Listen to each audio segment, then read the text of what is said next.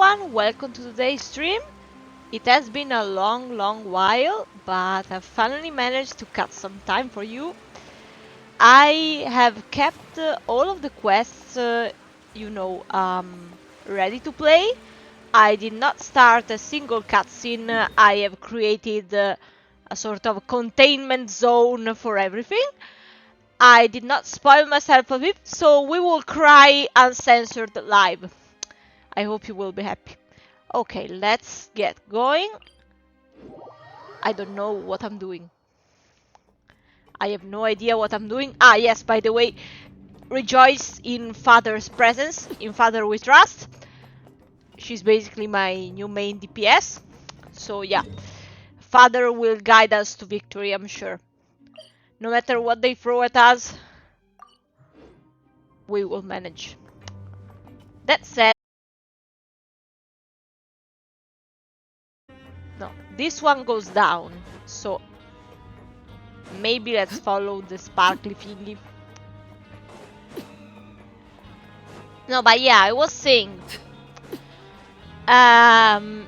since I believe I can juggle, the summer tasks of the project, I will be most likely starting to stream a little bit again. You have to be patient for 1 more year, but I will be, streaming more regularly after school ends. I am not sure how to call the elevator. Ah, okay, it was inside. Great. Rejoice in Father's presence.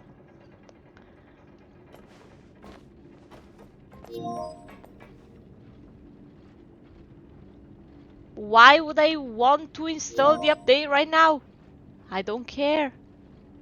I don't need it. I don't need it. Thank you. Okay. There we go.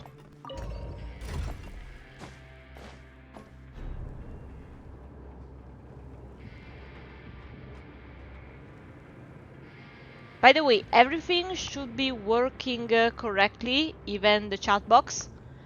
But, if something's wrong, I can also, check from the phone. Let me just start the first cutscene and see if everything is just quiet for now. Where am I going? Okay. No, I am doing this my way. Right. There we go. This is the true Genshin gameplay. You wanted to get to places normally, but no. You climb, you jump stairs.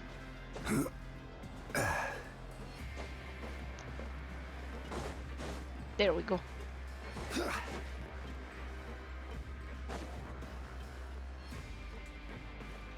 Yeah, by the way, because I left the game basically intact for months, there might be like cutscenes starting I have no idea of, so in case, don't worry, we'll get to all of them at a later time. Just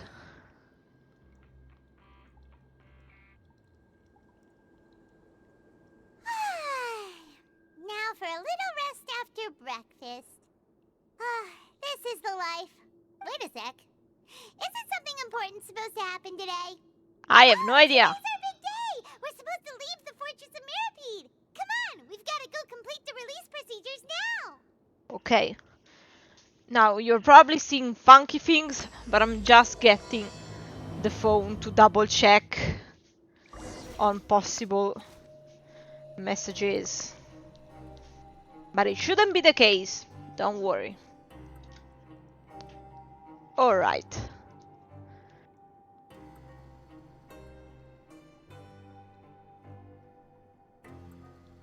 Alright. Let's go. Talk to the receptionist. Bold of you to assume I have any idea who the receptionist is. No! But...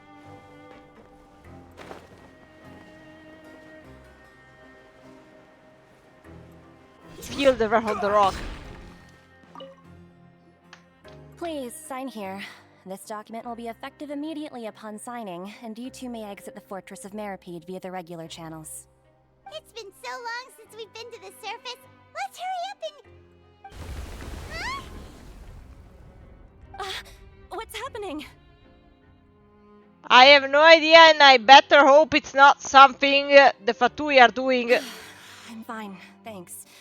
But I wonder what that tremor was just now. Let's go ask the Duke.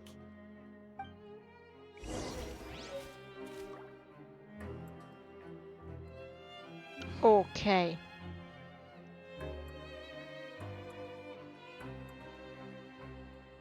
There we go. Alright. Osmanthus. Sorry I interrupted you, Jude. I didn't mean to.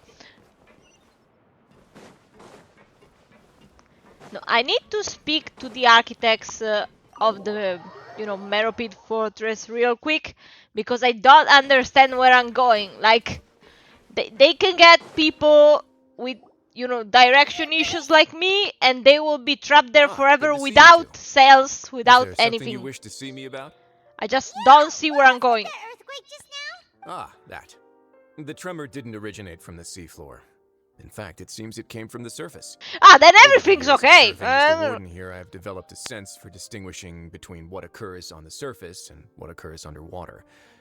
Besides, the seal that Monsieur Neuvillette set in place won't fail so easily. Okay, then everything's okay. It's okay? If you recall our last incident, if there really were a problem, there would be crowds of inmates in a panic right now. Then everything is fine. Like there could be a fucking tsunami upstairs, but no. You've got a point. Okay, seems we need to get back up to the surface and ask about what happened. By the way, do you know what day it is today? I believe today is this month's pipe cleaning day. Oh, but wait a second. Did we ever find Child? I don't think so. Child is still in the pipes. Seriously? Ah, yes. Have you completed your release papers? Yep. It's you two. Are you leaving now? Yes, of course. Do you want me to stay That's right. a gangsta my whole life? In prison. But now that Paimon says that, it doesn't feel like we were confined here. It's actually been pretty nice. Maybe because we didn't commit a single crime, but I don't know. Paimon feels fond of this place. Then be sure to come back and visit. No. Miss you. Okay, let alone the fact that you scare me, but letting that aside, no, I won't ever come back. Unless you have some treasure If you chest. sign the release papers, then That you're case, free yeah. to go. The guards will escort you out. Can't I just go out myself? No, well, yeah, they have better directions You're than not me. going to see us off? I knew you'd ask. All right, sure. Let's go. Well, you actually agreed. No worries, you must be busy. Paimon was just joking. Am I the only one who thinks Paimon is glowing? Is it just my eyes fucking me up, or she's a fucking lamp? Ah, so you do have a polite side, I see. After being down here for so long, I imagine you must feel like you're lacking companionship. Shall I come along too? Exactly, we want to visit again. So what do you want? Don't worry, we'll come back to see you. No. Paimon really likes the cafeteria here. The chefs sure do know how to make good grub. Yes, when you win the gacha of the meals, I that hope you is won't one be thing here as I know. convicts the next time I see you. We'll do our best to stay out of trouble. Relatively. When it comes to overthrowing governments, possibly, the entire, Godhood nation, yeah, no, we want to stay out of trouble. In fact, we will probably end up killing someone, but not in regular prisons. It seems our work in the Fortress of Meripede is finished. That's the end of another chapter in our journey. And since Neuvillette was the one who asked us to come here, We should probably go report to him now. Next up, the Palais Mermonia! You're going to see Monsieur Nervilette? Please pass on our kind regards. I'm sure just your regards will do, no? I believe it would be the polite thing to do. You're right. I've heard the Palais has been terribly busy these days. Tell him that I hope he hasn't been overwhelmed by the recent string of troubles.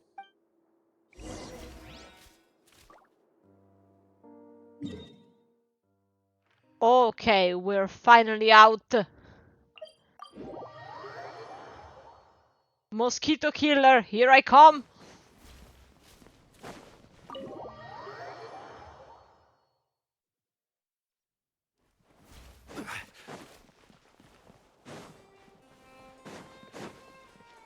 That was an unfortunate thing. The Palais Mermonia sure is buzzing with activity today. Wow, everyone is standing there still. That's buzzing with activity. It's you two. Apologies. Monsieur Nervilette did say you'd be welcome at any time. Okay, Excuse me. Would you mind helping me take a look at this report? I'm gonna be sitting a little more comfortably because I'm shrimping. Oh, yeah, by the way, news, the normal chair, you know, the one you see in normal gameplays behind me is gone, sadly.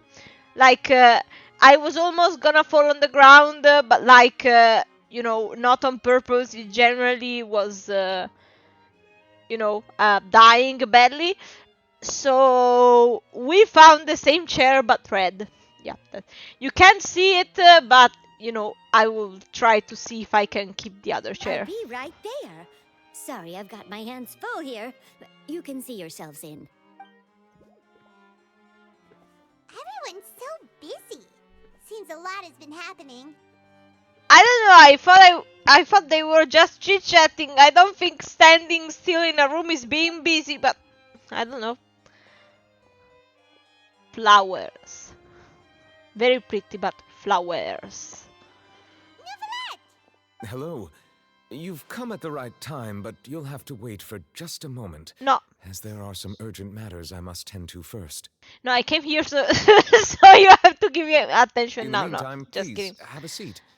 If you'd like to have something to drink, let the Melusine outside know.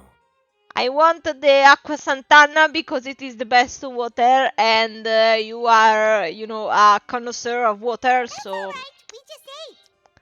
Yeah, we ate, you know, we just ate, you know, that entrance, you know, like, for inmates, we slayed well. hard.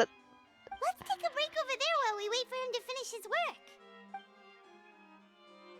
Can I just admire the flowers, please? No? All right. That should wrap things up for now. Ah, it was literally just a moment. Bro needed to finish reading like 2 Are you words. done with your work? Yes, sorry to keep you waiting. I could have just stood there, Today but should be the day you were released from the fortress of Meripede. And it appears that you've managed to complete all the release paperwork. well, I'm glad. That's right, and we came here to see you right away. Let me. Ah, I need the footrest. A massive need- whale. Yes, that's me when I saw Arlecchino, you know, like, I unironically want her C6, so like, yes, I am sorry, I failed the simp test, forgive me. Do you have any idea what that might be? Me, we're breaking the fourth wall. Judging from your description, that cannot have occurred in any ordinary waters, but rather something like the primordial sea. A whale of that size and shape cannot usually be found in the waters of Tevat. Therefore, we can only assume that Child is presently immersed in primordial seawater. Can I ask why you are so calm about the fact a person, yes, that might be child, you know, is a bit particular, we know that, but like, he has been missing for an entire month at sea. I can understand you resonated with Hydra and everything in my life, but like, no. Immersed in primordial seawater? But how? And is he okay? it won't dissolve, but it might drown, it might be hungry in a month. Like, I would not be so quiet. Most people wouldn't be capable of entering in the first place. I'm not completely sure how he could have gotten there myself. That doesn't matter. Can we go locating and save him? Yes. What is it? Ah, right! Paimon felt it too! What? We asked the Duke and he said it wasn't from underwater, so we figured you might know something about it. It turns out that I have just received a report about this particular matter. In fact, that's exactly what I was busy with a moment ago. The source of the tremor was here on the surface near Poisson. After the shaking stopped, the water levels in the Poisson area rose at an alarming rate. The water levels rose? Oh no! What about all the people there? If he's gonna say like super coldly, they all drowned, I'm gonna... Fortunately, the water levels only rose for a short period of time and have already returned to normal now.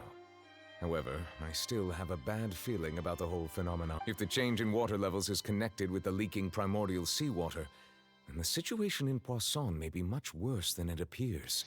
No, I mean, the situation everywhere is much worse than it appears. Like, I don't think that's something you can question. Navia should be in Poisson, right? We need to go check on her! I would also like to go there as soon as possible, but I'm afraid I can't leave just yet. We must immediately formulate disaster prevention plans for the surrounding coastal areas to avoid potential catastrophes. I'll have to ask you two to go to Poisson first. I'll meet you there to check on the situation once I finish things here. There's no time to lose! Let's get going! Let's get going, biche. Please be careful. No, I will probably not be careful knowing myself, but thank you for the concern.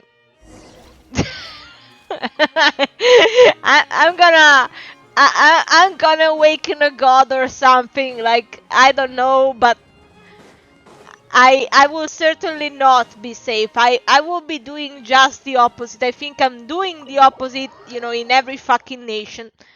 Okay, I think I was safest in Mondstadt, honestly. Like, okay, no. Go to Croissant. Go to Croissant.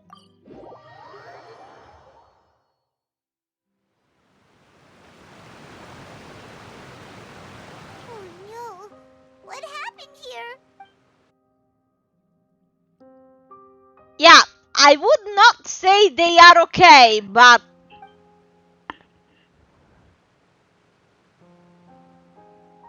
Navia should be around here, right? We need to make sure she's still... Uh-huh. Taylor Swift, where are you?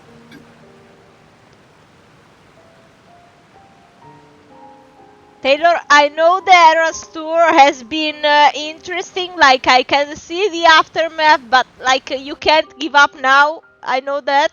We haven't seen a single soul all the way here. Oh, this is getting scary. They all became the fishes we see on the ground. Hi, Mark. What will I ever do now? Look, there's someone on the roof over there. How did you not see him, considering you were coming from upstairs? Just stay put. We're coming up. Watch your balance. Watch your balance where? Is like in the least dangerous place of the roof, but... All right, just hurry.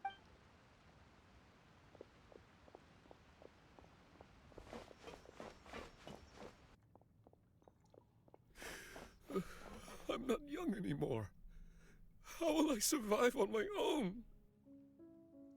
I don't know, there are probably subsidies, but like we have bigger issues right now.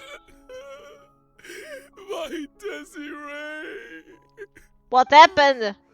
He looks pretty sad. Well, I mean, he is crying, so I think... My leg! My leg! How could this have happened? It hurts! Just hang in there. Help is on the way. You can hold my hand if it makes you feel better.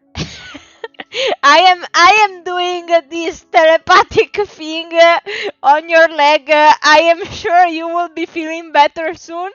I think we are overdoing it with the placebo effect, but it's okay. Like, I will heal your broken leg with my positive thoughts.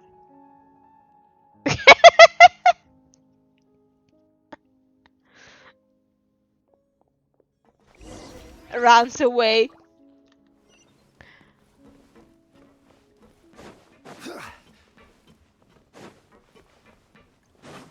Taylor, are you gonna create a new album based on this tragedy, or can you not send me to outer space, please? It's Navia. She's over there. Hey, Navia, are you okay? I don't think she heard you. We're having a Sonic Adventure 2 syndrome.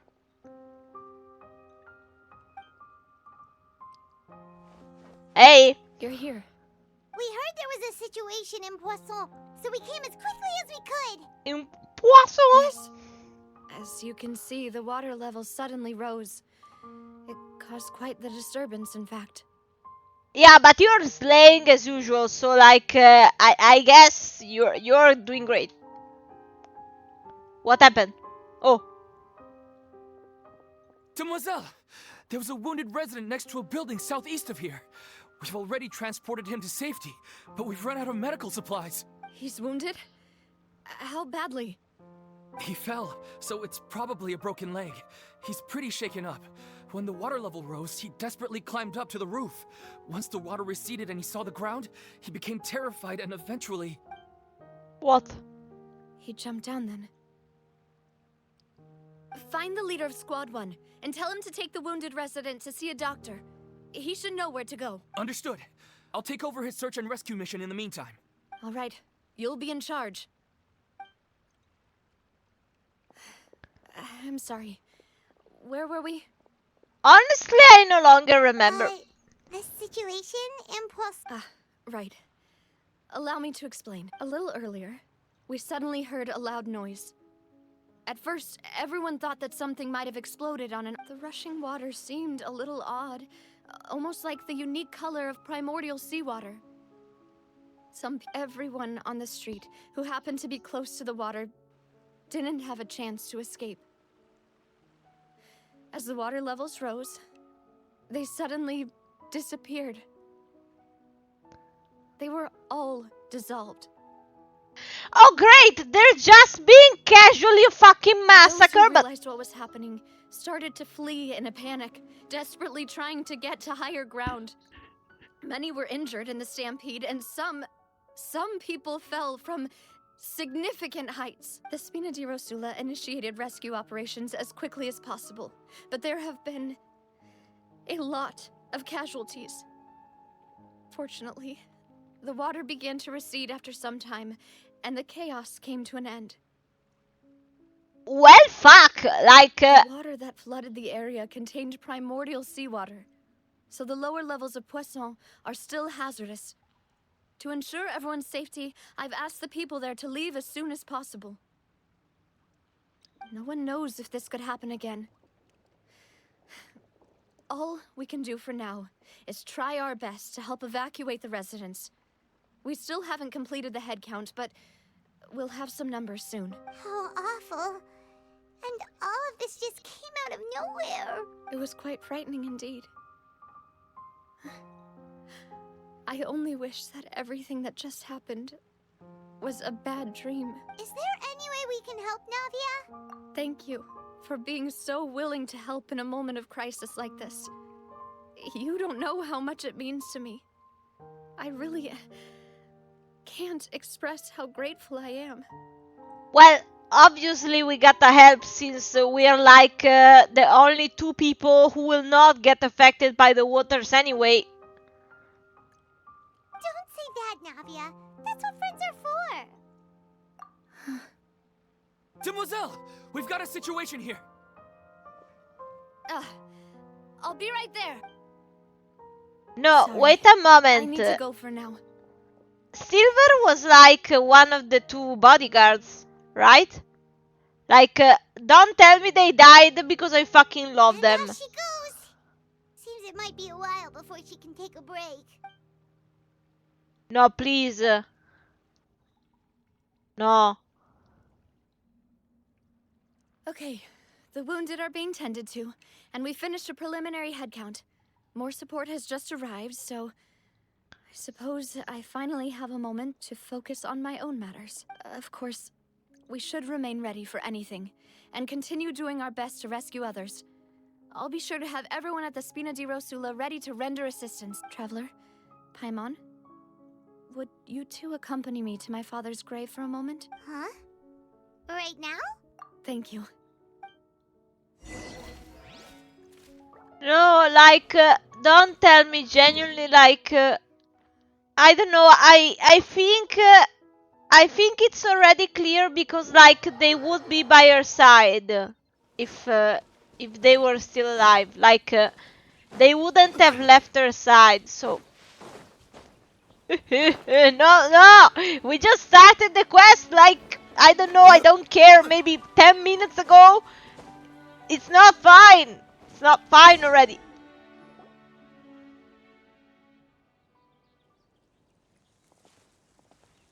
Not a lot of people here, huh? Well, given the time of day and the whole situation in Poisson, Paimon doesn't think there'd be a ton of people here visiting graves. Right. That's how things are now. The living are so exhausted that they've no strength to spare any words for the dead.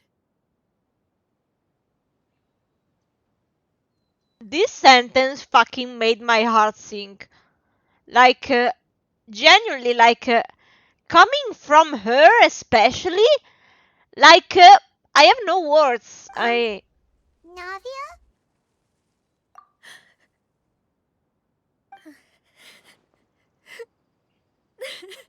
Navia, what's wrong?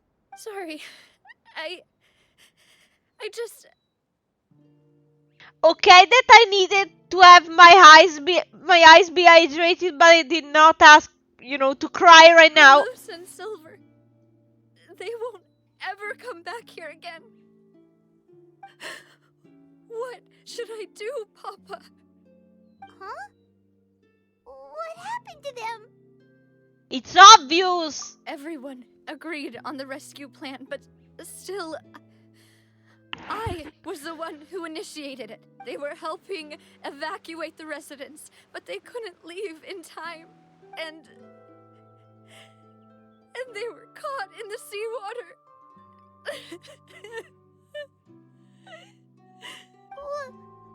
What should we do? I've known them for so long. And I know they weren't afraid. But I could at least hold a funeral for my father. And I know where he rests. But as for Malus and Silver, they're just... gone. I just can't...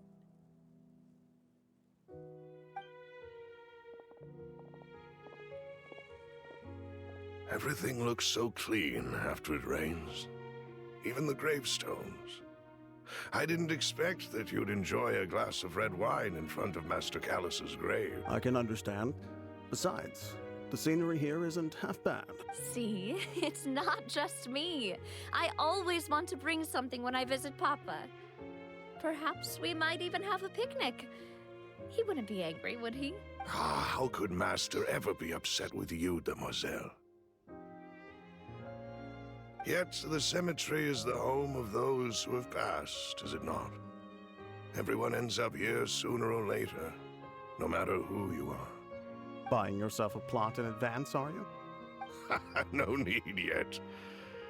But when I do, I hope you'll let me be buried beside Master Callus, demoiselle. Hey, stop joking around. Hi, I am crying badly. I don't know. Serious. That way, it will save us both the trip to see each other whenever you visit your father's grave. Like, I don't know why your message was doubled. Like, I'm sorry, but man. That makes sense.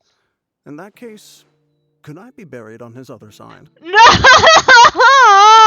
After all, besides you, demoiselle, the two of us could certainly be considered Master's closest companions, no? Personally, I believe we fill those shoes just fine. Why are you bringing this up all of a sudden? Seriously. All right. I'll remember your requests. No! I'd really prefer not to talk about this stuff. And what do you mean by saving me a trip? I'd make the journey even if I had to visit you two somewhere else. I'd promised to let them rest in peace here. But here I am breaking that promise. I'm sorry for letting you see me in a mess like this. I don't usually cry, really. Paimon doesn't know how to help you feel better. But, well, she understands how you feel. I had always thought I could make my wishes come true. But now that I think about it, that never solely relied on me.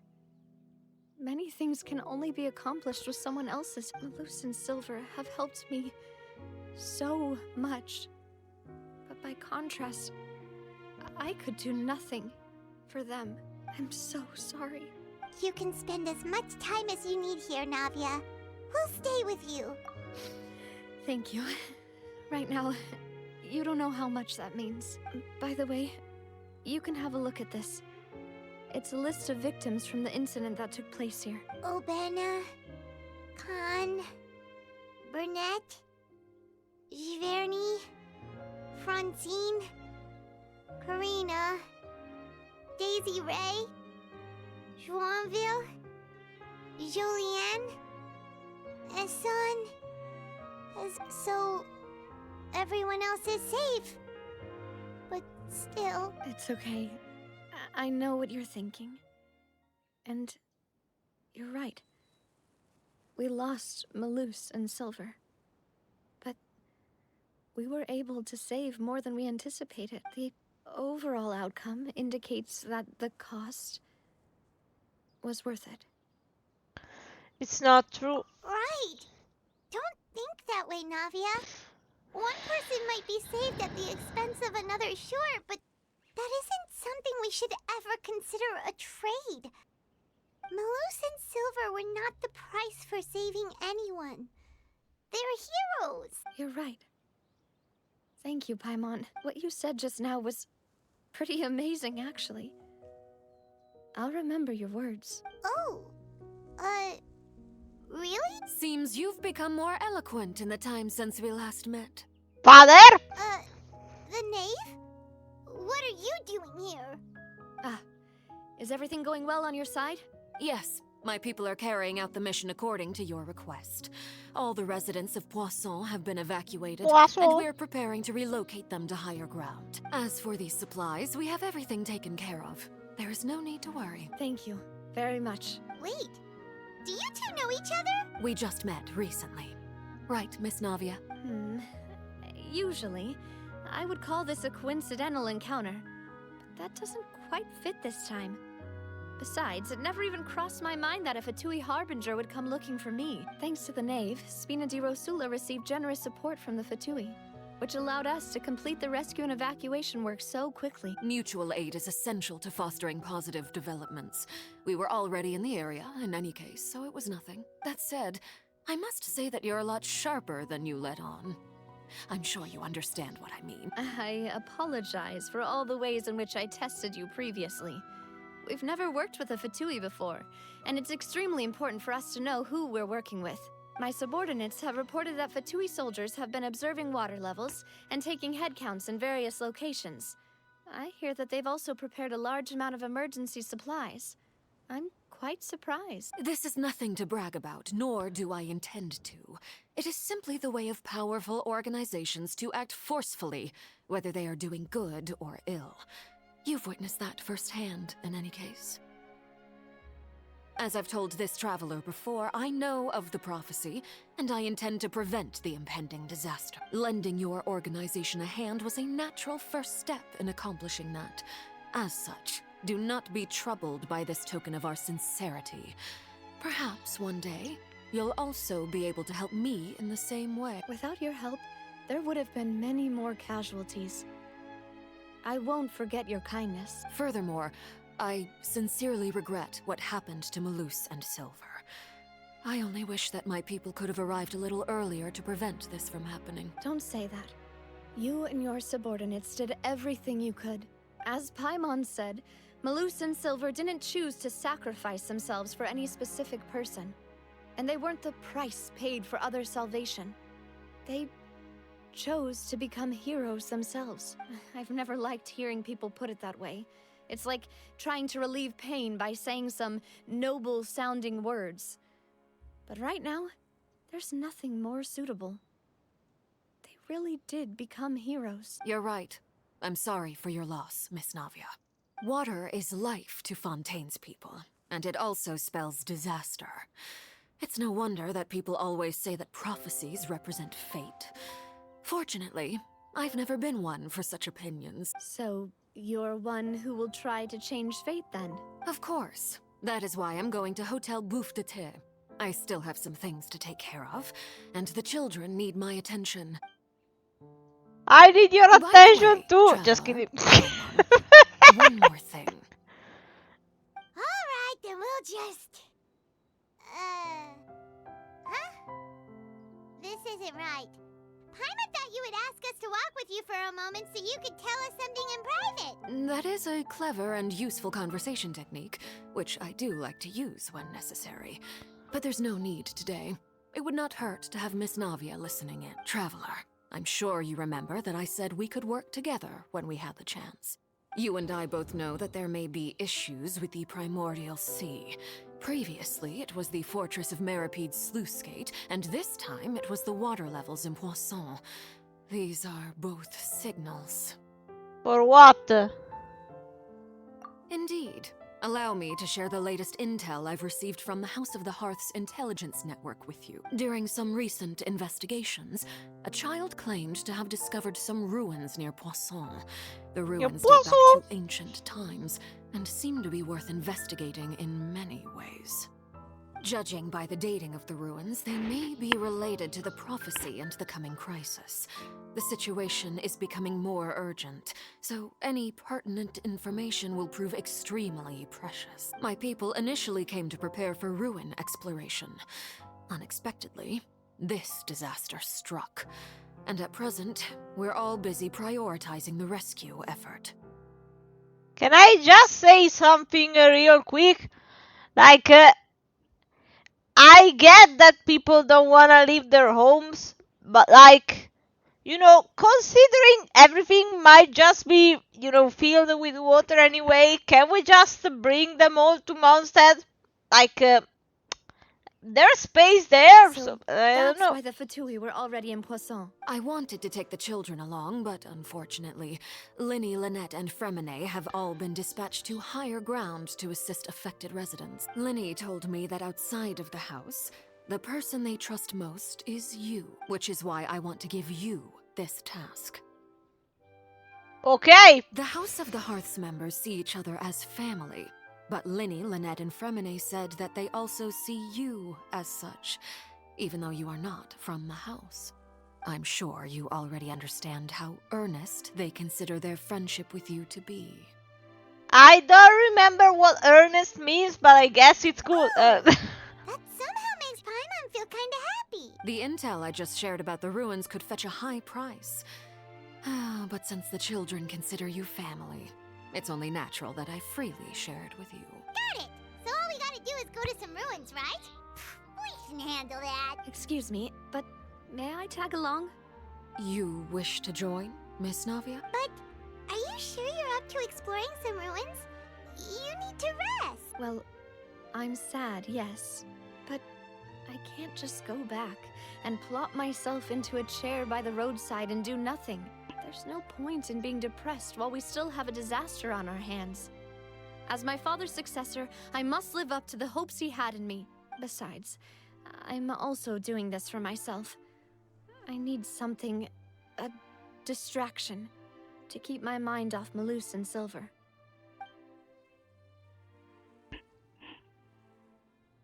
Since you put it that way, I have no objections.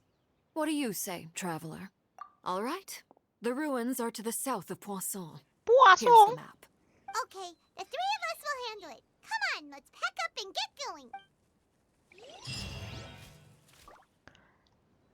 Okay. I have no idea where we must go, but it's okay. We have what? Croissant. Yes, yes, that is exactly what I was doing. Oh no! I thought we had destroyed the cannon. We didn't destroy the cannon. No. I thought we destroyed the cannon. You were there to be the witness.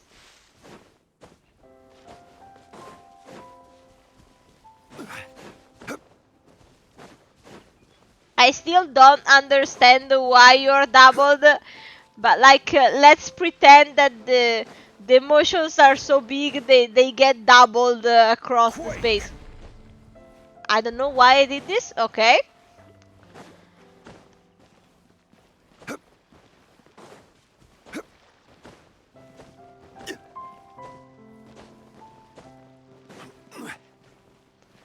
Let's swim. Where? Ah, with the ruins you meant that. No, never mind. So, are these the ruins the knave was talking about? It looks like a battle. Talk about old. They seem to be pretty ancient, all right. Let's go in and just be careful. No, I am not gonna be careful. I have Geodaddy to protect me anyway, so let's go. Yes, I trust they will manage.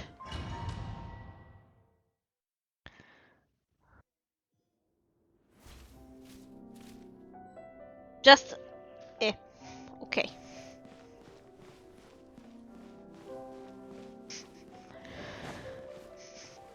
I am hearing a weird smell in my room. Let's hope. Yeah, this is hold on. This is the smell that's like, oh, what? No, a second, because it has been getting stronger.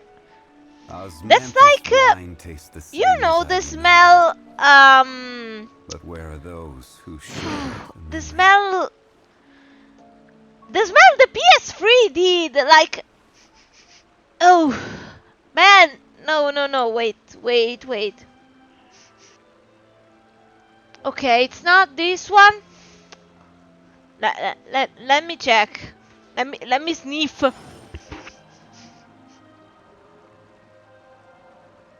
Okay, it doesn't seem to be coming from the PlayStation. Doesn't seem to be coming from the humidifier.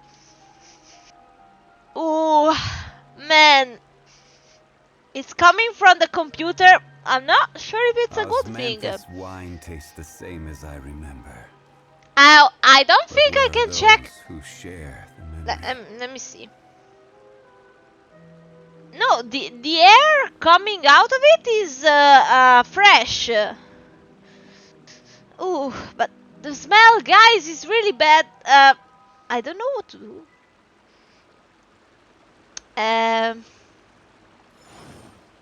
Okay, I don't see anything of the ordinary.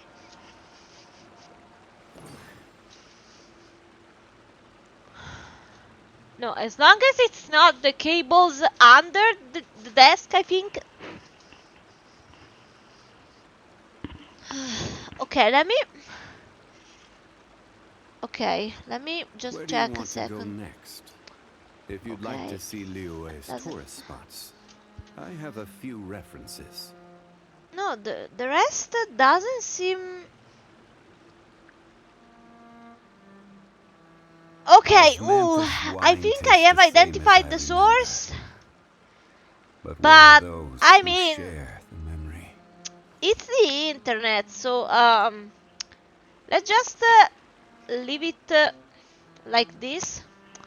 Let's apply some thermodynamics a second. Ooh, I gotta open the door. Fuck.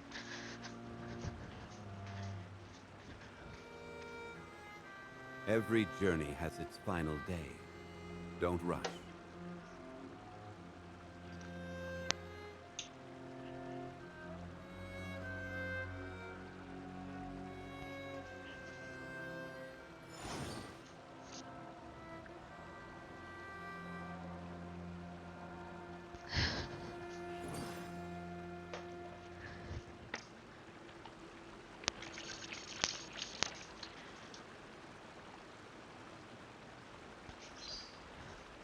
Okay.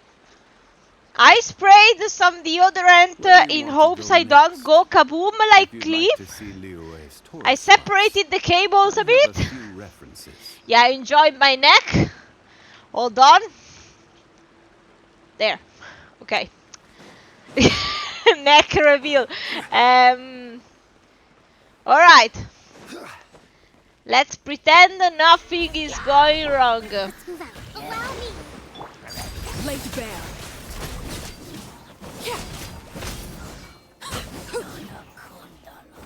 There we go. I don't remember how to. Ah, okay. We need the primo gems.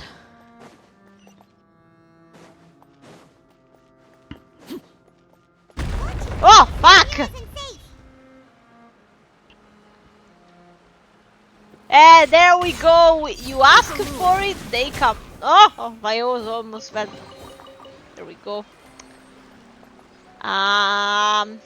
Okay.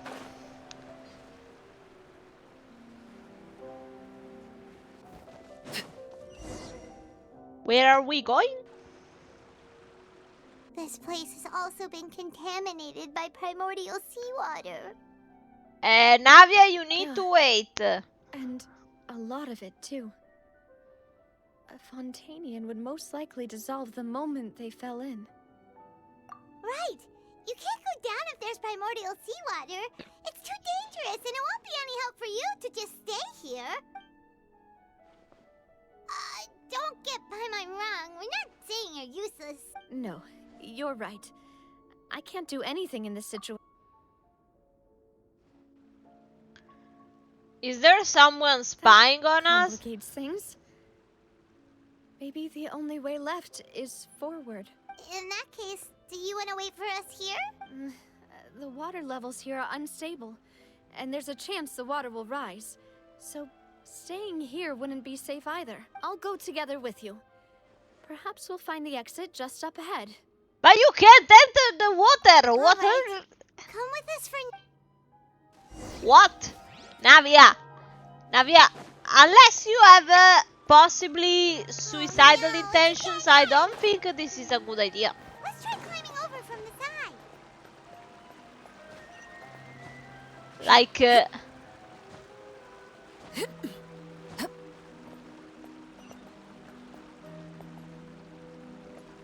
I don't know. We need to create a submarine for you to exit safely. Yellow submarine.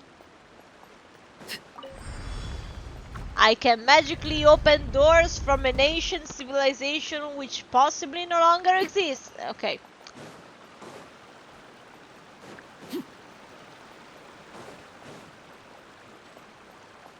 Why? Why would it ever needed to activate? I can see why it needed to activate. Okay. I fucking died.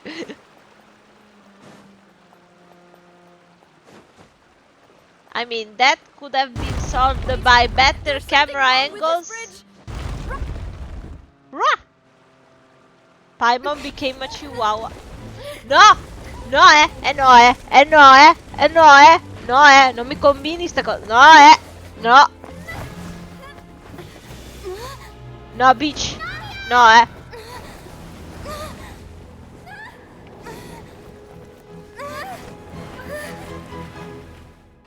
Bruh! What? Bitch.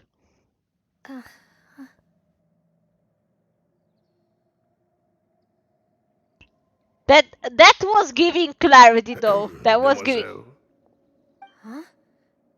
Demoiselle, what are you doing here by yourself? Would you be standing here till dark if I hadn't come to get you? Maybe she just wants some time to herself, Malus.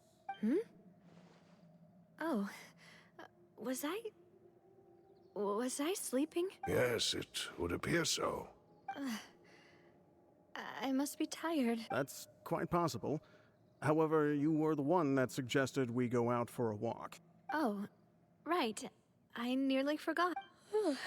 It must have slipped my mind when I dozed off. I haven't had a nap today yet. Have I? This is a familiar feeling, yet something's a little strange. Is something the matter, Demoiselle? Oh, no. No, I'm fine. I was just trying to recall why we came out for a walk. Do you remember Mr. Giverny?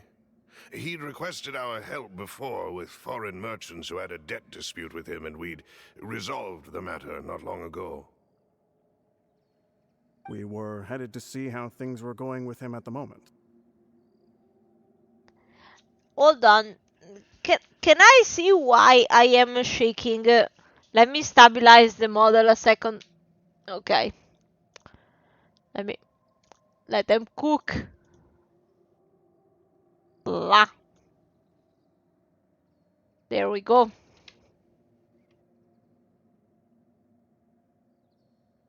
Okay. Ah, right. Yes. I remember now. Oh, Miss Navia. Ah, Mr. Malus. And Mr. Silver, too. It's good to see all of you. How have you been? I've been great. Thanks to your help, those bothersome merchants finally realized that I wasn't the one they were looking for. Why, I wasn't even the guarantor for that person. Forgive me, I'm just grabbing the eye drops. Even my neighbor Obina was getting fed up with them. Sometimes force is required to calm someone down and get them to listen to what you have to say.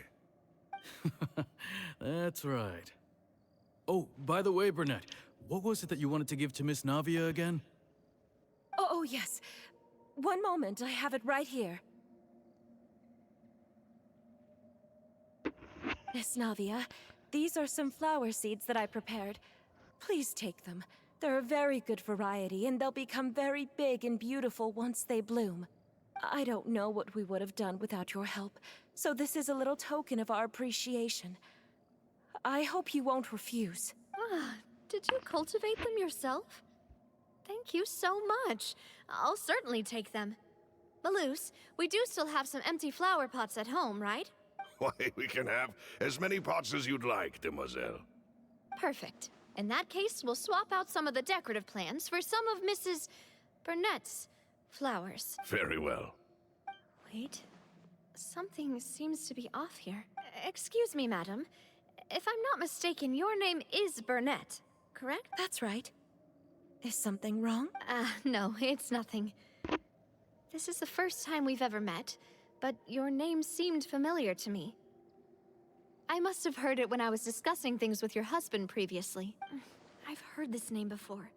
Sometime recently, I'm sure of it. And why are there so few people around here? Where did everyone go? We must mind the time, Demoiselle. We still have important things to attend to today. Huh? We do? Like what? Well, now, did you forget? Miss Navia, here you are. I've been looking for you. Please, come to the Opera House. Your trial is about to begin. My trial? Wait, why would I need to go to the Opera House? Yes, she's right, Demoiselle. It's just about time now, so we should get going. Oh? All right then.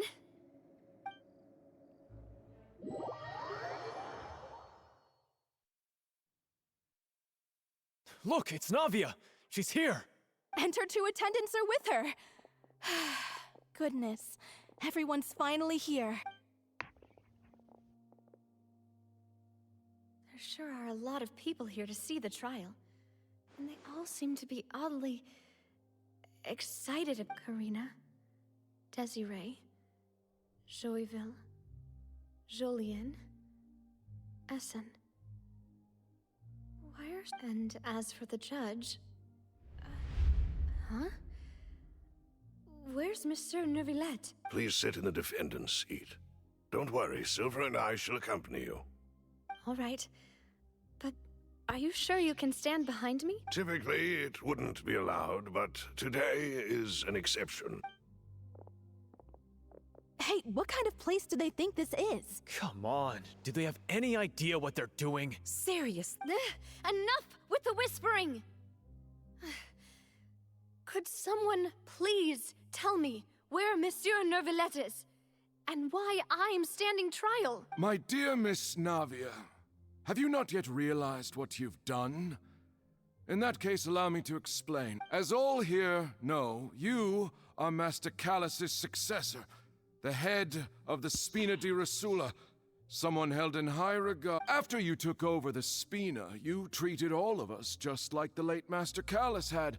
Not only you, but your butler, your subordinate. Wait a moment. Aren't you— Yes, correct.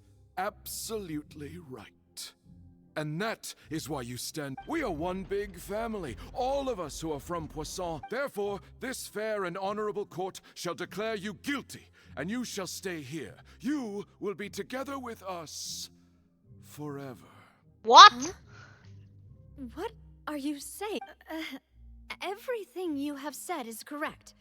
I have indeed done a lot for my hometown, and I would be willing to be with you all, but what is the purpose of having me stand here like this? What is there to discuss? Ah, well, if that's what you think, then I have no further comments. How wonderful, Miss Navia! I know all these people. Why are they laughing? I seem to remember now. Yes, I get it. This trial is... Wait just a moment. This isn't right! Malus? What was that, Mr. Malus? Our conclusion is very clear and unanimous. Let the court judge her now. She's guilty! Stay here, Navia! You're one of us! Demoiselle, don't admit guilt. This trial means to keep you here forever. I wish to exercise my right to defend Our Lady. Mr. Joinville, you only know of Navia's goodness, but nothing of her utterly independent mind. She was born a free and independent spirit. She has never been tied down by anything. Indeed, her actions cannot serve as proof that she identifies herself as part of any group. She merely acted as an individual, extending her hand to help others. Please do not mistake her actions as being otherwise. Really? As an individual, you say? Don't forget, we are all Fontainians here. This is the nation of justice, the nation of Hydra. Even if Miss Navia only voluntarily rendered her assistance, that doesn't change the fact that her beautiful soul must return to everyone. Water accepts all, blends with all. It will surely accept her kindness. Everything is measured here in the nation of Hydro, and in the end, everyone shall meld together. Thus, when a unanimous opinion emerges, that opinion represents justice. Now I speak for everyone. Our opinion is consistent. Navia should stay. We and Navia are one. And you would call this justice? Preposterous. You are merely jealous that Demoiselle still has a chance to exist as an individual. Have you forgotten how much you all once longed to become individuals, to become independent? Do you mean to defy our justice? if your justice is flawed, then why should we acknowledge it? As you said, we can also have our own justice. Silver and I shall defend Demoiselle, and that is how we will enforce justice. My head... it hurts. Demoiselle. Silver, it hurts. My head is spinning. All I can see is stars swirling in front of me. I remember now. Everything that seemed odd from the Carina, Desiree, Joyville, Jolien, Essen, and Mr. Giverny and Mrs. Burnett, who we met earlier. Even Malus and Silver. I don't want to admit it, but they're all dead. Don't be afraid, and don't admit guilt. We will protect you to the very end. Absurd! Who are you to say that she cannot be judged? We are the majority, and in the nation of trials, the majority is absolute justice. We are the will of all. Don't let them escape!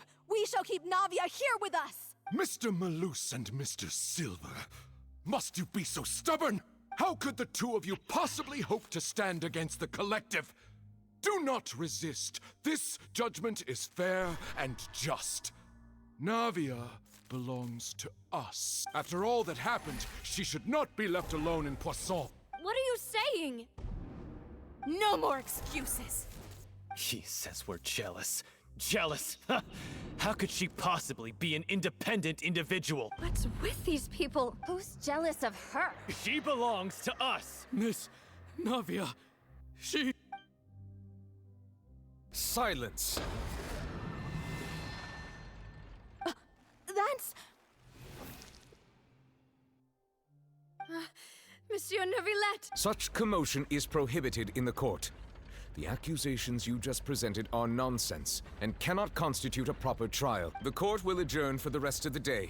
In this, I shall hear no objections from any unauthorized party. Our thanks, Monsieur Neuvillette. Please leave with me, Miss Navia, while there is still time. But...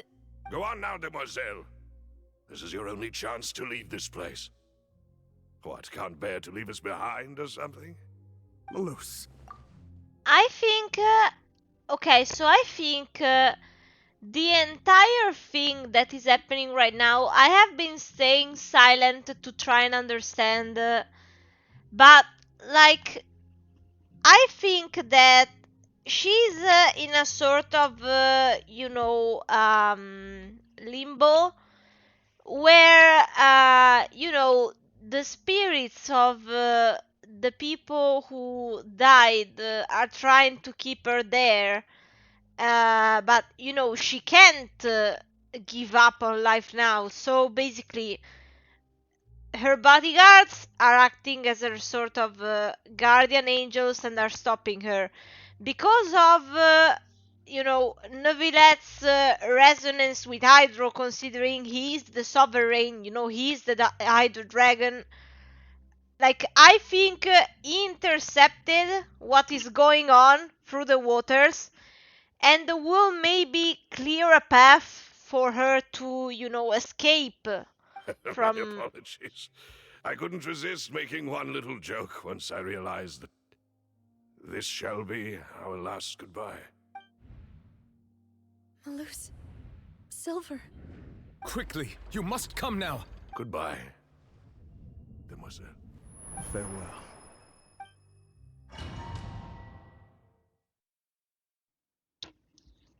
No, wait! Just a second! Navia? You're awake. Good. I must have been dreaming. Malus and Silver were still alive, and they were defending me at some insane trial. It looks like you're all right. Did all the sad feelings cause you to have a nightmare? Paimon could give you a hug. The ruins you were exploring suffered a cave-in. When I arrived, I found you falling toward the water.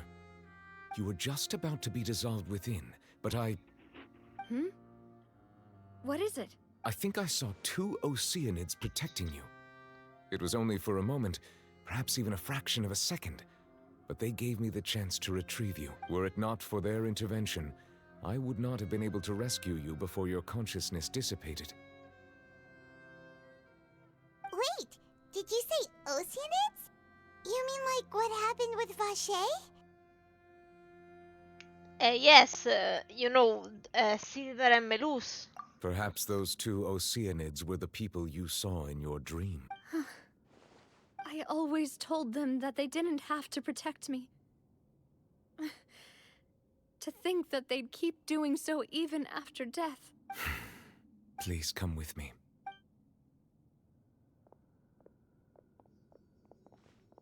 Neuvillette, are you okay? Hmm? Oh, I am quite all right. Perhaps there's something we could chat about? Why do you look so stiff all of a sudden? Oh, Paimon knows. You're the type who feels awkward when there's nothing to talk about, right? I merely thought that we should give Navia some time to herself. Huh? Why didn't you just say so then? Don't you think it's even more awkward to call us over like this and then have nothing to talk about? I suppose so. Ah, Sigewinne. I hope all is well with her these days. Her work in the Fortress of Meropide has not been too much for her, has it? No way, don't worry. She's doing fine down there. She's an amazing head nurse. I see. Well, that is good. I have always worried that Sigewinne would need a lot of time to understand the world of humanity, just as I have. Oh, and the Duke also says hi. Even though Sigewinne made him do that. He hopes that you haven't been overwhelmed by all that's happened lately.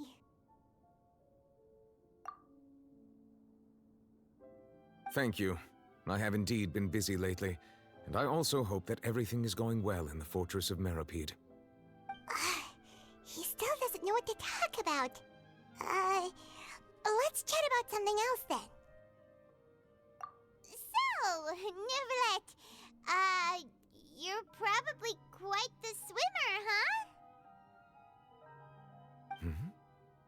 Yes, of course. This isn't going anywhere. Let's try something else. How did you find these ruins? Did the knave tell you? Yes, in fact. I had arranged to meet you in Poisson, but when I arrived, I discovered that the Fatui were helping the residents evacuate. They had even transported a large quantity of supplies to the area. Amid my astonishment, I ran into the knave, and we had a chat. She informed me that she had asked you to investigate the ancient ruins here. Yeah, we originally planned to meet up with you, but we thought you might still be busy with all those official documents. We didn't think exploring the ruins would take very long, and who would have thought you'd wrap things up so quickly?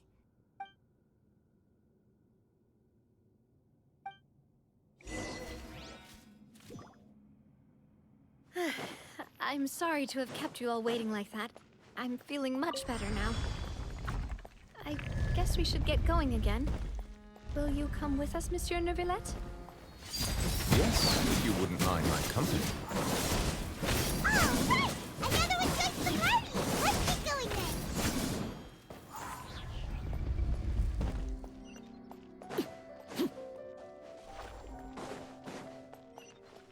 Oh no, another unstable path. Watch your step! Ah, fuck.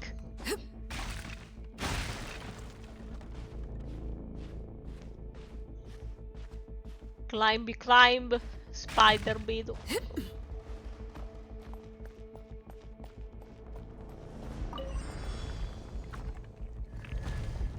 There's nothing to be done. My eyes are very dry today. Watch out! They're about falling! Okay, wait. I will have order.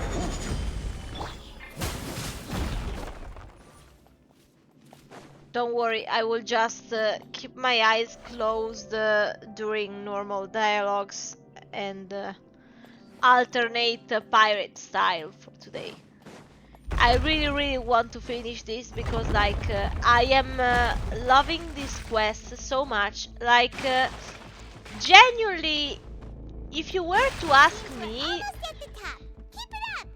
like I haven't liked an Archon quest so much since probably, you know, Mondstadt. Like I am genuinely liking where this is going, how it's played, you know. Revamp! Overrule!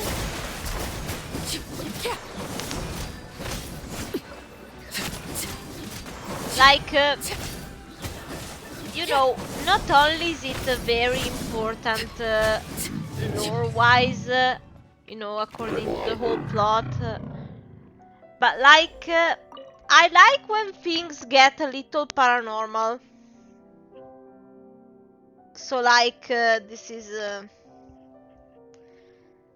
very much according to my taste.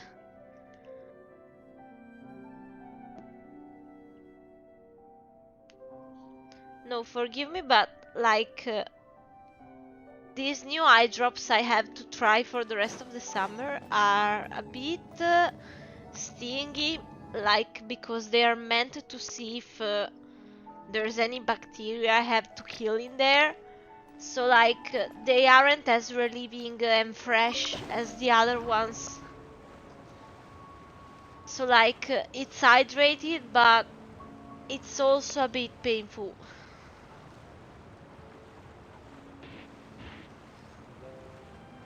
But I really want to keep going, so I'll hang in there. Oh, by the way, I did not spoil a single thing for Act 6 either. If I have time, you know, stay tuned because I'm gonna be playing that in like a matter of days. I really want to catch up with the story. Looks like we've reached the end. This is the place. There should not be any other hidden spaces in the vicinity. These plants are very The beautiful. path sure had some twists and turns, but it turns out that this place isn't actually that big.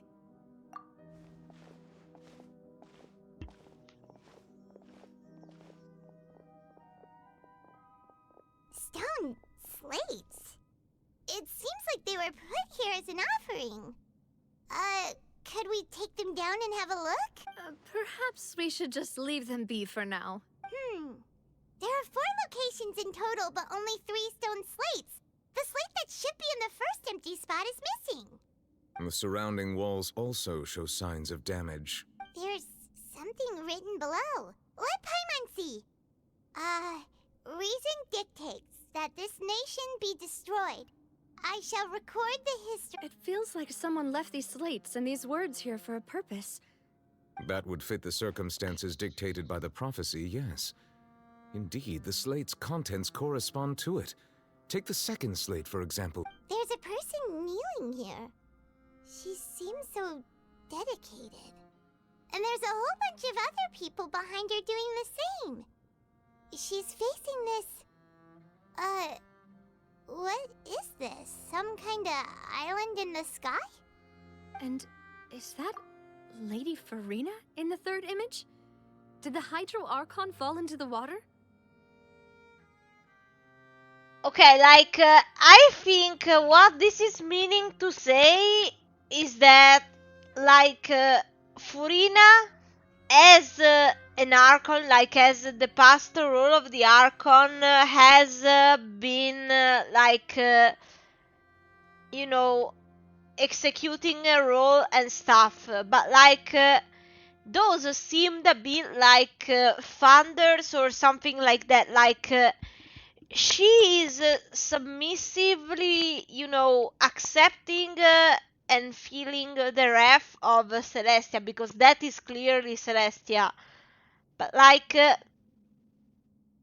it's like the citizens are no longer as submissive, and like the fact she is being thrown into the water here, it's like they want to sacrifice her for something. And is that a ring of people around her?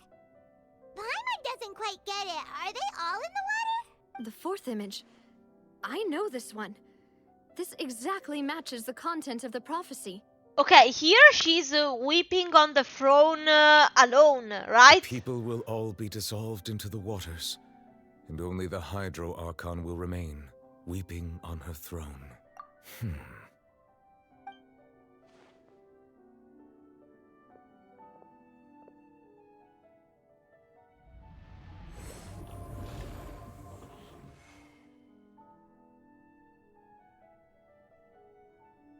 More information should be hidden in these slates, but I fear I cannot easily uncover it, most likely due to us missing the first slate. I am very sorry. Don't blame yourself, Monsieur Neuvillette. Deciphering ancient stone slates isn't one of your duties. Ooh, Paimon's getting the chills just looking at these slates. This says that it's the history of the future, right? That means the prophecy's sure to come true. Well, considering the weird name History of the Future, like, you know about Venti, you know, saying he knows songs of the past, present, and future. Like, these slates are something that has been drawn by someone who, you know, possibly witnessed the samsara going on, you know, at least one time. So, like, you know, it might even be something the twin left for us. I really hope it doesn't mean that. Still, Paimon feels like these images are kind of weird when you look at them.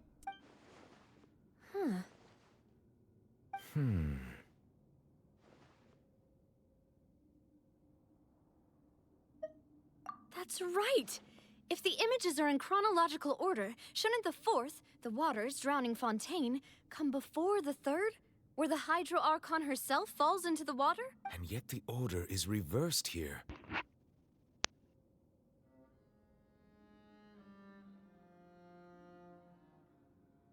If we go by timing, Lady Farina only emerges in the third image. That means that the person in the second image might be the previous Hydro Archon. Yes, naturally, like... I had never met her, but her appearance here does match the records. The previous Archon kneeling before the floating island in the skies, as if confessing a sin. Did she herself commit that sin? And if not, why would she be in such a posture? Also, I'm still wondering why these ancient stone slates are here at all. Judging from their contents, could this place be the origin of the prophecy? Does that mean that someone, or some people, once saw these slates? Are we like witness?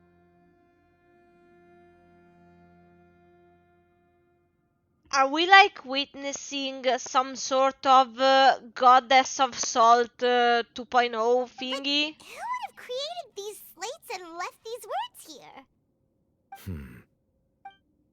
It seems that any further clues will have to come from Farina. In that case, there's no time to lose. There's nothing else to be gained here, so let's head back first. Yeah, we better get somewhere safe for now.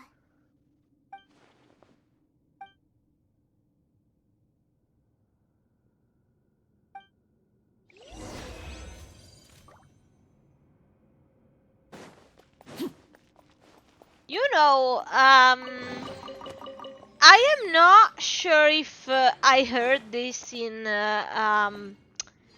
one of the other games that I played in like the week of rest I took before streaming.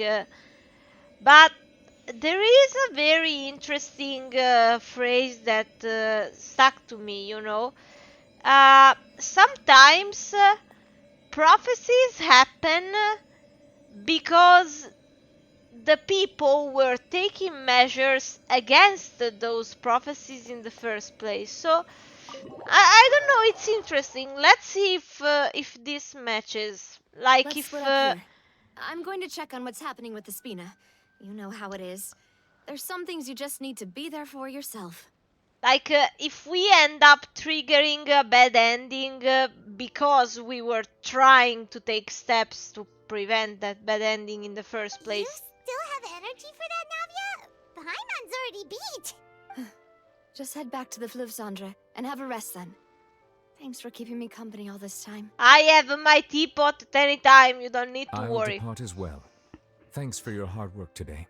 Rest well, everyone. No, I'm not resting. Traveler, I am will going. Go talk to Farina I am tomorrow going. morning to ask about the stone slates. No, I think we should be going because, you know, like that might happen at any moment, so I would not be staying here. I'm sure that you're concerned about this matter as well. If you have time, drop by my office and share the results of our discussion with you. Are you really gonna talk to her about this directly? Will that be a problem? Paimon's getting a little scared now that it's come to this. Well, I mean, you should be scared that a fucking biblical event is about to happen, but... harboring secrets and will not give them up easily, which makes it all the more my duty to ensure that she understands the present situation. Alright, we'll leave it in your hands then.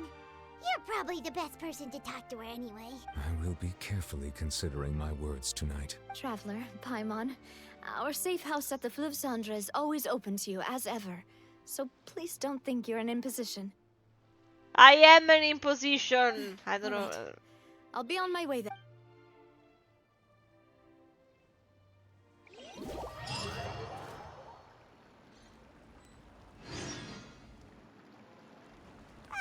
We're finally back! Welcome back. We've got a special menu prepared for you two tonight. Yay! And there's good food too! Navi, ooh, desserts! Nice! These are all Paimon's! Paimon's already starting to forget what happened today. Oh, that voice. Is that who I think it is? Mona, why the fuck are you here? Ariana, what are you doing? It's you two. What are you doing in Fontaine? What are you doing in Fontaine? You are around 2,000 kilometers away from where you should be. Mona?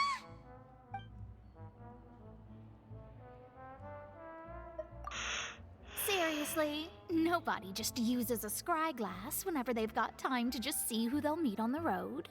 Still, we didn't expect to see you here. Wait, you're not a Fontanian, are you, Mona? Well, I mean, there is one reason why she might be here, like, you know, she foretold something, so she wants to rightfully inform everyone. Well, I have some business to attend to here, so I booked a hotel in the city.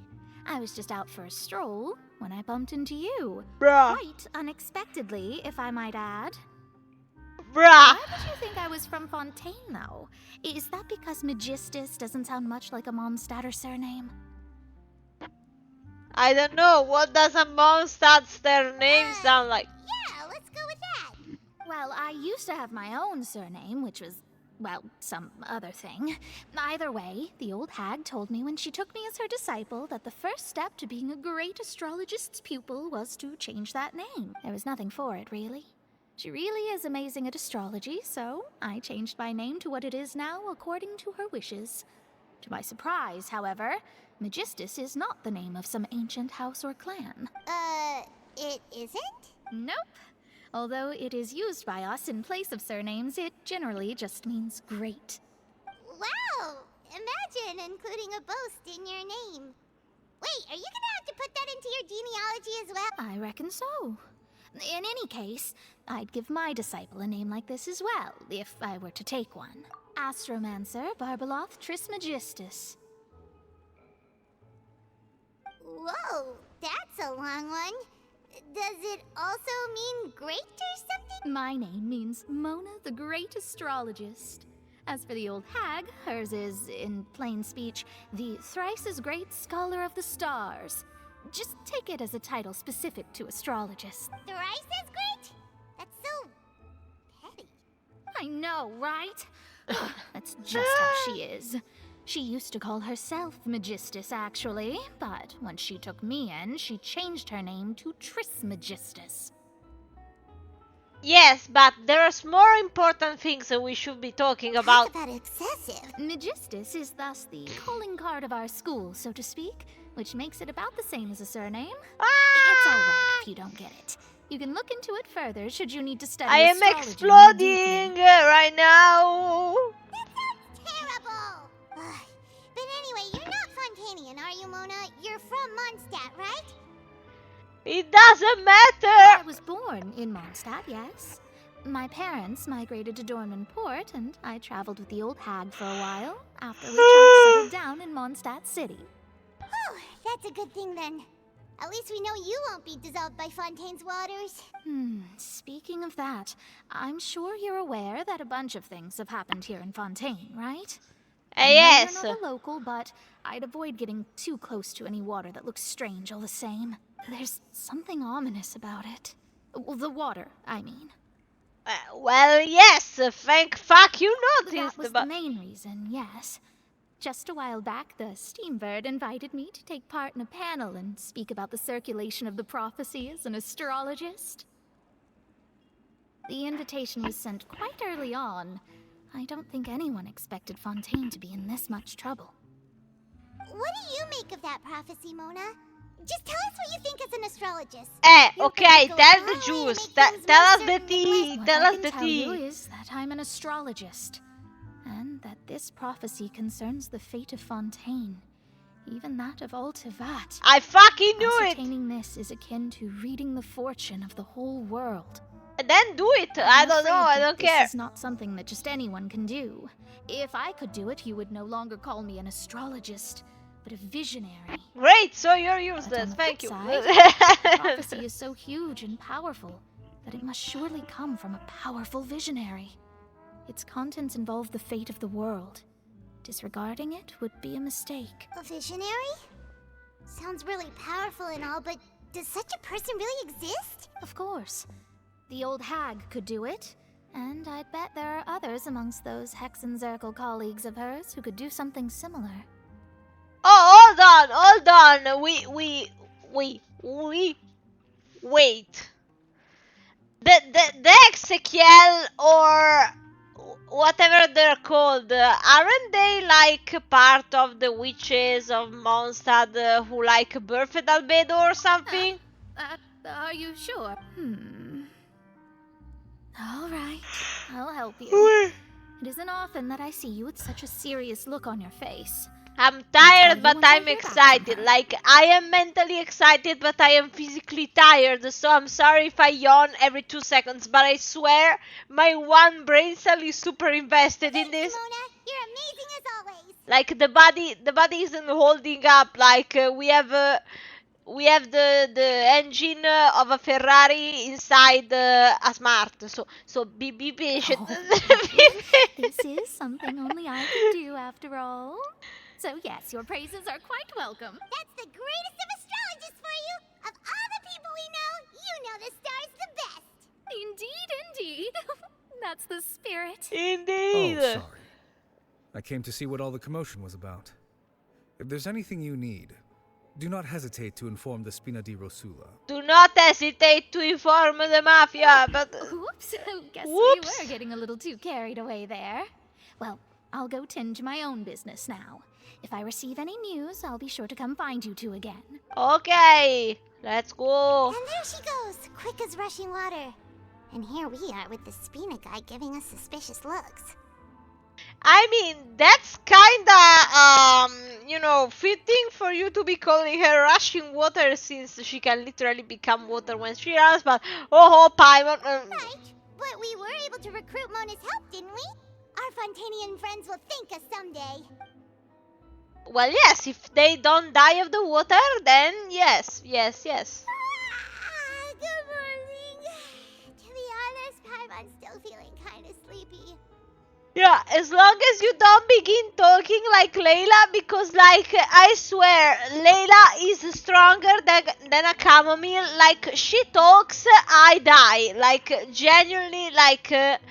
I don't know, there is something that triggers in my brain when she speaks, and like, she's as powerful as those professors that like give you big lessons and like you could die at 9 AM right there. It's time to get up, traveler. We agreed to go see Neuvillette, so let's pack it up and get going. Yeah, I can't wait. Let's go.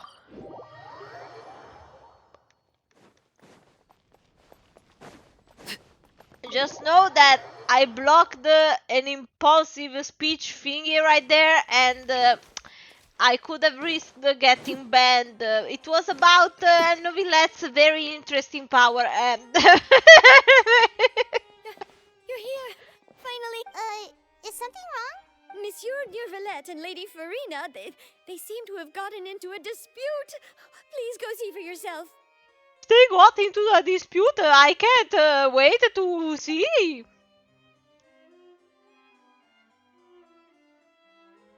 What is going on? Like I said, I've already explained everything. And yet the problem has not been properly solved. There is little space for excuses between us. It is not my intention to offend you, but please tell me where you stand. You are the Hydro Archon Focalor, are you not? Look at this. This is a list of the victims from the recent Poisson incident. You mean they're all...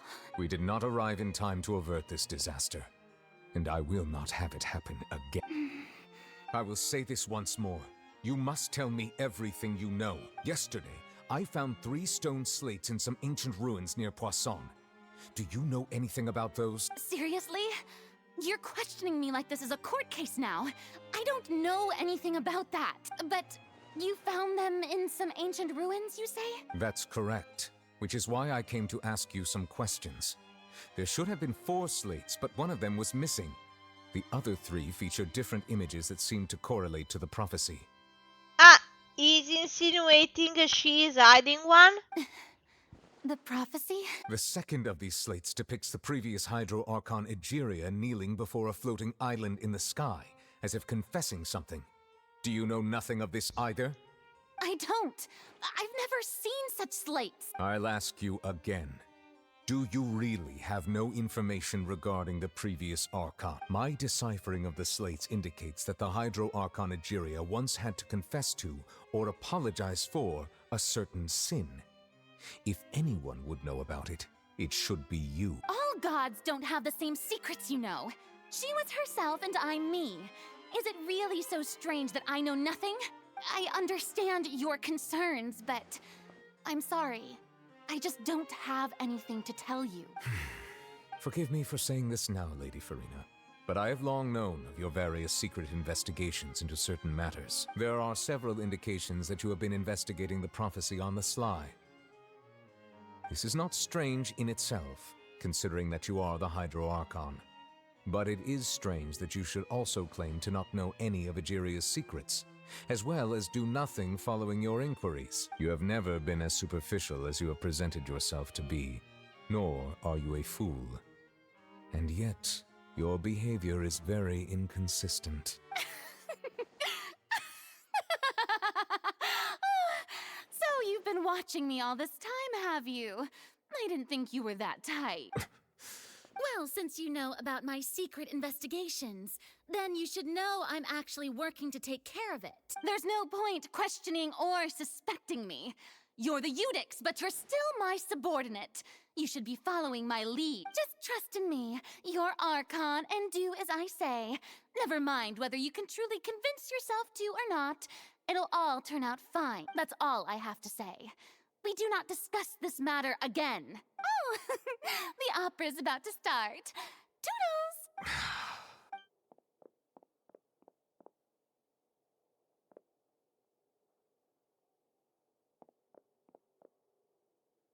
Did Farina not notice us standing by the door?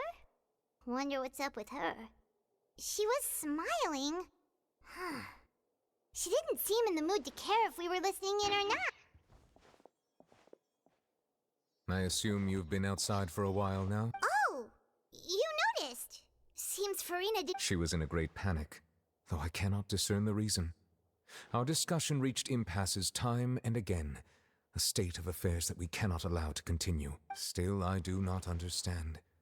Dialogue is the basis for understanding, so why did she keep refusing to engage? Everyone in her inner circle has noticed that she is hiding some secret. The issue is her attitude. I fear that she will not reveal anything unless absolutely forced to. We may have to create a situation in which she will have no choice but to speak. Oh? Like— Normally, people will only reveal the truth when standing trial. Perhaps we must have the Hydro Archon experience just such a scenario. But Farina's seen so many trials, and she's really good at dodging questions. How do we make sure that she won't just slip away at the first chance she gets? We will need to consider this thoroughly, join forces with various parties, and then do what we can. If at all possible, I would prefer to recuse myself from this affair, but we must prevent the prophecy from coming to pass. This may be cruel to her, but all Fontaine is in crisis. The information a god possesses is too precious, and so we must take a chance on this. But who will lend us their aid to do such a thing? De fatui. No, no. Well, that's everyone, huh? Speaking of which, it was pretty smart of you to think of hiding here. Poisson was just involved in a disaster, so it's presently devoid of people. That naturally makes it the best choice. And here you are drinking tea like it's the most natural thing in the world, huh? That's what families should do. Sit and enjoy a leisurely time together. It's nice to enjoy tea here, you know? Care for a cup? Lend me your ears, everyone. Or perhaps one of you might like to start us off. How about you, friend? Me? No, I don't think I can. Then, how about you, good sir? I fear that I will cause the mood on this boat to become as somber as it is in court. Well then, I guess we're lucky we've got a local like me to organize things. Wonderful, the spotlight at last. That was a little long-winded, don't you think? Oh, you might be right. Anyway, to cut to the chase, our friend here, the Traveler, has brought us together to discuss something. As for what that is, well, let's start by saying that we'll be pooling our efforts together to create a series of traps. Oh? How intriguing. Well, it's just an expression, really. One that I just learned from Chlorand, and used on the spot. So, let's invite her to explain in detail. Huh? Didn't you say that you would be facilitating this? I am leaving Your this work to you. doesn't involve much public speaking, right? This is a good chance to practice. You might even pick up some fancy oratory tricks to impress your boss with in the future. I see. And what does my boss say? He is glad that you consider him your boss. Do go on.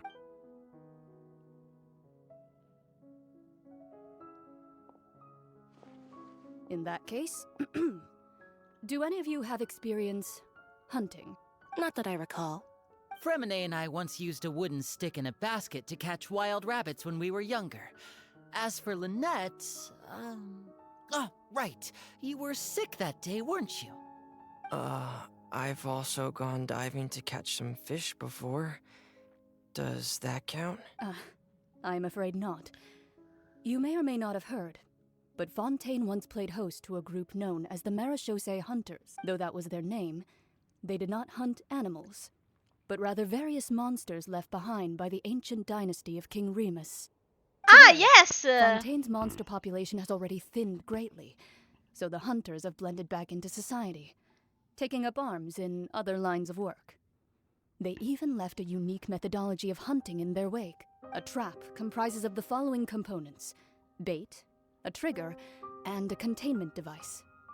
Sometimes a lethal implement will also be necessary to deal with the prey. So, if we were to build a trap together, right now, what would you choose to build it with? For me, I would prefer something basket-shaped. Pigeons and rabbits will see the bait and naturally enter the snare. Our line of work requires a deft hand, and we're some of the best in the industry, so you can count on our techniques. You used some of those techniques while moving the people of Poisson, didn't you? My subordinates mentioned that you even performed some magic for the bawling children. Yes, and I even managed to gather some intelligence in the meantime. I'm quite the multitasker if I do say so myself. I'm afraid I can't claim that as my strong suit. I prefer more stable methods, like placing bait in the water and waiting for the fish to come within reach. That's the kind of method I would count on. Calm and steady. Exactly the kind of person who would catch loads of fish. And I can be their assistant. With discretion, I'm sure. I'd probably use some sort of mechanical animal. Papa once bought me some small clockwork squirrels, mice, and such. When placed in the forest, they can attract others of their kind. I remember that you liked those too, didn't you? I did. And that would be a good way to go about it. If they're realistic enough, animals of the same kind will follow them all the way to the trap. What about you, Monsieur Neuvillette? I fear I do not have any related experience. That makes sense. You usually solve problems directly, without the use of any such tricks. But I do have one more question for you, Monsieur. If we were to create a trap now, how would you design it? I would like for it to be effective, but bring no harm to the prey. A more gentle trap would be ideal. Kind, as always. However, our intention doesn't necessarily change the containment device and the type of implement we need. If we wanted to kill the prey in one strike, we would need a powerful implement. However, that also goes for prey that must be captured and safely contained. Wait, why's that? Only a hunter who's a true expert at subduing their prey can snare it without harming it. The line that divides life and death is often exceedingly thin. So are... Huh. We hadn't thought of seeing ourselves as hunters. If our means of capturing and dealing with our prey is to put them on trial, then the hunting metaphor is actually quite accurate. But we shall require much more courage than any hunter to judge a god, a being whose seat is an exalted throne. Oh, so that's what's going on. Sounds very interesting.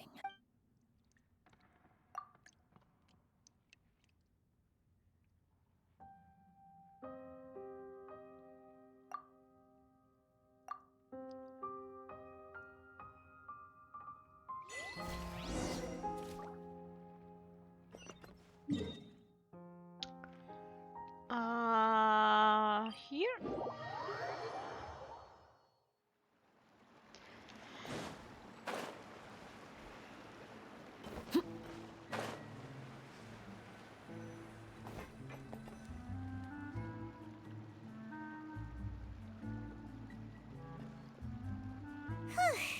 It's been a tough few days, hasn't it?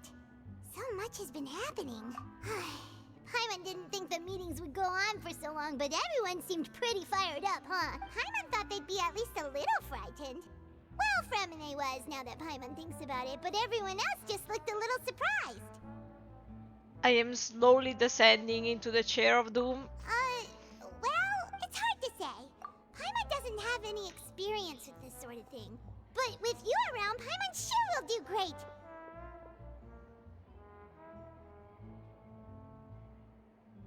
After all, you're the most reliable person in the world, aren't you? And Madame. Huh? Did you just pour some tea? Paimon didn't notice you doing that at all. Then what's that? Paimon's never seen that. Don't be frightened. I'm just joining you two for tea. I merely refrained from saying anything till now. Who's that voice? But there's no one. Ah, have you forgotten me already? Wait, you are familiar. You're the voice we heard from the sky in Sumeru. The voice from the sky, I fear that description is wrong. Though, not completely wrong. You're feeling lost now, just as you were feeling previously. I sensed that confusion and thus came to you. Guiding people is an irresistible hobby of mine, after all. Consider me a passerby, just accepting a commission from my friend's disciple on a whim. So this is a witch. The prophecy. Yes, what has been prophesied will be fulfilled. You may view such things as the history of the future. So the Exekiel, you know, they use the same title. So does that mean that like they did that? What? Then is there any way we can stop it? I believe you have witnessed a failed attempt with your own eyes. Can everything in Tevat so easily be changed? Ah, so you've caught on. Just as prophecies are usually only the future as seen from the perspectives of the gods. Could things be happening in hidden corners where the gods' gaze does not fall? Are the things that you shall see different from the fate that the gods perceive? What is she talking about? It all sounds really impressive and important and stuff, but it also sounds kind of scary. I believe that you understand, right? Some things are insignificant, but others you must reach out to change. Ultimately, fate shall serve as your only guide, no matter what will happen in Tevat's future. All you need to do is to play your part. This was good tea, by the way. Thank you for your hospitality. Well, that'll be all for today. The voice.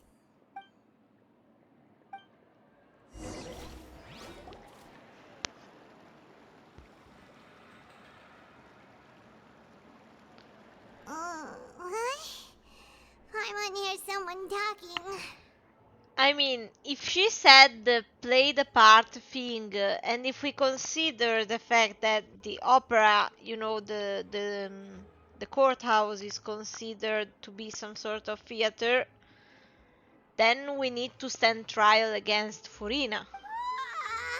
Alright, coming. Hey, it's you who's getting lazy, okay? Well, I see I've walked in on some lively banter. Luna! Fine, just fine. I went to take part in that Steambird panel. It turned out to be more interesting than I expected. Not all Fontainians are pessimistic about this. One journalist mentioned that sitting around and waiting for the end to come would be wrong, and that they should make their own rescue preparations. I agreed, so we had a brief chat with her. Did she have pink hair by any chance? Why, yes! It was Charlotte. You remember her, right? That daredevil journalist? I'm in full support of her view. Prophecies are very important, but how can people allow their lives to be commandeered by just a few words? No, yeah, like, I remember the first time we stepped in Fontaine and like someone just said, oh yeah, I'm waiting for the waters to come, I don't care. Right! Paimon's glad to hear something sensible for once. Ah, yes. About what we had discussed before. I did try, but I'm afraid I couldn't reach the old hag. I'll try again tonight, but I wouldn't get your hopes up. Huh?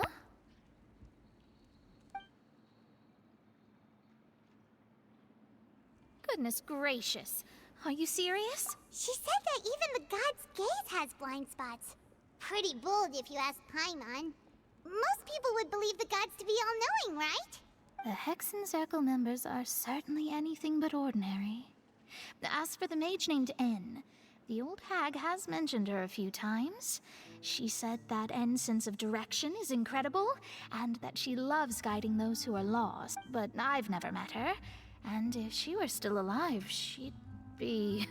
well, suffice it to say that the hag's at least a few hundred now, and N's been around for longer than that. Whoa. The Hexen Circle sounds like a scary group. But they must really stay in shape to live so long. Their abilities alone are pretty terrifying. If she came to see you personally, then the problem you're facing must truly be of great importance. Well, it's not like Paimon could understand anything she said. Yes, she was quite cryptic, but I suspect she means that there is still a way to turn things around. She didn't say when or what that would be, though, so perhaps it is something that you cannot know right now.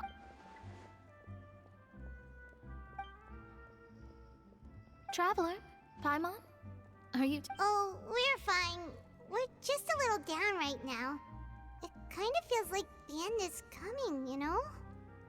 But you don't have to worry about a thing. I feel that same sense of desperation, too. I guess you could consider me someone who has often witnessed fate. So far as I have seen, it cannot be swayed. But even so, I still hope for and believe in miracles. Astrology is eternal and rational, but fate may not be. It is cruel, but it can also be beautiful. Perhaps that's what En was trying to tell you. Not to lose heart, and to believe that what you are seeing playing out before you is not yet set in stone. I did originally think of steering clear of all this, but I couldn't. Even if this is all futile, I still wish to help everyone. If we don't struggle to the last, then how can we face the end when it comes? Huh. You do have a point. There I go, talking about astrological principles again. Sorry about that. The moment I start talking about work-related stuff... I need to get going. It was worth trying to comfort you, even if only a little. I believe that you'll help those who are struggling in the same way I did. I suppose that might be why we always seem to meet by coincidence. Paimon feels kind of moved by what Mona said. but also kinda sad too. Hey, Traveler, Paimon suddenly feels like going outside for a walk. Let's go. Let's walk around the city, shall we? There's a few spots we always like to walk by.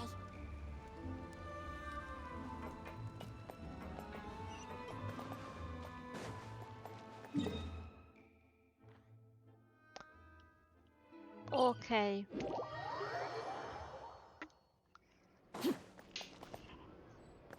Give me just a second because I gotta close the door.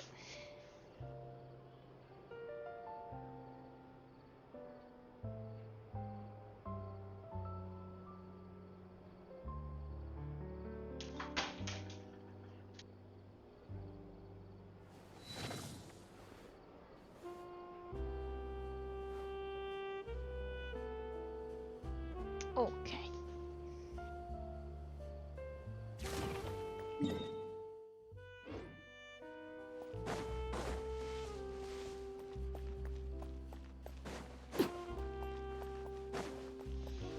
I'm not sure how long it has been, but apparently we're at less than halfway. Still gonna be pretty long. Huh? Our names are written in this newspaper. What's going on? Let Paimon see! The underwater stronghold, the Fortress of Meripede, has continued in its noble autonomy, but that does not mean that others cannot interact with it. My recent attempts to enter the fortress bore little fruit. Huh. Guess Charlotte still hasn't given up on that. Thus, did an Outlander friend become the focus of this report? A blonde adventurer with their white fairy legends trailing in their wake. It is said that this mysterious traveler once visited the underwater fortress. So while the fortress's interior remains a mystery behind closed doors, do not fear, for the tales of the traveler contain surprises in spades. Journalist Charlotte's biggest scoop yet, the Traveler's Trail, World Walker. Huh. Charlotte took so many awesome photos of us and we never even noticed her. She hasn't been able to get a hold of anything at the fortress, so since we're easier to find, she's using us as the subject matter instead? Ugh, seriously? Well, fine. Those headlines and photos do look cool, so Paimon will forgive her this time. We have a stalker, congratulations. We're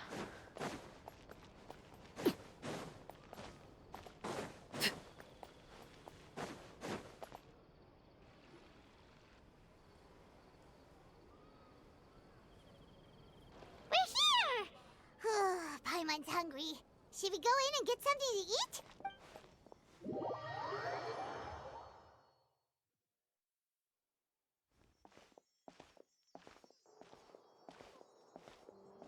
My eyes are going crazy. Hey, quick! Look! That's the limited edition only 16 slices a day cake! It was so delicious the last time we tried it! Despite the tense situation we were in, let's give it another go. Paimon's sure it'll be great! 1 slice of cake, please. Someone showed up after all! Oh, wait, you're the one from the Palais Mermonia. Oh, are you here to buy cake too? It seems Monsieur Nervalette was right. You really can eat. Wait, did he really say something like that? That's right. Even he has his own preferences when it comes to food. As for me, I love the cake and coffee here. Do you come here often? Usually every day. Every day? It's part of my daily schedule, apart from work. I shall have my cake and coffee. Then what if someone told you one day that this place would be closing soon, and you wouldn't get to eat cake here anymore? What would you think? But why would it close? Well, Paimon doesn't know either, but maybe the waters will rise tomorrow. You know, like in the prophecy. Oh, the prophecy. To be honest, I haven't paid much attention to that. No. Still, even if there'd be no more cake tomorrow, that wouldn't keep me from having some today. No. It's the same for eating in general. You might not be able to eat tomorrow, but if you can do so today, then you should carry on. That's what people call living, you know. Huh. Don't be sad. Excuse me, could I have 2 more slices of cake to go? These 2 slices are for you. Sijuin said that this kind of expression you're making is what humans call being sad. Oh, you know Seedwing? I sure do. She was born before me, and she sometimes comes to the surface to teach us things about... She said that humans are creatures that are saddened easily, yes, and you can only lift their spirits by feeding them delicious food. So please try the cakes here. Well, I mean, don't mind if we do. Now. You two try to stay in a good mood after eating, all right? Bye.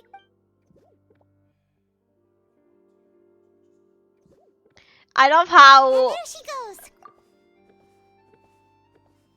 I love how, like, you'd think that they should be the ones getting doted on, and yet she doted on us. Oh yeah, child, get this cake. Have this cake. Don't be sad. All right, let's dig in. I'm sure this cake will be delicious.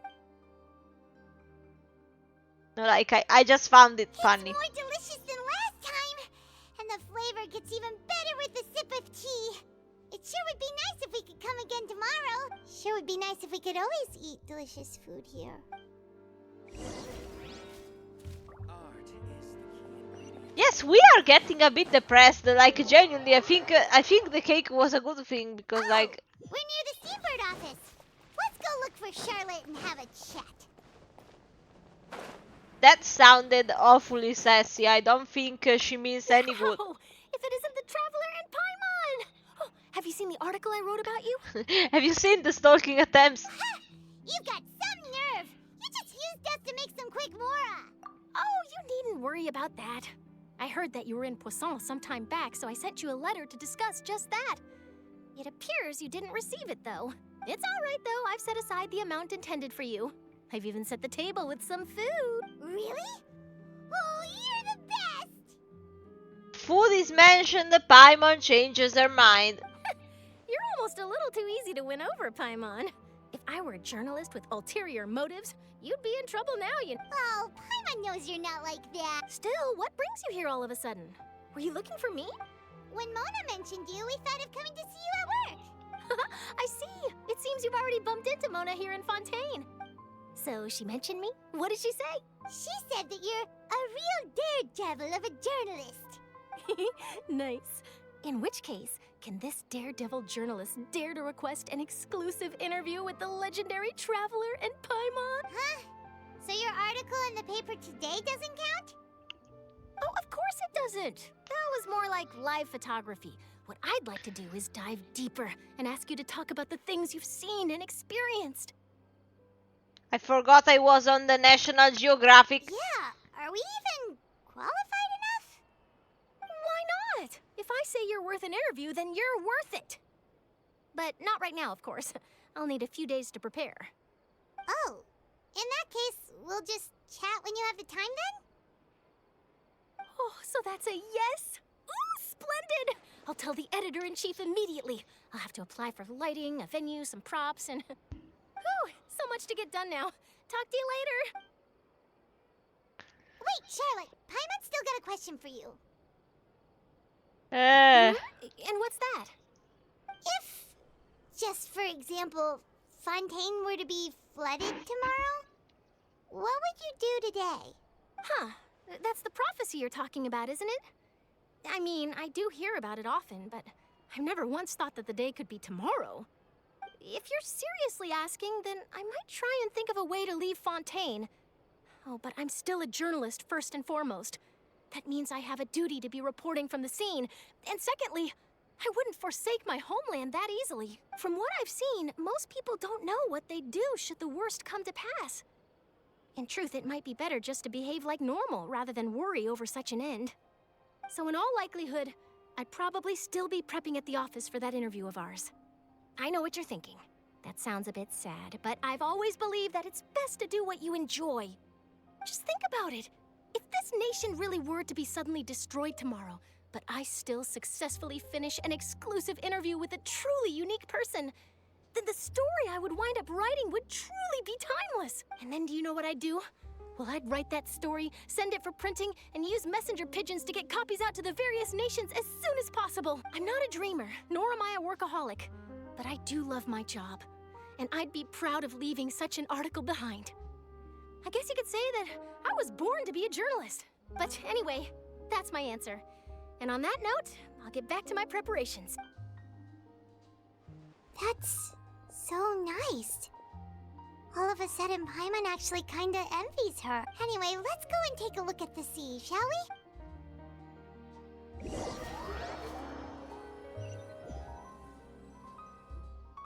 The sea breeze and scenery can be a pretty soothing combo, huh? Paimon's been thinking. If it wasn't Fontaine, but all of Tevat that would be destroyed tomorrow, where would we go and what would we do? No, Paimon should ask, if you could choose, what would you like to do? We've always been moving to the next destination, so we haven't spent much time thinking about these kinds of things. You mean, still traveling? Huh. Wait, isn't...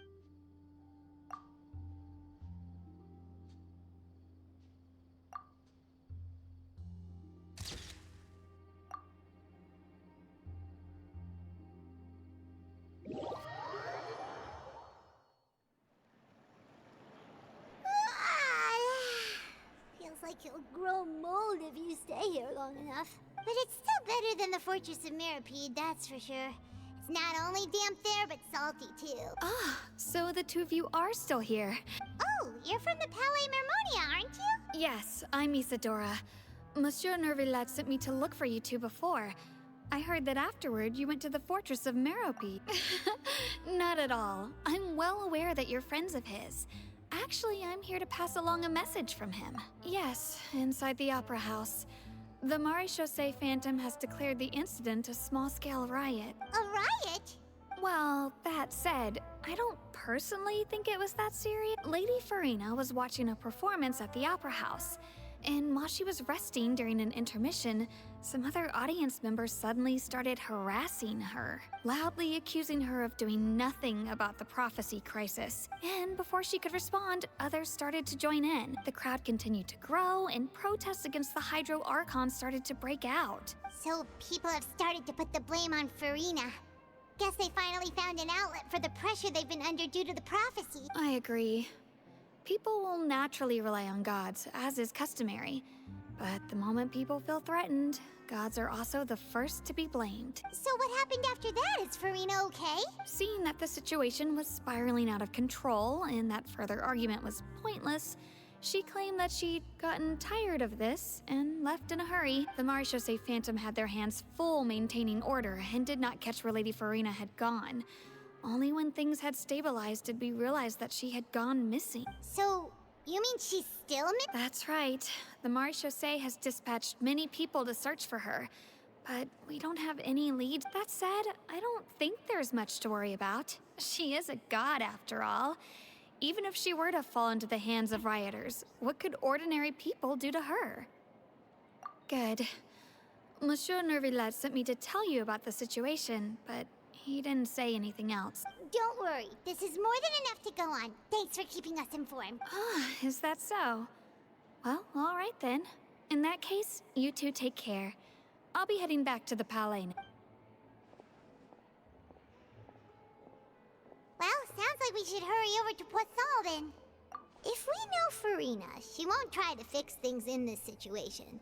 Instead, she'll look for a place to wait out the heat. And, as we also know, she may be loud and dramatic, but she doesn't have a heart of stone. When Nervillet was talking to her in the Palais Mermonia, and she heard about Poisson, she couldn't hide her sadness and remorse. It would be hard for her to ignore being accused by the public today. Paimon thinks Farina's probably taken the opportunity to slip away to Poisson and try to relieve the sense of guilt that she's feeling. Huh. Well, what do you... In that case, there's none of... Poisson. Let's go to Poisson. Okay. This place looks deserted. Guess all the survivors must have evacuated already. All that's left here are signs of devastation. Could Farina really be here? Let's try to find her as soon as possible.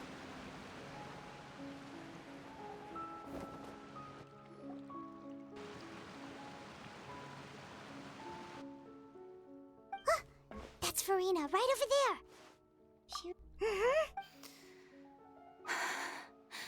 Should I just give what was meant to happen did happen after all? I'm sorry. I am so sorry. Give up, Farina. There's no point in holding out. I'm sorry, but what can I even do other than to repeat meaningless apologies over and over? Who's that? Don't worry, Farina. It's just us. So it is you, blonde traveler from another land. Why, I almost thought you were someone from that mob of my ignorant subjects. Come to kneel and beg for my forgiveness. Farina, you were crying just now, weren't you? The tear stains on your face are obvious. What do you mean, tear stains? Oh, I remember. The show at the Opera House earlier this morning was so moving.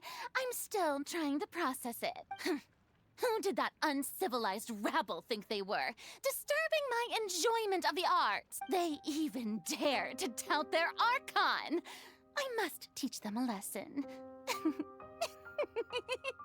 I can just imagine their twisted and frustrated faces once they realize that I'm nowhere to be found. Oh, and I'm sure Nouvellette and those people from the Maréchal Phantom are freaking out right next to them, too. Of course not. Hey, there she is! The Hydro Archon's over there! Quick, after her! Farina, those people seem to be after you. They are? They're just some rabid fans who want to cut the line because they haven't been able to meet me in person, aren't they? That's against the rules. I can't let them get their way. Farina just ran off. Quick, we have to catch up with her.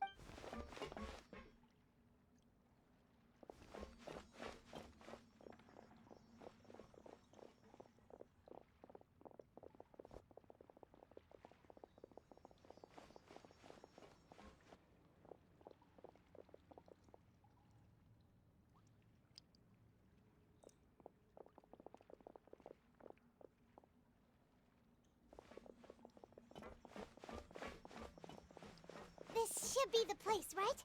Hey, Farina! There's a good hiding spot over here. Quick, come to Paimon before...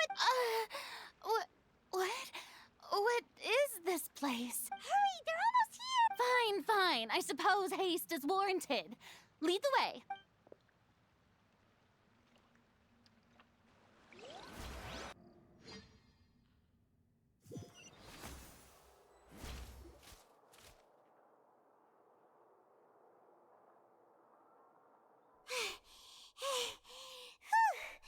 Paimon's exhausted. I'm so tired. I totally thought they had caught me. No, I mean, I merely gave in to the sheer enthusiasm they displayed. Yep, that's a good girl. What's happening? The ground's shaking. Yeah, a quake of this kind preceded the flooding in Poisson, didn't it? It can't be. It's happening again.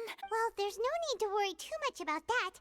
Nouvellette's made some emergency plans, so the evacuation should go a lot smoother this time. Yes, but what about the people chasing her? But the people of Poisson, they've already...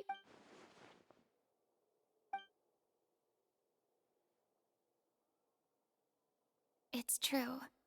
I've been investigating the prophecy for... I once had informants all over Tevat, searching for clues and feeding information back to me. I've tried all kinds of ways, too, to hold back the sea. Anything to keep the coastline from advancing. But all my efforts proved to be futile in the end. Really, the truth has been clear to me for a very long time. We cannot make an enemy of the divine. No matter what we do, the will of the heavenly principles will have its way, and the prophecy shall be fulfilled. Give up. I do love the sound of that phrase. It would mean finally coming to terms with fate, but also for me to finally be free. Indeed, I've thought about giving up so many times, especially after we almost lost Poisson. Fate is really unreasonable, isn't it? It has no heart and obeys no rules. The prophecy has only just started to come true, and so many people have already lost their lives. But just now, it all became clear to me. I still don't have the right to come to terms with fate on behalf of everyone else. As long as the final moment hasn't come, it's still not too late. Don't worry. I will keep hope alive for everyone until the very end. Well, that's enough for now. I got the impulse to play the stricken maiden, but honestly, considering my rank and station, that wasn't a good fit at all. Don't take any of what I just said seriously. How could I possibly let Fontaine fall to the whims of trivial prophecy? Come on! Paimon could have sworn you were actually being honest just now. Sure, that's impossible. It was fated a witness. Yes, and if Tevat is, in its entirety, a show on a stage, then you're just a spectator, aren't you? If that's the case...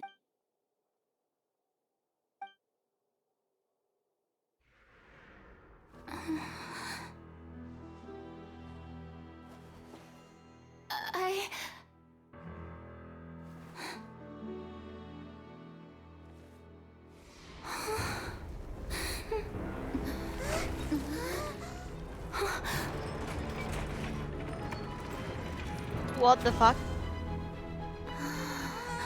Oh, okay, that was clever as fuck.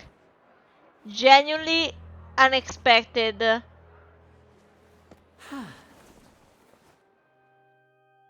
GG, like, we are caught, but GG. Ladies and gentlemen, this concludes my opening performance. Now, without further ado, we may proceed to the trial of our god.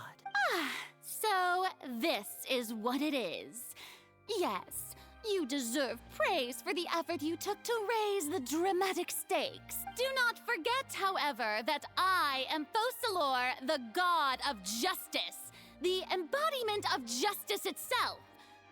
Does it not strike you as even the least bit absurd to bring the very concept of justice to trial? May I interpret these words as your refusal to stand trial? In that case, you will have the opportunity to defend your honor through a duel. You would draw your blade against a god? I see. It seems like you have made up your mind.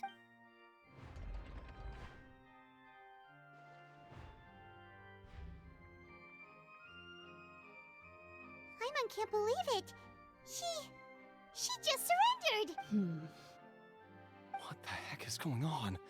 Did I just see an Archon surrender to a human? Wow, how utterly humiliating. Lady Farina, what is the meaning of this? It would seem that there has been a misunderstanding. To be clear, the raising of both hands is not always an indication of surrender. Looking for excuses again, huh? I raised my hands just now to indicate my acceptance of the trial. No duel shall be necessary. I will admit that I've been running away for a long time. I'm sorry, everyone. I was unable to protect the people of Poisson. It is my duty to stand trial for my crimes. You are not the only ones to be disappointed in me. I, too, am exceedingly disappointed in myself. But now, it is time for the Hydro Archon to show you her courage and resolve. I, Farina, will use this trial to show the world the true meaning of justice! This time, I will protect you. applaud and rejoice. One of the most outrageous and fantastical arcs known to the opera epiclese is now unfolding before your eyes. Mark my words. This shall be one of the most exhilarating and brilliant shows ever to grace the stage of Fontaine. The trial of the Hydro Archon, Focalor, will now begin! Woohoo! Oh, now we're making history! Why does it feel like Farina just took over the whole thing? Like, come on! Didn't she just get forced to stand trial for her crimes? Also, even though she's still acting super dramatic, she is taking this seriously this time, right? All right, then. Who will be my opponent in this trial? The court asks the prosecutor to please take the stand. I knew it. I knew it. Is that so? Very well. Then please speak, witness of Tivat, my accuser and fated opponent.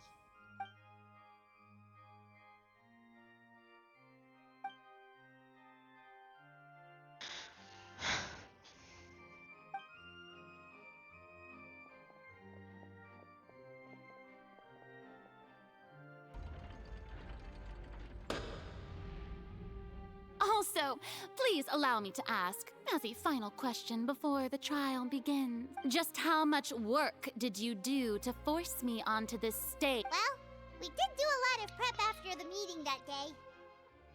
I can go over the tasks assigned to the Spina di Rosula, since they were rather straightforward and easy. Navia, the president of the Spina di Rosula. Most of the people who participated in the disturbance this morning were my subordinates. They changed into plain clothes and came to the Opera House as regular audience members, waiting for the perfect opportunity to incite insurrection against you. The people's resentment against their Archon has been building as more and more of the prophecy is fulfilled. A spark was all we needed to turn smoldering anger into a flame. Moreover, according to our understanding and analysis of you, when something like that occurred, you would likely flee the scene and head to Poisson by yourself. So, we arranged for a second group to lie in wait there. So, you mean the ones who scoured the settlement for me were also from the Spina? And their goal was to force you to step into the giant magic box so you may personally participate in the greatest magic performance in all of Fontainian history. That's right.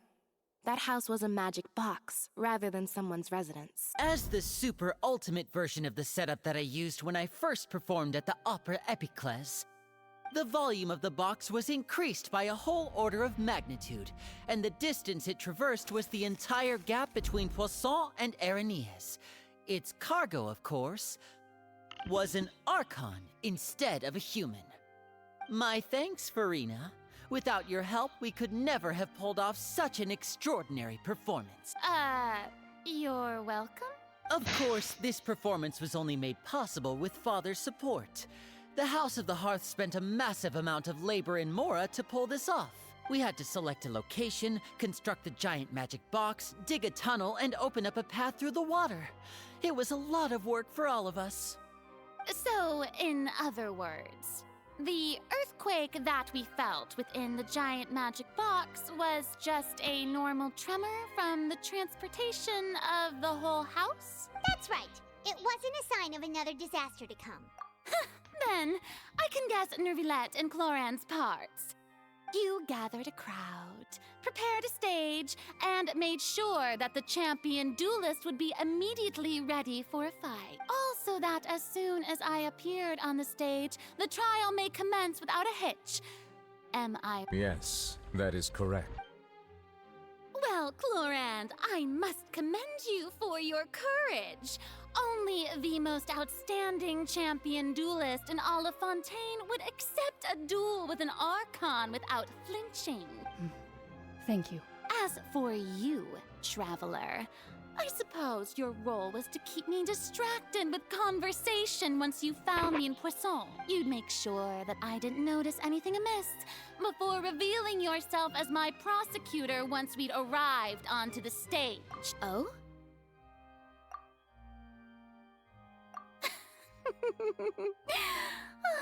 Is that so?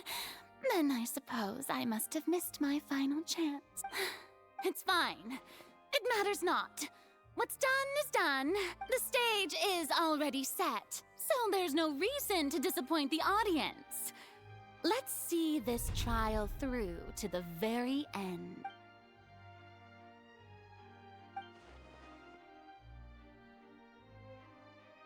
Madam Prosecutor, please allow me to pass. This is a document that Miss Charlotte applied for and received permission to share with you during the trial. Huh? Charlotte wanted to give us something? Oh, so she's here too! Oh, Lev Hymansi. Isn't this the exclusive interview that she did with us before? So she's already finished it, huh?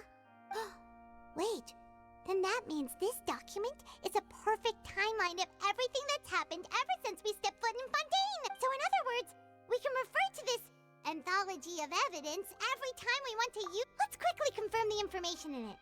Just think of it as a refresher, alright? You defeated the Hydro Archon in the very first duels you took part in at the Opera House. That's one for the history books, alright. Ah, I hate this kind of match thingy of the information. Wait, I need to get closer to the screen. Okay. Office mode.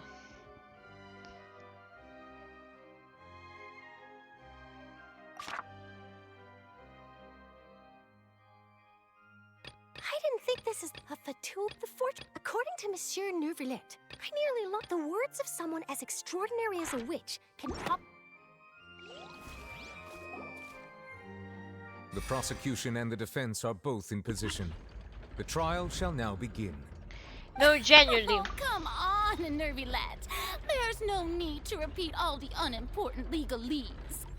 No, genuinely, I need to understand, like, what kind of logic are they following for the intuition parts? Like, I genuinely can't read that. Like, I can't match it. I'm just pressing randomly. I don't know. Just fast forward to the part where the prosecution lays out my offenses. As the defendant and the lead actress of this performance, I still haven't even been informed of my supposed guilt in all of this. Of course, it is only natural for humans to struggle to understand the actions of a god. However, you will need more than that to convict me of a crime. That's true, but my charge here is unrelated to your conduct as an Archon. Instead, I would like to charge you as a fraud who's never been the Archon in the first place. Wait, what was that? Lady Farina's a fraud? Hey, I came here thinking that we were going to try the Hydro Archon for forsaking her duty, but did I hear that right? She's not our Archon at all? Charge accepted. Lady Farina, do you plead guilty to the charge? Lady Farina. I plead not guilty. How can I be guilty? There is no way that I, Focalor, otherwise known as Farina de Fontaine, a member of the Seven and the Regina of all waters, kindreds, peoples, and laws of Fontaine, could be anything other than your true Archon. Yeah. Even though Lady Farina can be rather eccentric, isn't it going too far to doubt her very identity? Yeah, I've never questioned her identity either. Sure, Lady Farina can be super irresponsible, but what grounds does that prosecutor have to make such a huge claim? Oh, I don't know. I have cause to believe that common sense will prevail in this case. Many of the members of the audience have known me as the Hydro Archon ever since they were born. There would be no fooling their memory. See? Even the Oratrice has decided to show me its favor. Are you sure you want to commit to a charge that will never be upheld? If you wish to drop the case, I can promise you as the God of Justice that you will not have to face trial for making a false accusation. We will treat everything that's happened as a dramatic spectacle and move on with our lives. What do you say to that?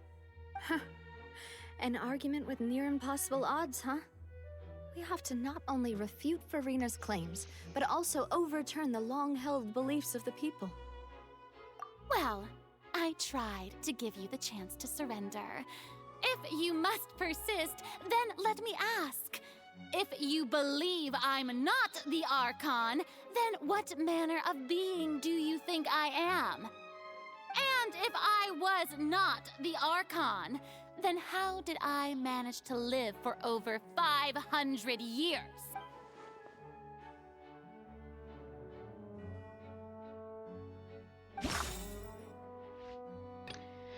Okay, so why is she immortal? Well, N is immortal too. That doesn't sound right.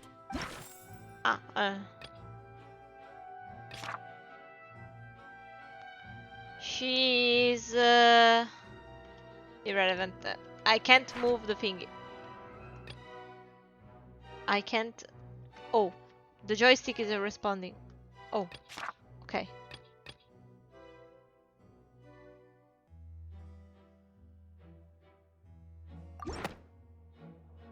The name? First of all, you may be a member of another long-lived race, which would allow you to naturally possess an extended lifespan.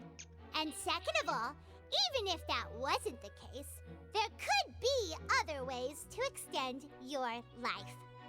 Who gave you that idea? Was it the knave? You'd sink so low as to use a harbinger's words against me. A curse? I once thought it possible that the aura of an Archon might naturally resemble a type of curse. But in light of this claim, perhaps what I sensed was not your divinity, but a curse after all. Neverlet sensed it too, huh? Lady Furina is actually a human?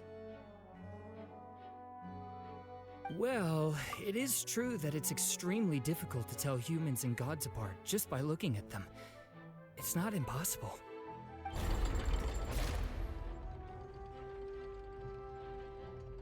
Well, don't start celebrating too early now. Even if I have been carrying a curse like you said, how does that prove that I am merely a human being? Besides, everyone knows that the main difference between a human and a god is the possession of authority. Gods can do what humans cannot. That's why they're worshipped as gods. For centuries, manifestations of my authority have served the nation of Fontaine. One need only to turn their eyes towards the Oratrice Mécanique d'Analyse Cardinal in this very opera house, or consider the endemnitium that is used in every aspect of life.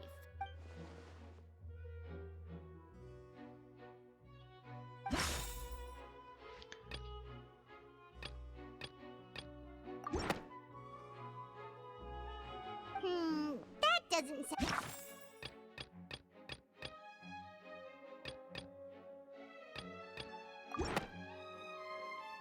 You tried to reference the Oratrice, but weren't you as confused as all the rest of us when the Oratrice declared Child to be guilty without any proof? Otherwise, you should have come up with a good explanation for that by now. Didn't I make myself clear at the time? The decisions of the gods are naturally difficult for humans to comprehend. There is no need to provide an explanation. Lady Furina, I believe while the court is in session, the principles of justice and the law must come before all else. You will prove yourself unable to defend against the prosecution's charges if you continue to withhold vital information against the rules of the court. I never thought you'd use that kind of rhetoric against me. That was no trick of rhetoric, Lady Furina. I've merely reiterated the rules of the court. Rules that all should respect and follow. So, you neither knew why Child was declared guilty, nor did you understand the structure and operations of the Oratrice. Instead of having been created by you, the manifestations of authority you mentioned have been made by the real Hydro Archon, haven't they? The real Hydro Archon? Well, now you're really losing me. It is true that I did not know why the Oratrice gave out a guilty verdict that day, but the Oratrice handed out that verdict unilaterally, and it has been operating independently ever since it was first created. You can't argue that just because a divine creation is flawed, that the god behind it must also be no god at all. She's still throwing out my power as an Archon. There are many ordinary citizens in the audience. How can I just carelessly demonstrate the formidable power of an Archon? If that poses a concern, I'm prepared to extend my protection to the audience. You don't need to go that far. Aren't you the Hydro Archon? Or is it that you can't even wield the power of Hydro, much less the authority of a god? Indemnitium! Yes! It's all because of Indemnitium! All Archons derive their power from the faith of the people. Thus did I give up all of my divine power to provide everyone with energy for their daily lives. Have you ever seen a more magnanimous god? Isn't that a huge stretch? Yeah, no matter how generous an Archon can be, how could they give up all their power? Can a god with no power even still be called a god? It seems like nobody's buying Furina's excuse. Hey, come now, everyone. Please don't stare at me as if I was a liar. I'm still the same Furina you knew, right? The one that you loved. Shouldn't you want to believe in me, please? You've got to believe me. If what the prosecutor said is true, she really has committed a grave offense. Did she deceive all of us? And all of our parents and grandparents? Enough. That's enough. Tell me then, if I'm not the real Hydro Archon, then who is? If you have no evidence of another Hydro Archon's existence, nor can you find anyone who can back up their claim to be such, then what grounds have you to say that I'm not actually the real deal? Wow, she came up with yet another argument.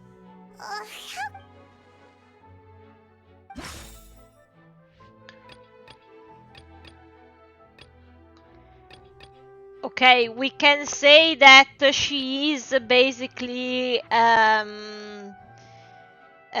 what's the name again? One of the Oceanids. It has been established that all Fontainians can dissolve in water from the primordial sea. And that means...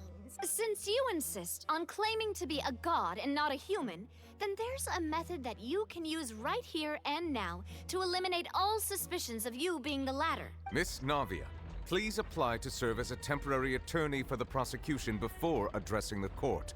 Though you act in partnership with the prosecutor, you must still adhere to proper procedure. Super sorry, Monsieur Chief Justice. I swear this really will be the last time that I'll speak out of turn. Now, I've brought some seawater from Poisson. As everyone knows, a massive flood struck the area not long ago, including those of some of my close. So, Miss Furina, would you dare to touch some of this seawater? If we are to believe that you are indeed the real Hydro Archon, touching this seawater would have no effect on you. All it should do is strengthen your case. But if you don't dare to touch it, then we would have basically proved the reverse. Oh, and I must remind you that after the disaster at Poisson, nobody wants to see any more people dissolve. I do hope you'll act prudently and choose the simpler path of admitting guilt. Navia from the Spina di Rasula. The Spina has governed Poisson for many years. I guess her suggestion is valid. If Lady Furina is indeed just a human, she's probably Fontainian like all the rest of us. Would she really dare to try? What is she gonna do?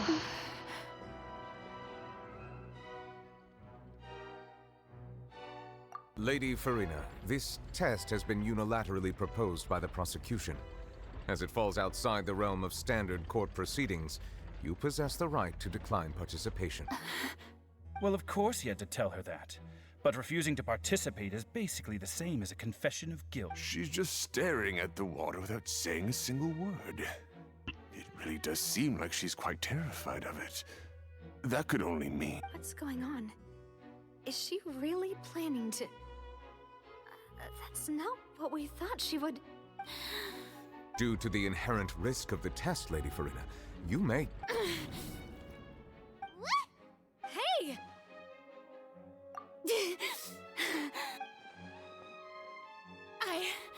I'm fine! Look at me, everyone! My hand is still here! I haven't been dissolved! Will you believe me now? I really am your Archon!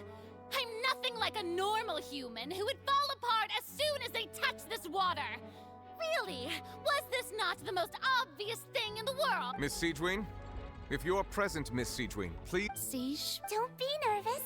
It'll just take a few seconds. That should be... Please announce the results of your evaluation to the... As everyone doubtlessly saw, Miss Farina was displaying symptoms of hyperventilation and flushed skin.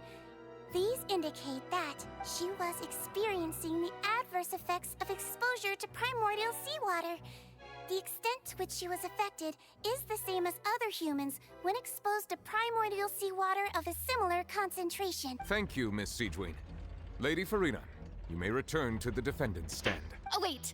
What did she just say?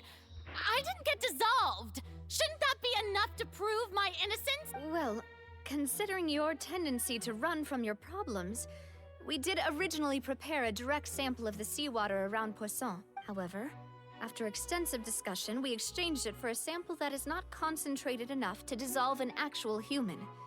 After all, on the off chance that something entirely unexpected might occur, we don't want anyone else to lose their life to the sea. Yeah, so out of regard for Farina's life, you secured a low-concentration sample and asked the head nurse to serve as an expert witness. It's a great thing that the direct sample wasn't actually used. I can't believe... You...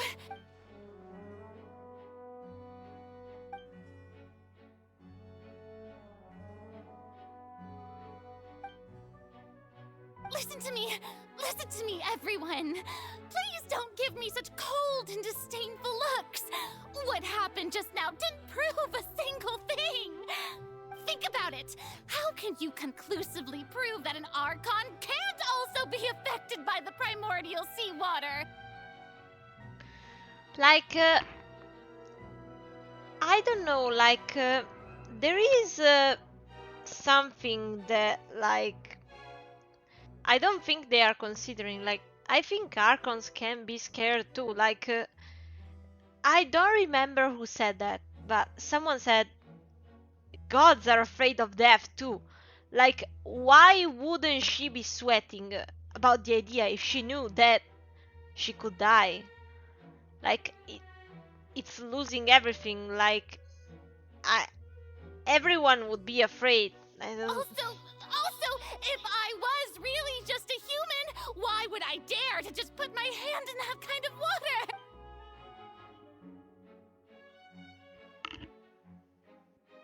Please, anyone, just listen to me. I swear, I really am your Archon. No one is believing her. I don't think she's not saying the truth. I don't think anything she says at this point will sway anyone. The odds are just too stacked against her now.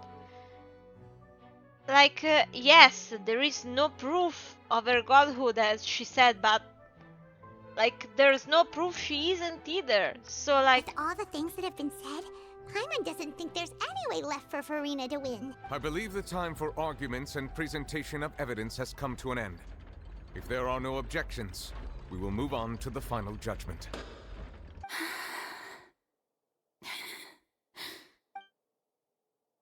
I don't think anything she says at this point will sway her. She's too stacked against her now. Like, she's hearing their thoughts too.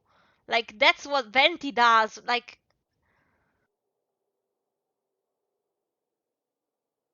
in my capacity as Chief Justice, I shall now render judgment on Farina's misrepresentation of herself as the Archon of Fontaine.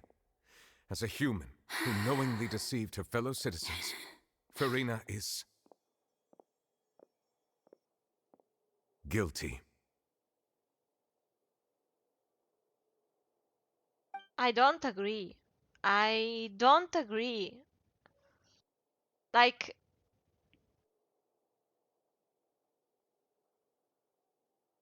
We shall now turn to the Oratrice Mécanique d'Analyse Cardinale to render the final verdict on the charges. she's weeping on the throne. Hey. No, no, no, no, no, no, no. She's weeping on the throne. That was the same exact pose. Like, the prophecy is fulfilling in a different way. According to the judgment of the Oratrice Mécanique d'Analyse Cardinale, Farina is... But, like, the thing I said, like, what if because they are forsaking her as their Archon and they no longer trust her, that is why they will fail to prevent the prophecy? Well, what's wrong? What's the Oratrice's verdict? No, the Oratrice also displays a guilty verdict. Isn't that correct then? However, the exact wording of the verdict is thus. The Hydro Archon, guilty, to be punished via the death sentence. The death sentence? That's actually one of the available sentences? I've always thought that it was just a myth. The one and only time the death sentence has been handed out at the court. And it's been given to the very person we've worshipped as the god of justice? Hold on, hold on. What an unexpected twist.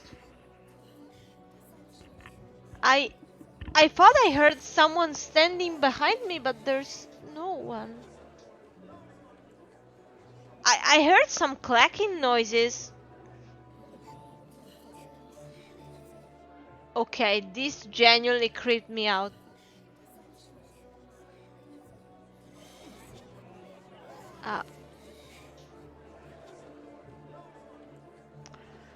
Well, great! We have a paranormal activity on stream. Farina's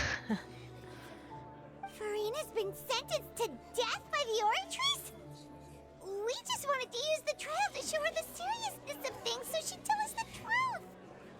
How did things escalate this quickly? This outcome is indeed quite strange. According to Fontaine's current definitions of justice, as well as its recommendations for criminal sentences, is this sentence really appropriate for the crimes that have been committed? Yeah, even Fauché wasn't sentenced to death by the Oratrice. You know, the... Indeed. Not only is Farina's sentence overly excessive, the very point of our trial today was also to prove that Farina has never been the Hydro Archon in the first place.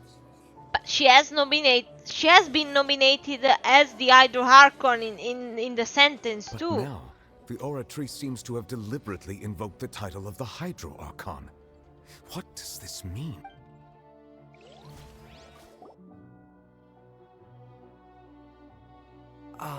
Excuse me, if I may interrupt. Is the trial still going? Fremine! Oh, you finally made it. I assume... Mm-hmm. Any mission... They found the first slate. Prophecy slate? Furina? Or no, Egeria? Egeria? It's like she gave birth to a human. Like, that kinda looks like the pose I would assume to be... Huh. So the knave privately arranged for Fremine to try and find the missing slate. I looked everywhere. Like, did she try to create life and that was forbidden? It took me a long time to get around some dangerous stretches of water. But has the trial already concluded? Then... doesn't that mean I've come too late? Thank you for your hard work, Mr. Fremine. Please allow me to review the record left on the slate. Like, was it prohibited of her to have created life? Is that what it said? Traveler, I believe that you have already seen the other existing slates. I would like you to come here and confirm their contents. Like, that's the original scene? That she created life? What is it? I believe I've now made sense of the Hydro Archon's crime. It has to do with Fontaine's lost history. Huh? Isn't the Hydro Archon just guilty of deceiving her people? Oh, wait, no, that's Farina, and we've already proven that she's not the Hydro Archon. So when you say Hydro Archon, do you mean the real Hydro Archon we've been kind of talking about? In truth, everything that you've encountered in Fontaine up until this point can be traced back to the contents of these stone slates. However, I'm uncertain as to how much sense they currently make to you. Okay, let's try to recall the contents of the... No, I remember what they say.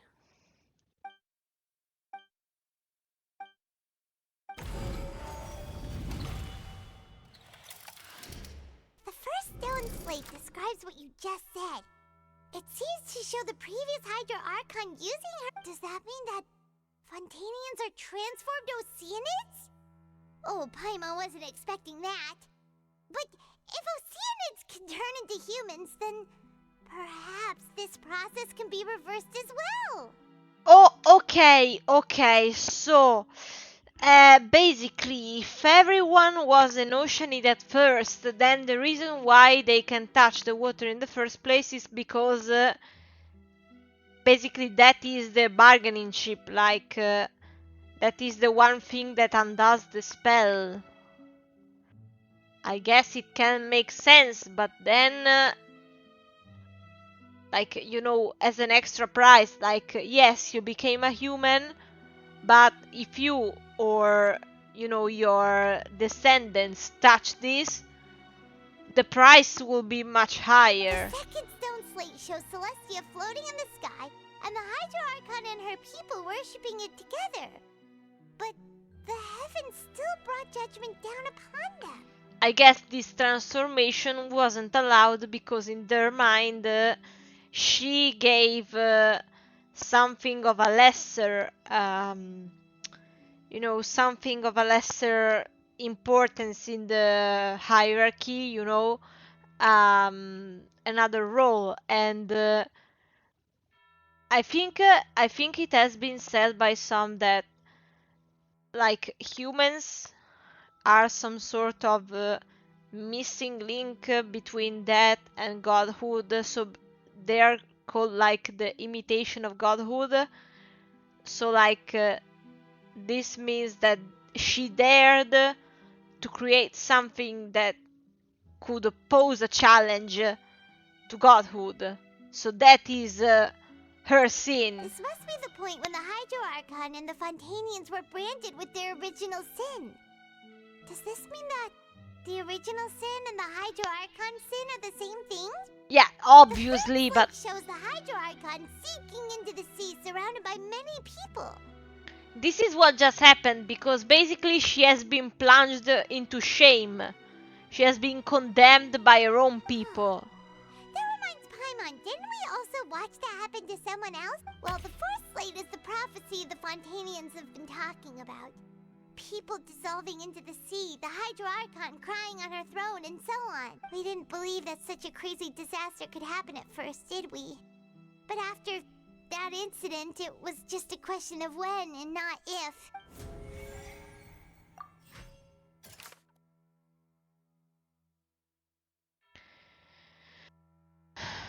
Okay, so the evidence which verifies this is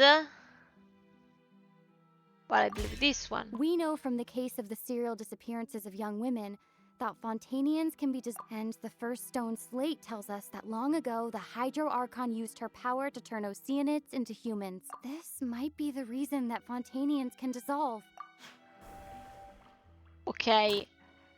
The second. Celestia.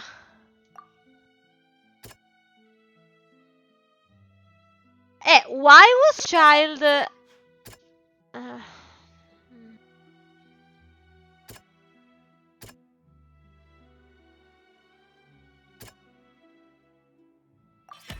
Perhaps what is about to take place has all the true sin of the Hydro Archon and the original sin cast down on the people of Fontaine. Okay, so the original sin. Why was child... I think it has something to do with child, goddammit. not as simple as falling into the sea. When Navia fell into the sea, her consciousness was subjected to judgment. The stone slates show the people gathered around the Hydro Archon in the sea. Could that be alluding to the same thing?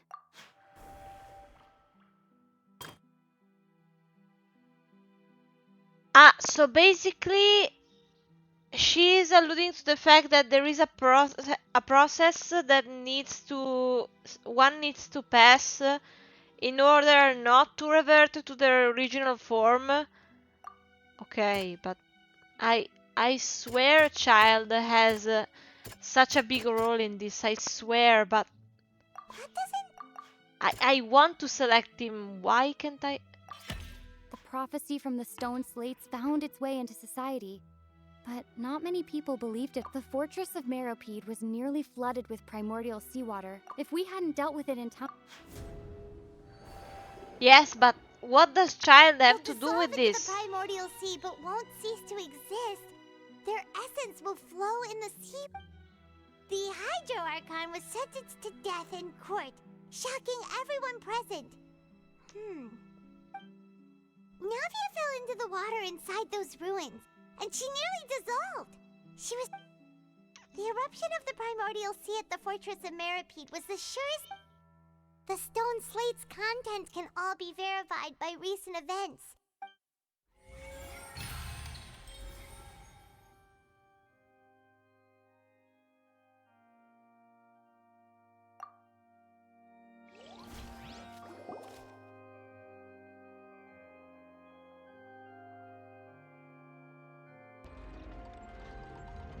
Huh? Oh, Paimon gets it now, but... Let's hear them. Incredible. We're not real human. All Fontanians were originally created by the late previous Hydro Archon, with Oceanids as their basis. The evidence for that can be found in how only Fontanians could dissolve in primordial seawater, and how all the girls Vacher dissolved were also turned into Oceanids. Oh, and according to Navia, when she was about to get dissolved, she also saw everyone gathered around for a trial, all of them in the shape of Oceanids. Indeed.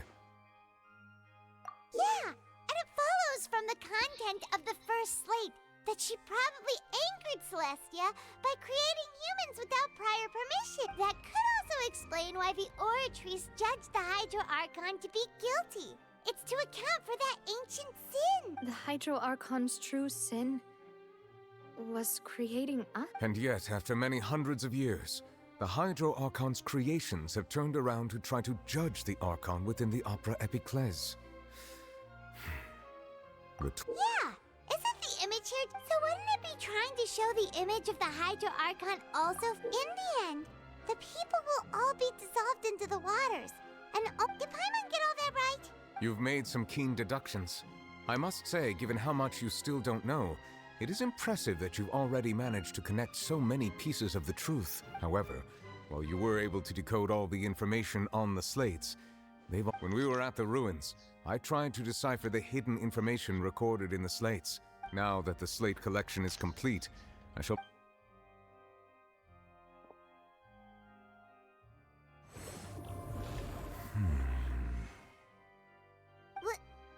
I believe I should share this truth not only with you, but with all the people of Fontaine as well.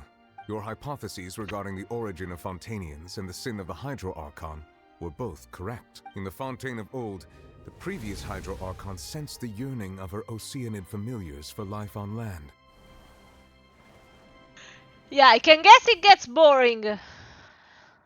The Oceanids were enamored with the beauty and romanticism of human beings, and wishing to have those experiences for themselves, expressed to the Hydro Archon their desire to become of a similar kind. However, even though water as an element is intricately linked with the power of life, the Hydro Archon, as one of the seven, not one to give in, she eventually found a way to create permanent humanoid bodies for her familiars by appropriating the power of this planet's primordial sea. She poured primordial seawater into the Oceanids' blood vessels, creating humanoid mimics in the process. But if Fontanians were to ever come into direct contact with water from the primordial sea, the power within their bodies would escape these artificial restraints and return to the sea.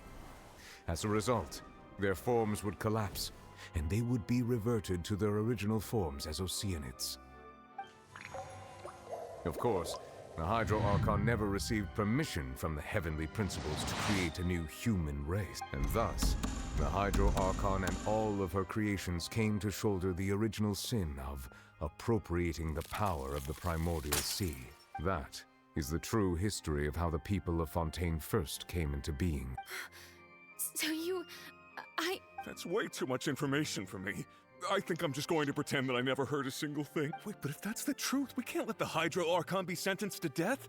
This really might be too much information for your regular Fontainian. Alas, your hypothesis regarding the third and fourth stone, a key point of the visual on the third slate, is how all the individuals depicted in the water are humans rather than Oceanids. They have not been dissolved, which implies that the water depicted in this slate is not water from the primordial sea. The nation of Fontaine is the nation of Hydro, as well as the nation of trials and justice.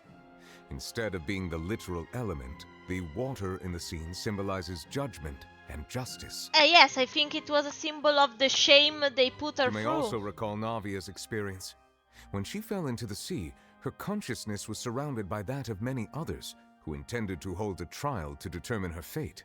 Therefore, the meaning of the third slate is that the people of Fontaine shall try the Hydro Archon at the court of justice. Yes, it refers to our present situation. I think I'm following now. So, what you're saying is, even though What we I decided said! to put on Oh this my trial god! to You avoid took fulfilling the prophecy, steps to try and prevent the prophecy. I swear, I don't know if it was in Tower of Fantasy, in Wuthering Waves. I don't know where I heard it, but that makes so much. That made so much sense, and it's happening. In truth, everything we've done has happened exactly as the prophecy foretold. So now, it seems, we're the ones making sure it comes true. God damn it. What should we do? Huh. No matter what, the prophecy will be fulfilled. Is this what it feels like to be a prisoner of fate? If that's the case, does that mean the scene in the fourth slate will also be fulfilled soon? Traveler, I would like to point out another small fallacy in your deduction about the fourth slate. You probably thought that the eruption of primordial seawater beneath the fortress of Meripede served as the surest sign that the prophecy was about to come to pass, yeah? However, I believe that rather than being a sure sign, that eruption could in fact only be a small warning of something far worse to come. As for the root cause of the catastrophe,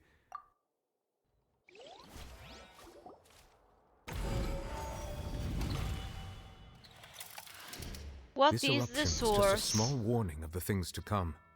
We must find the root cause of the disaster. Okay, so let me read. Okay, so the secret of the fortress.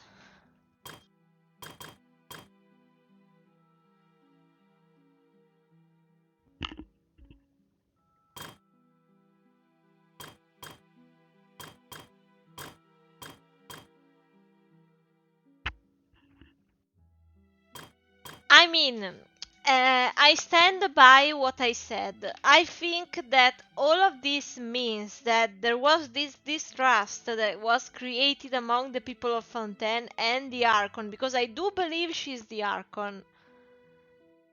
But I think that is what will cause the issue. I'm not sure if I have to select Furina or the sea, because they are directly connected. Like, the fact they have forsaken her means that whatever is in the primordial sea can escape. Like I would have said this.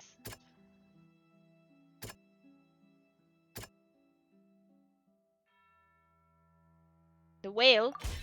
It was yes, that the dream? fucking whale.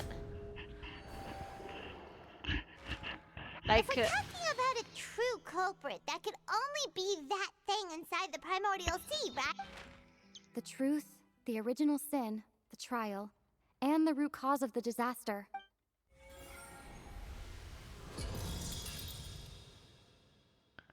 What?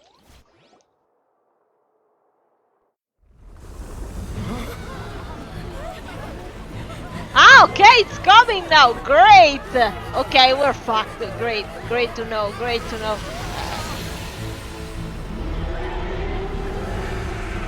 Nuh-uh, I'm not gonna fight that. Nuh-uh. Nuh-uh, thank you. Yes, sure, some bubbles will stop it. No, you should transform into your true form if you hope to hold up a chance against that thing, I don't think.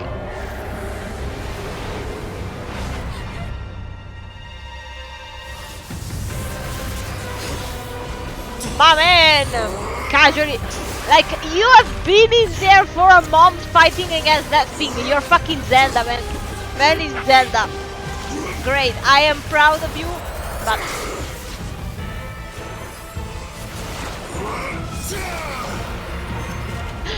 Oh no! Wait! Child's hair is white! His hair is white. I think he's dying. I think he's dying.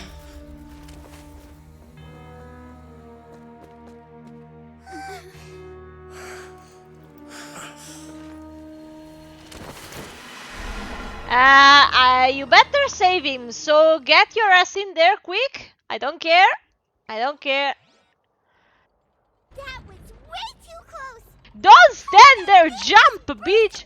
Jump! Wait, was that the huge whale you saw in your dream? Yes, but So I we've would met not it at stand there last. and chat. I would I go. understand very well why it has chosen to make an appearance here.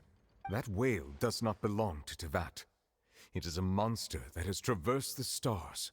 Why is all the everyone while, it has been chit-chatting greedily quietly? consuming the energy from the planet's primordial sea, using it to grow.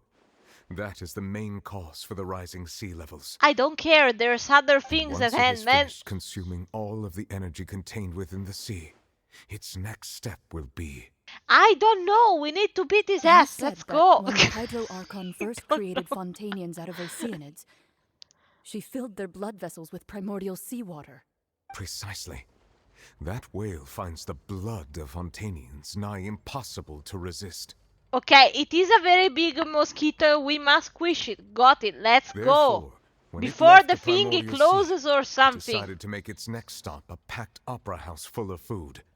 Food in the form of Fontanians. Great, but child is fainted with that thing in the hole. Can we go? Just barely managed to push it back, right? In that case, won't it come back to target the people again once it's managed to recover its strength? I don't care. We need That to is go. correct. Indeed, it is more accurate to say that we should thank that Harbinger for buying us some time. Without Yes, him, but can the we whale would avoid have likely him come onto becoming land a far snack of the sooner. whale in the meantime? From the way he looked, he must have been fighting the creature for quite a long time.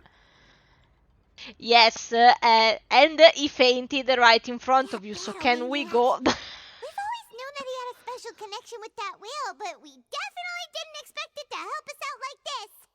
I don't know, like, did they just think they could stop the movie? Like, Now that we know that this whale is the actual cause of the disaster recorded like in the child, prophecy, child is dead by now. I'm sorry. would be to find a way to beat it up, right?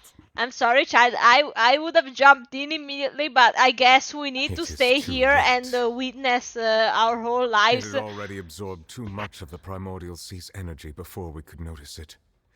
At this point, it has become practically integrated with the sea itself. Okay, then let's fight the whole sea, but Even let's if go. the entirety of Tevat were to be destroyed, it could still survive and swim off towards some other world. That's not something I will accept. We've already done everything we can, and we even found the true culprit. We've come so far. You can't just tell me that the last hurdle is some impossible foe. That's just not fair. I don't care. We need to try, so let's jump. Indeed. That's not how a grand performance should end. I'll fight it to the end, no matter what.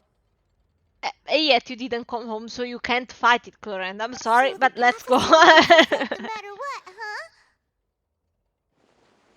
See, let's go. The prophecy. Yes, what has been prophesied will be fulfilled. You may view such things as the history of the future.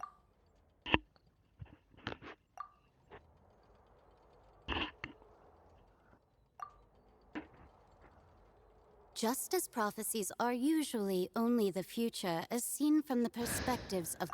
Ultimately, fate shall serve as your only guide, no matter what will happen in Tevat's future. Then can we actually do something, or do we stay here and watch? Yes, you missed jumping into the hole. Can we go? Can we go? I don't care, it's not important right now. We need to rescue child. Can we chit chat later about this? Okay, everything is What's exploding. happening with the aura trees? It's exploding. Is it not clear? It is preparing to carry out the death sentence.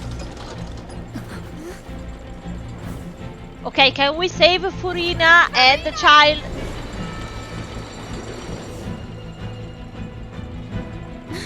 No. Can we I save still them, need please? answers.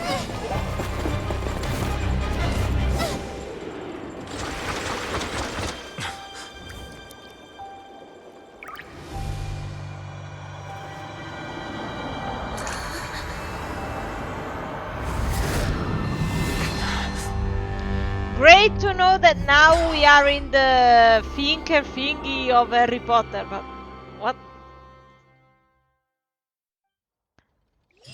Did you transform into a magical girl? Now is not the time, but...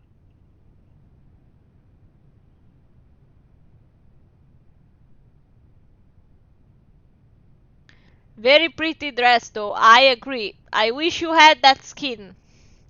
You... Sorry. That shocked expression on your face is just too amusing. I couldn't help myself. You are not Furina. Ah, the sweet sound of bewilderment. Marvelous. A sure sign that my attempt to deceive everyone was a resounding success. But to answer your question, I am Focalor.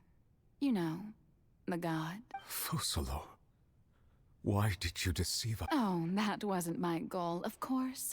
Goodness, no. But I had to fool everyone else too, if I was to stand any chance of deceiving the heavenly principle. Deceiving the heavenly principles? It's all because of that pernicious prophecy. Dreadful, wasn't it? Everyone doomed to dissolve. Fontaine condemned to be flooded. One was not amused. In fact, one was positively bemused when that problem was thrust upon me by my dearest predecessor. That's the former Hydro Archon Egeria for the uninitiated. It hardly gets more disastrous than a preordained national catastrophe, now does it?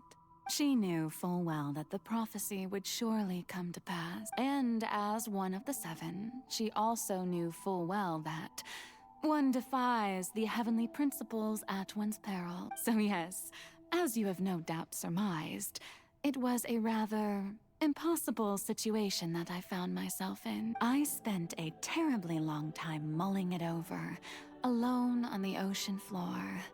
And I was almost growing barnacles by the time I finally realized there was only one possible solution to this confounding conundrum. I had to outwit the heavenly principles, allow the prophecy to be fulfilled, ostensibly at least, while saving everyone at the same time.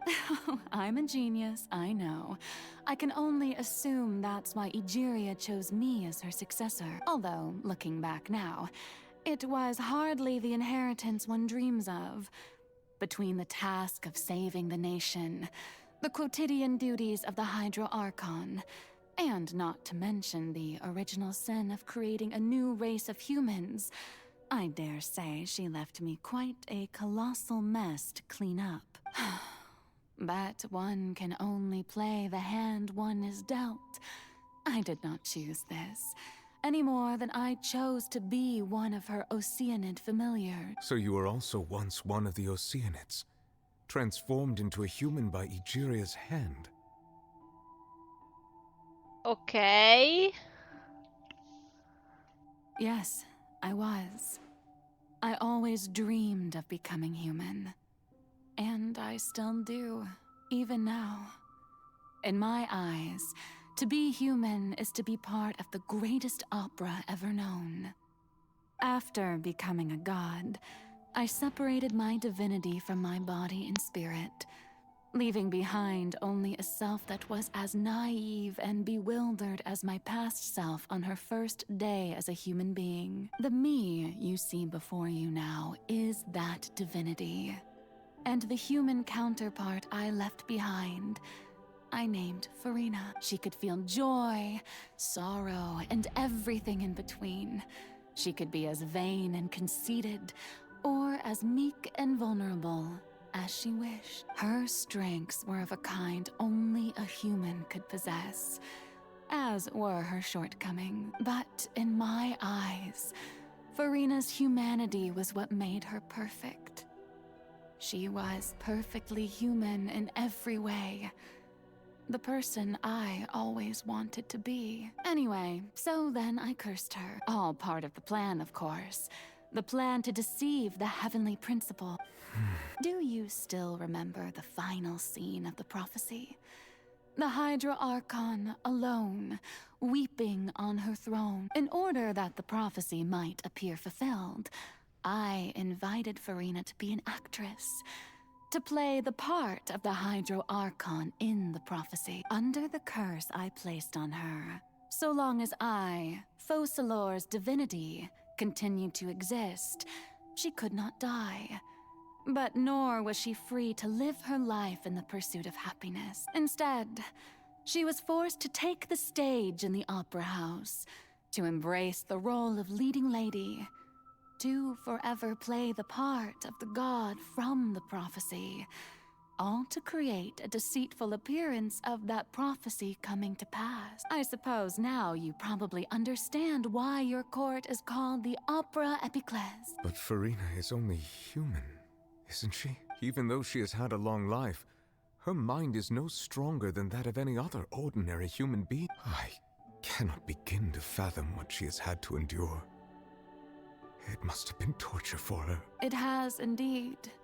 And although she is, in a sense, me in human form, I most definitely owe her an apology for it. It's been 500 years, and all along, she's been playing her part in the most unimaginably long, unbearably lonely, and agonizingly painful opera of all time.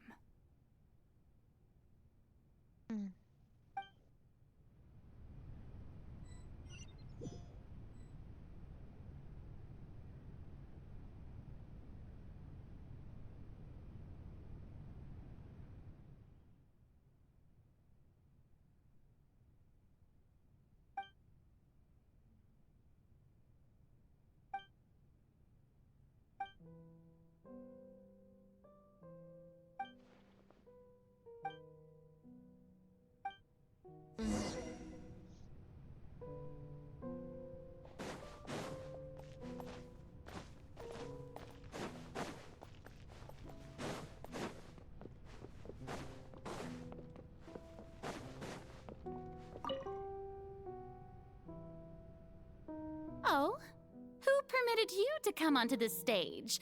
Now, I understand your admiration for my august self, but I must ask you. All right. It is not my intent to reprimand you. Don't look at There me. is no need to state your name. Just be... Oh, do not jest. Can you not feel it?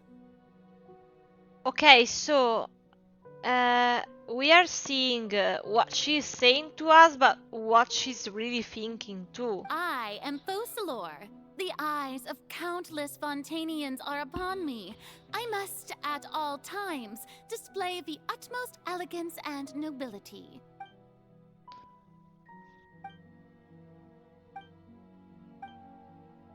Okay, we need to make her crack.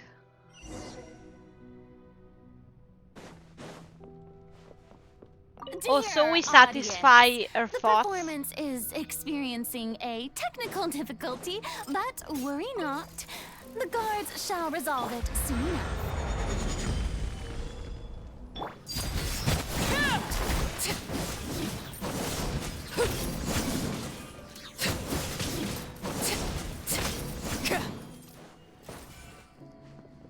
Hey, what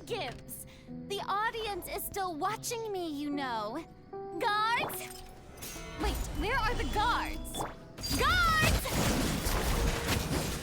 The audience won't watch you anymore.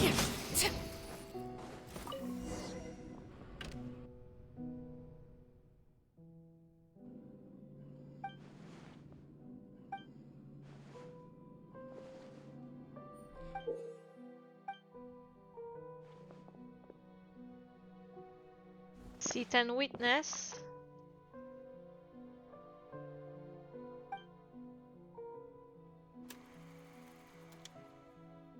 Before a mirror.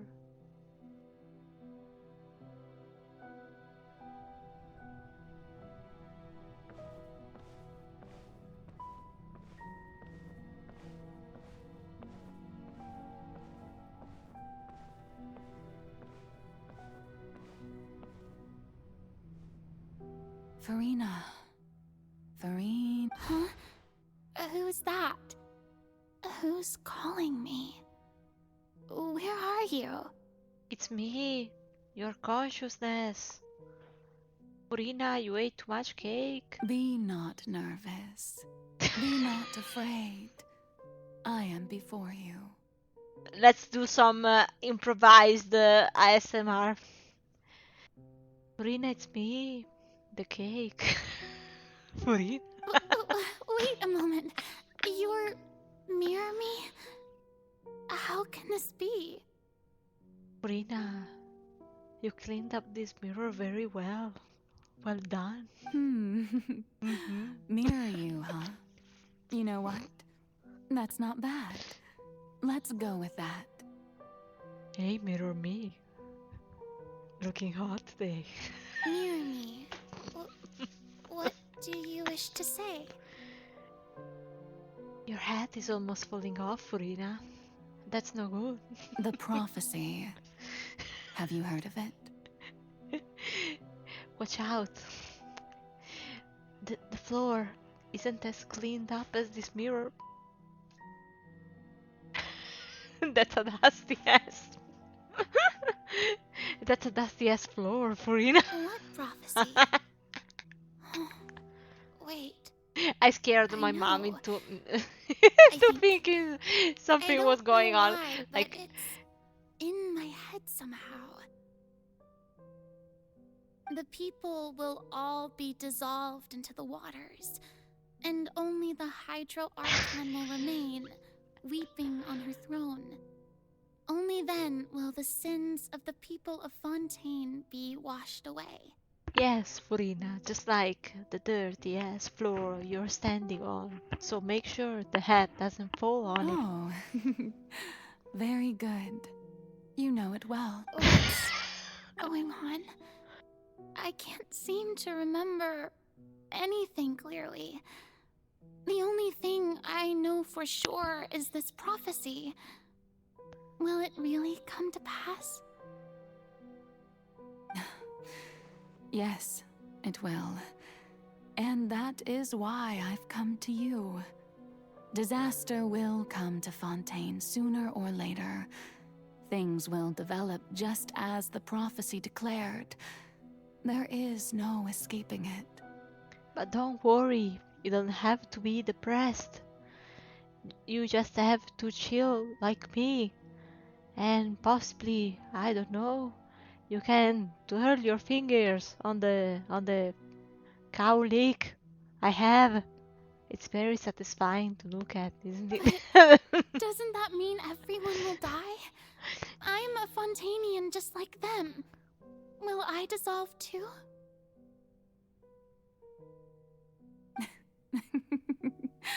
Oh, don't worry. Magical meetings exist in this world precisely to give people a chance to turn things around. It is the reason why you met me today. Yes, I am sure if you rub on the mirror hard enough, you will eventually create something, a stain on the mirror. I will tell you how to save everyone, but you may have to suffer somewhat.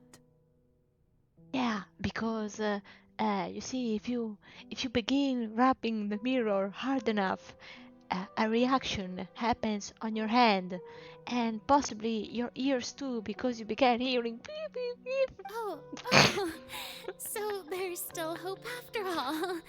Goodness, you frightened me. You spoke so much and with so much certainty. I know, right? I am so good at it. As for the suffering, well, I will admit that the first thing that came to mind was, why do I have to be the one to suffer? Because you are the main character, and that is something unfortunate. But if you have any questions or complaints, please refer to the CEO of miHoYo, Bronya, which is unsatisfied because her girlfriend has not, been put into Genshin yet. So she is feeling a bit nervous. Please understand. But if the prophecy will come true, I'll also die anyway, right? So, if I've already met you as my magical meeting in this world. I don't know, I think this might be a hallucination which occurs right before death. I don't know how to answer that. If there were scales, with all the people of Fontaine on one side, and my pain on the other, is it not obvious where the scales should tilt? Well, yes, because we can consider the fact that possibly the people do not all fit into one huge scale plate. So basically, you would probably be catapulted into outer space as a result. But like this, you will get your magical meeting with Celestia, and you get everything you need. And effectively, I'm not sure if you will reach Celestia without looking like a goddamn hydro slime by the time you get there. But that's okay, because you might become a pyro slime instead, considering you gain an acceleration towards the atmosphere and the pressure exerted on your body. You truly are the perfect human. My ideal. Yes, a human on antidepressants. That's exactly what I wanted to be. I am so proud of I myself. suppose this would also be the justice that belongs to you. Oh, great. Great to know I am in a shitty position. Thank you. Don't worry, it's nothing. Listen well. Fontaine has just lost its Hydro Archon. I need you to play a role. That of the new Archon. Play as a god? That's right. You must begin a never-ending masquerade. You must never let anyone suspect your identity.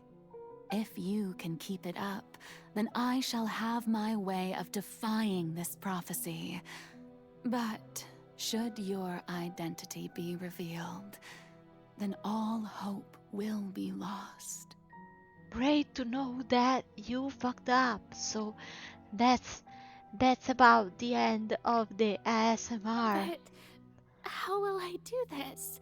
A human assuming the role of a god without being exposed. Don't worry. What you must do is not to turn yourself into a real god. You simply need to play the role of a god as humans imagine them to be. So remember, all the sleep you wish to have, forget it, because we are going to be... I'm too tired. Yourself. I'm sure you already know what such an entity would be like. I don't know, but you're also European, so you might have to take this into account and be as flamboyant as you can. Remember, your true challenge will not be pursuing divinity, but contending against humanity. And humanity can be a kind of a son of a bitch if we consider everything that is going on. So you're going to have such a hard time, but I know you got this. I'm still not sure I understand, but I'll try. I'll try to do this. So, how long am I going to have to play this role? Only for half a millennia. You can do this. To accomplish this mission, you will have to stay on the stage for many, many years. You will endure and not grow old until your task ends. Oh, great. So basically, after you do, the compensation is you die. That's about an excellent But I promise you, all will eventually end in a magnificent and dramatic trial, and everyone will be saved. Except you, because you are the hero in this situation. Trial. Huh. How exciting. I'll be looking forward to it. You are naive as fuck. No, this is only the second scene, please. I can't do this anymore. Okay, now I need to imitate Furina. Okay, wait. Hold on. Okay, so on the other end of the house, they're probably going to be thinking that I am insane, but I am doing this for you, to entertain you, so please appreciate it. Okay. Can you please walk any faster?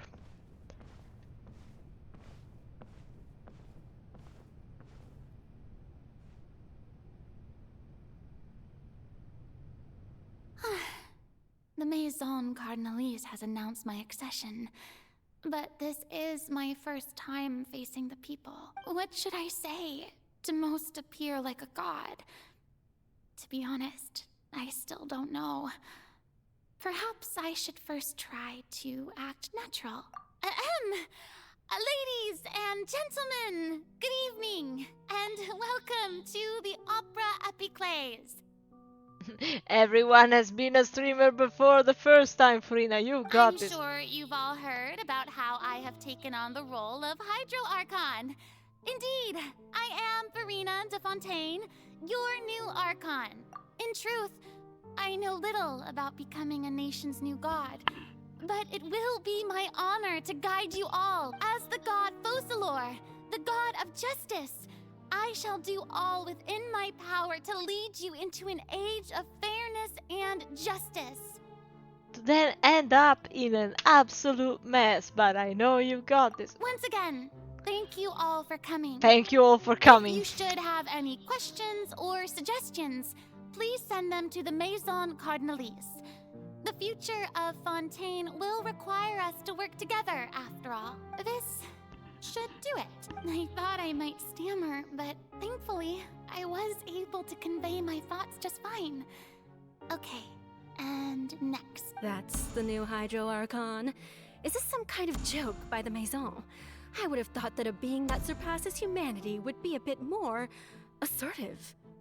Have you known Venti? Did you hear that? She even told us to send her suggestions there at the end. Shouldn't gods be all-powerful? She's being so modest. What's the difference between her and an ordinary person, then? I'm immortal, bitch. If you ask me, perhaps the succession didn't actually happen. She might just be a Maison-back puppet. Wait, what's going on? Why is everyone suspecting me of being a fake? Because you're Shadow the Hedgehog. This is bad. If I get exposed here, there'll be no saving the people from the prophecy. Right. Mirmi said that I just need to play the role of a god as humans imagine them to be. Calm down, Farina. Think. What do the people want? How would they imagine a god to speak and act? Well, then I was trying to be nice. Prepare for my role. Assertive, with a strong sense of presence. One who can dispel all doubt. That is the character I'm fated to play.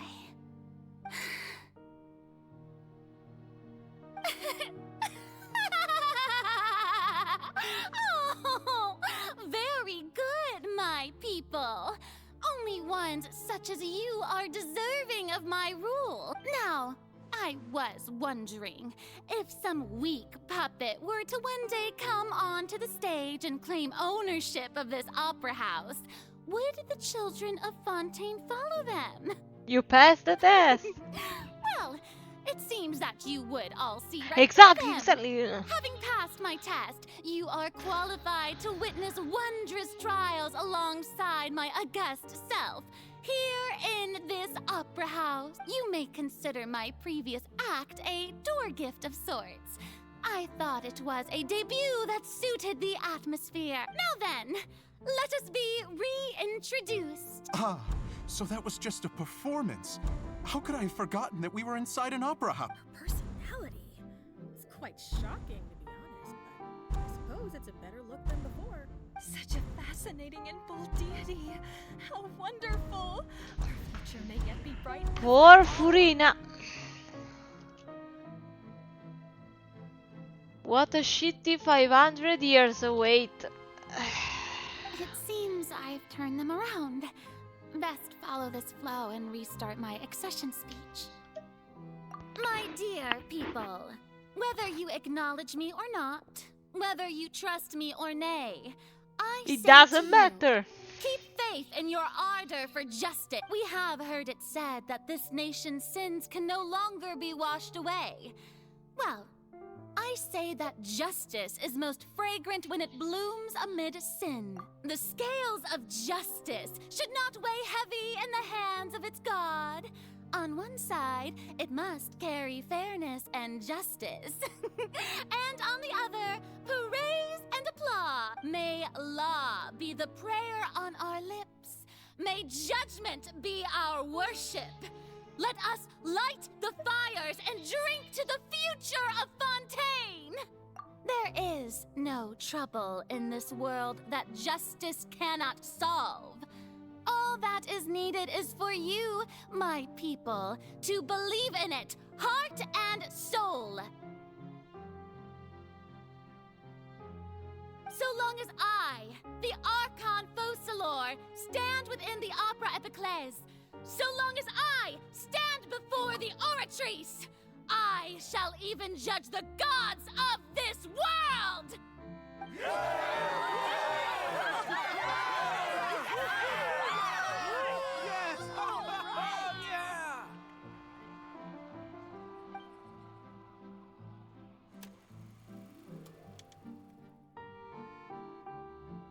Damn, this is still gonna be over an hour long. Holy fuck.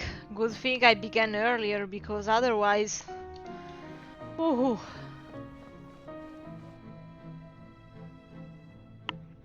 Lady Furina, here are today's case reports, as well as a summary of the follow-up for your perusal. Come now, was I not just at the Opera House in person?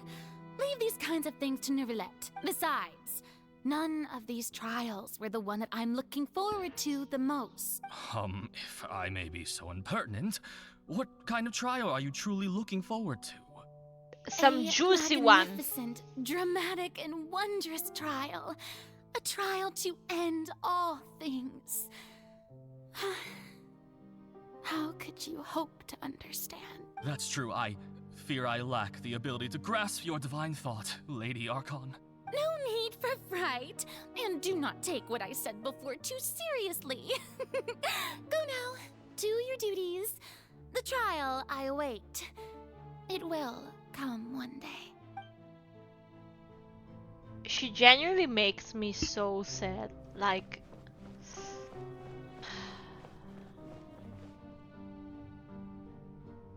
Lady Furina, I don't know what to say.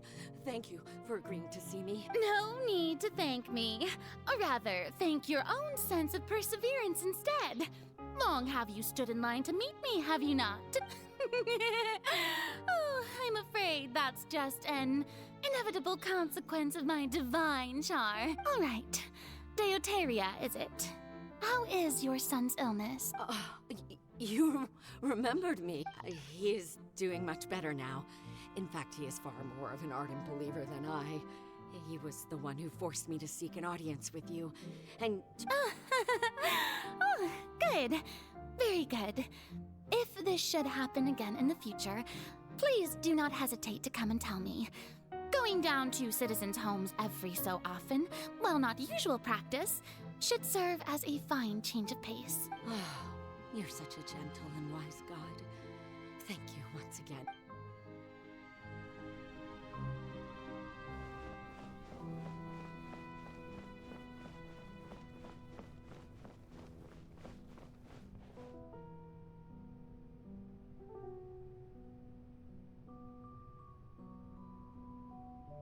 Lady Farina, here are the latest hydrological reports. I see. It's as I thought then. As your all manner of signs indicate that the prophecy will still come to pass. Well, as I understand it, Really?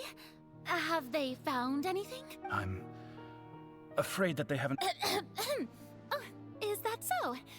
Well, no wonder.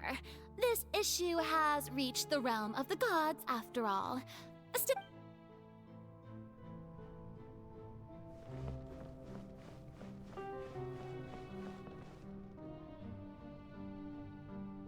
The day is finally over. I haven't had a moment to breathe this whole time, but it's good to see that everything's getting on track. There are no longer any voices of suspicion. Maybe this is fine. I just need to keep going, and everyone will be safe. Alright, Farina, don't think too hard about this. You need rest. Tomorrow's a new day.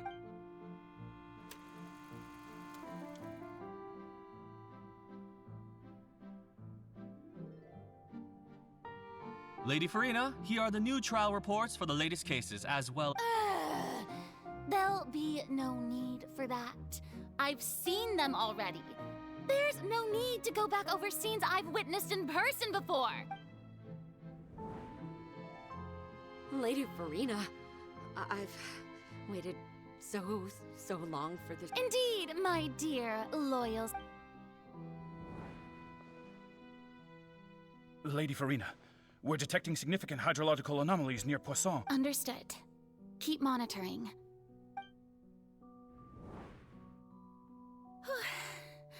I don't think I let anything slip today. I just don't. I feel utterly exhausted.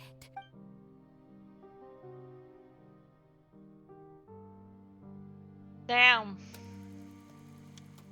No, like, genuinely, just 2 days I would have gone insane. Like, damn.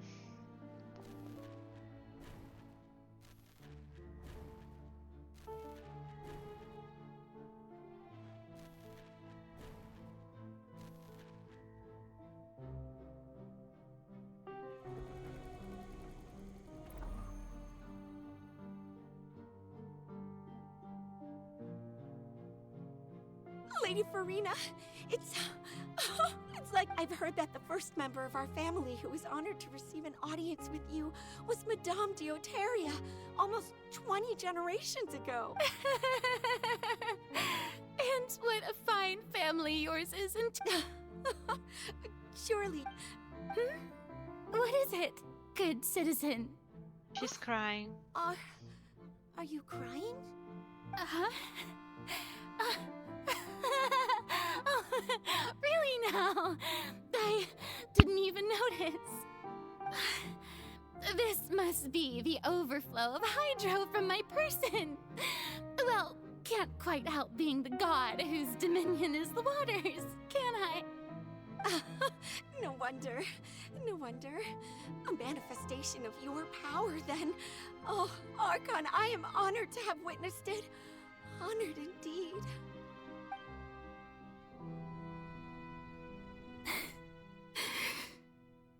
So interminable. So lonely. Just how much longer? Hundreds of years must have passed by now. Perhaps the show must go on for hundreds more. I never imagined that it would hurt so much. Have I reached my limit? No. Perhaps I reached it long ago. Today I didn't even notice my own tears. I want to tell someone, anyone, about this. But would that not destroy all I've done so far? I've conducted so many investigations across the centuries. But there's not even a sliver of hope that we might break the prophecy. All I can do Please keep heart.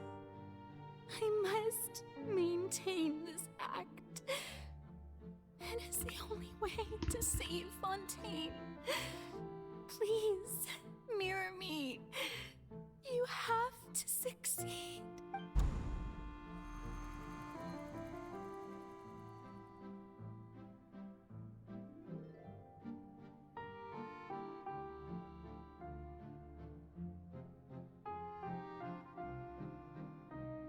Farina, you don't have to shoulder this burden alone, although I don't know what you might be keeping from everyone.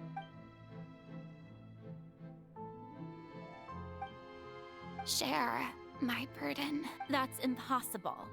It was fated right from the start that this would be my duty alone. But even if your burden doesn't need to be shared, you can still choose to confide in someone. Just share it with me. I'm what you'd call a witness. A witness? Yeah, and if Tevat is, in its entirety, a show on a stage, then you're just a spectator. She's right. I could confide in her, couldn't I? Because she's outside the scope of the gods. Play out as expected, the people of Fontaine will be the ones to pay the price. No, Farina, you shouldn't be selfish. But what if it's really alright, Farina? You've worked so hard for so long. Is it such an outrageous thing to do anyway? If you let this opportunity slip, think about it. Long and hard.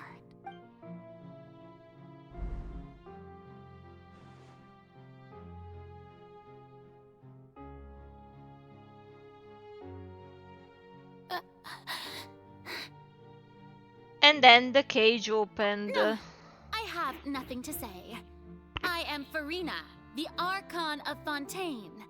Everything will surely get better. All you need to do, dear spectator, is to witness my performance until the curtains fall.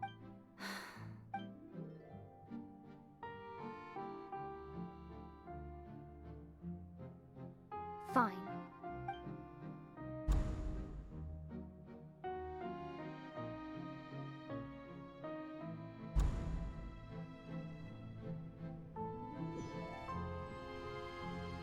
So even Farina doesn't know the truth? You've never once let her in on the full plan? Yes, it had to be done. To deceive the heavenly principles, you must first deceive yourself. She did very well. If she had let her resolve falter even once in these 5 centuries, Fontaine would have been doomed to the most tragic fate. It seems that trusting humanity was the right decision after all. I believe that I understand how your deception works, but that is only half the truth, is it not? How would you build on this foundation to save the people of Fontaine? That is the most important thing. Ah, good. Of course, the Iudex of Fontaine has pinpointed the crux of the issue. I'm sure you've long sensed that the Oratrice is no simple machine, yes? I've always suspected that it had its own consciousness. And Lenny did mention that he heard a human voice within the core chamber. It now seems that that person was you, hidden within the machine all along. Am I right? And then I became one with the Oratrice, taking Fontaine's gnosis with me. Yes, it would seem so, wouldn't it? Alas, your understanding of this device still lacks sufficient depth. In truth, it is no enactor of justice. It is, in fact, a device created to kill the god of justice. I beg your pardon? Oh, you have it. And to be more precise, not only will the Oratrice take down the god of justice, it will also take down the divine throne upon which she has been placed. I mean, did you think I would be the sort to enjoy peaceful repose while Farina suffered?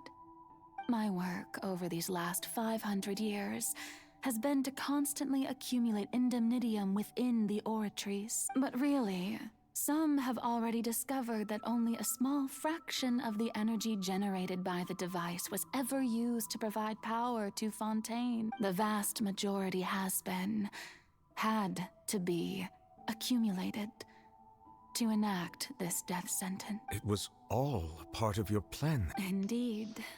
This power, accrued over 5 centuries, could have sustained Fontainians for millennia, had it only been used for that purpose. Almost all of it has now been stored within the oratories. But only power of this magnitude could hope to destroy the Hydro Archon's divine throne, shaking the rules established by Celestia, and breaking through the institution that is the Seven. So the Oratrice's call for death was for neither Farina nor Focalor, but for the Hydro Archon. The destruction of that divine throne. If I do not misunderstand your intent, you must be... Returning what's rightfully yours to you, of course. In other words, this was all done to return the authority of the Hydro Archon to the Hydro Dragon of this planet.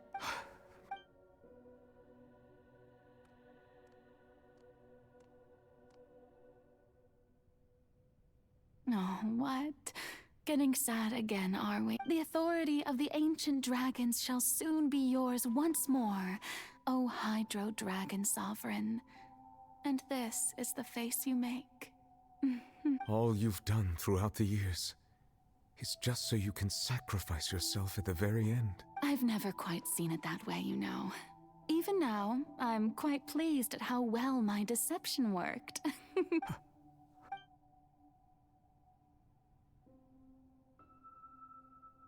Hydro Dragon,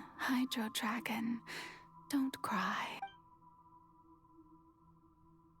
I must say, had it been within my rights, I would have loved to judge the heavenly principles themselves.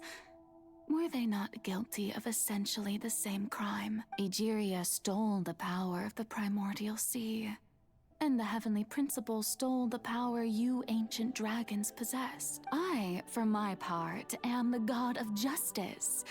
And is it not just that your original powers should be returned to you? Speaking of justice, I have always believed that justice lies in the process of pursuing human existence itself. So, if the theft of the primordial sea's might was Fontaine's original sin, then, leaving matters of procedural right and wrong aside, the descent of the Fontainians as humans and their right to exist in this world would be Fontaine's original justice. In other words, existence was Egeria's justice, and to me, justice is the continuation of that existence, defying the prophecy and ensuring that Fontaine's people shall live on. That should be the justice enthroned over all others. At this point, we, whether it be myself or all other Fontainians, have shouldered the burden of this sin for far too long. Iudex Neuvillette, the highest judge in our land, when you regain your full power as an elemental sovereign, what verdict shall you pass upon us? So when I was invited to the court of Fontaine to serve as Iudex, I see now that that was your idea too, at last. I now understand the true purpose behind this position. In the beginning, I was uninterested in human existence. But these 5 centuries of living along, you are a devious one, Focalor. Things being as they are, surely you know that I could never declare them to be guilty.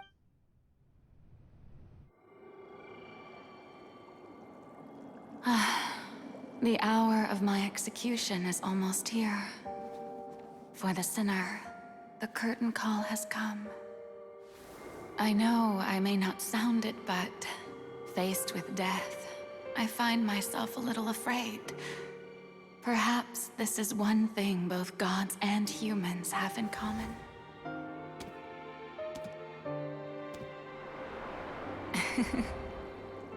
Farewell, Neuvillette. I hope you've enjoyed the part you played these 500 years.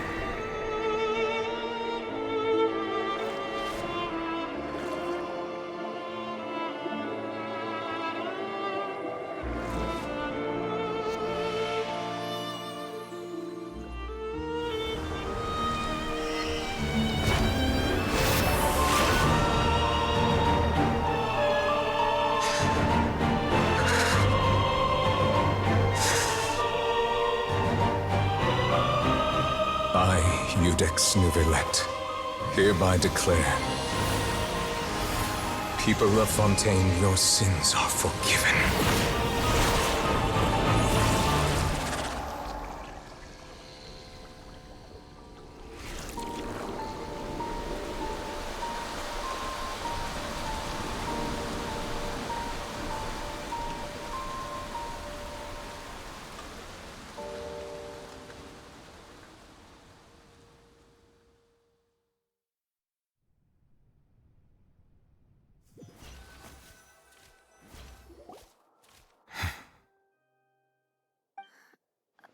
What just happened? Has the death sentence been carried out? Was that bright light some sort of misdirection? But since we're all still alive and haven't been dissolved, I assume whatever happened was good for us. It's time to end this. We must mete out punishment to that beast. Didn't you say just a moment ago that it can't be defeated? I have gained the strength sufficient to deal with it. Through certain means, I now have the ability to separate the power of the Primordial Sea from that creature. We should seize the opportunity to pursue our quarry. Traveler, now that the oratories can no longer function, I require an executor to help me mete out justice. The root of the calamities befalling Fontaine. The beast that enacts the prophecy. Its name is the all-devouring Narwhal. Come with me, traveler. The hour of execution has come.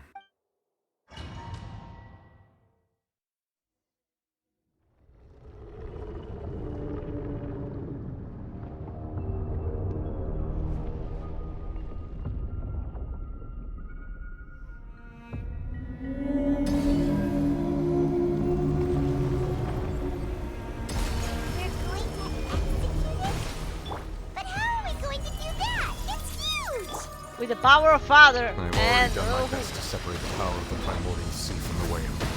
Considering the size of the beast, I cannot reach the power source. Yeah, just come on the ground real quick. Don't worry, just come on the ground. I will handle it. We shall look for an opening together. I can feel the sorrow turning into hostility. This is order. Crumble!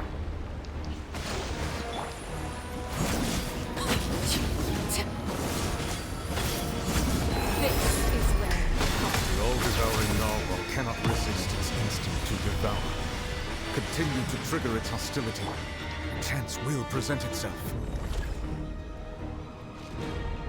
I don't get what I should be doing. Overruled.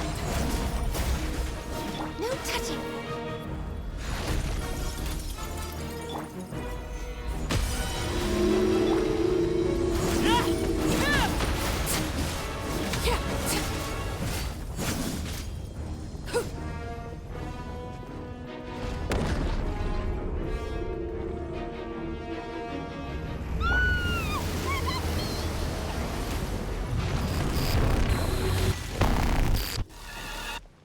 What? Why is there a hole thingy over there? It looks scary.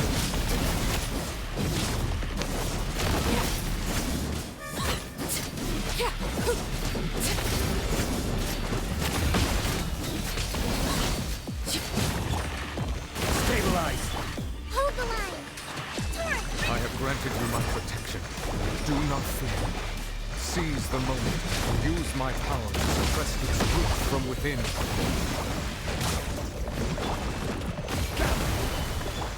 Transfixed.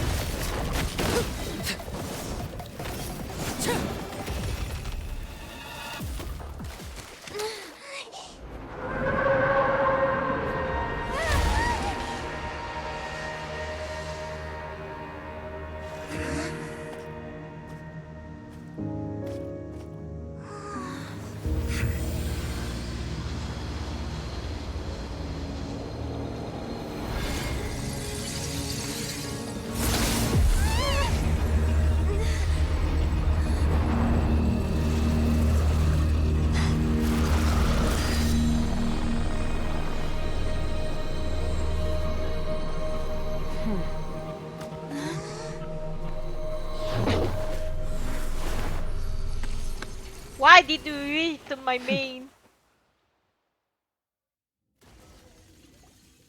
Thanks for helping with the cleanup. It should have been my job, but... oh well. It was just supposed to be a short private training session for me. I didn't think that my disciple and my master's pet would start brawling in the meantime. Well, actually, I had a feeling that it would happen at some point. But they bumped into one another earlier than I thought. What a blunder. I suppose I'll have to swing my sword 3 million times as penance. Am I insane, or does she have the same voice as Lumin? See, she's just speaking in a more high tone, like Fossalor. That power. Who are you exactly? No, am I crazy? Hyman has an idea. From what she said earlier, she must be Child's master. Like, Skirt, that's right? Lumin's voice. It's just that he gave us the impression that she was the less talkative person. I simply did not have anything to say to the weak. But you, on the other hand, managed to defeat the all-devouring narwhal without using power from beyond this world. So you may speak to me as equals. Like, it's something about the intonation she uses. Like, regardless, you know when you can tell, like, the way different people say something? Like, she says it in the same way. I have to agree. It's a strange use of a planet's primordial waters just to raise an all-devouring narwhal. That kind of power is wasted on it. It's not cooperative. It eats too much. And I have more important things to do with my time than pet sitting. The only thing that creature has going for it is its looks. All in all, it fails as a pet. Miss Skirk? I think you might have missed the point. The point being? Like, even design-wise, it's exactly what, you know, her hairstyle would look like had it been grown out, and even the feathers to the side, like they're just hers, just pointing upwards. Like, you know, if people were to become an Archon and change, you know, I think like that would match what she could look like if she had obtained something like a Gnosis. Like, I don't know if I'm tripping out here, but... Well, being that this pet almost destroyed an entire nation, so what sort of person is your master? Well, Child's master's master. Do you see the stars in her legs too? Like, those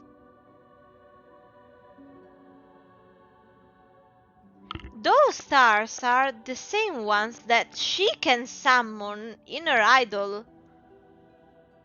Like, there's something There's something about her design that's... I don't know. I don't know. Oh, right. So you don't know him. Sorry, I assumed you did. Like, you know, even the little, 3D details coming from her dress, like, that very broadly follows the same theme as hers, just merged with the sea, with whatever power the narwhals was. And like, if I can go even a step further, you know, the pink eyes, like, I have seen many, draw corrupted Venti like that, with pink. I don't know, I just feel like this is some sort of corrupted Lumine who, like, managed to escape. Oh, wait. Hold on. Now, we know that we do not belong to Irminsul because, unlike the twin, we came from outside. So, like, there would be an empty spot in that regard. Because there wouldn't be an incomplete file, like... so, like, is she the Lumine that belongs to this world, and somehow there was another one that was created that is alien?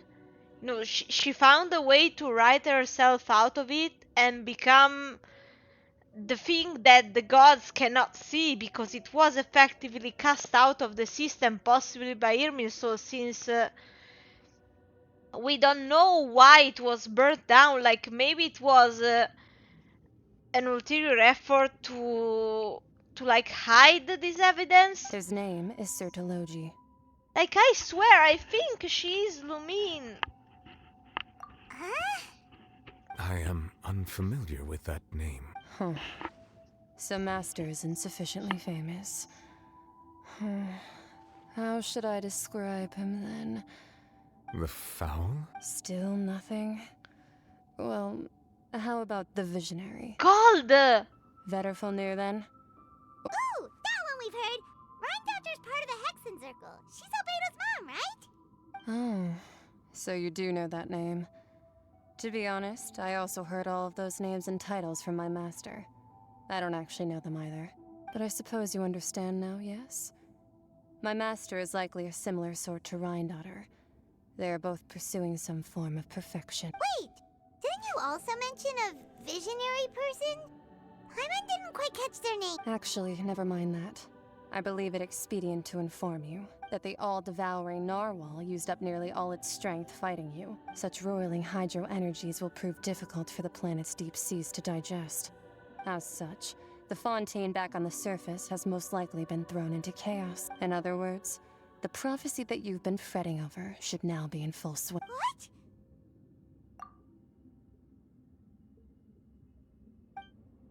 Not to worry. Focalor has already managed to In the end, the people will all be dissolved into the waters, and only Furina will remain, weeping on her throne.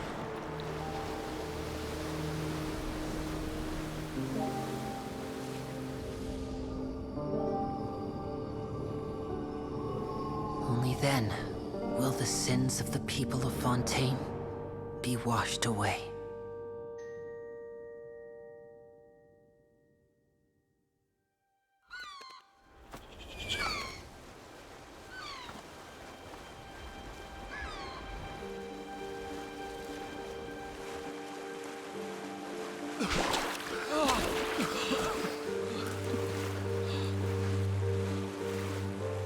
Hey! Help! Over here!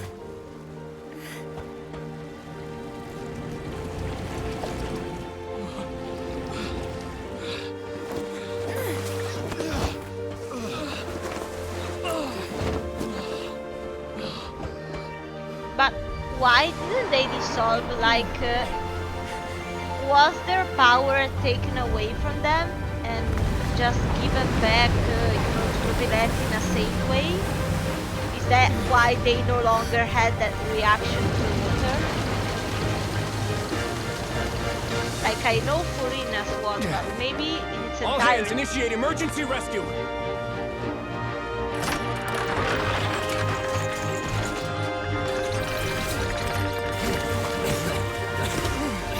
Hurry!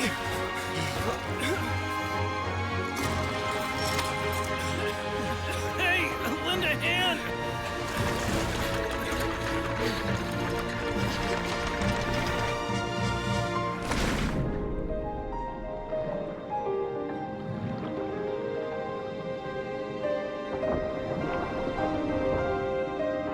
Yeah, someone might have gotten stuck in some things in the process.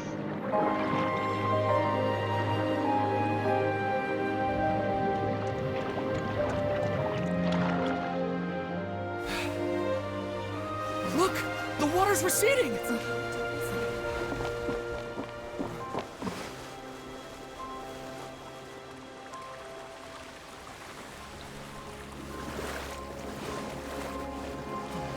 It's a miracle! Water's receding. We didn't dissolve. The prophecy was wrong. The prophecy was wrong.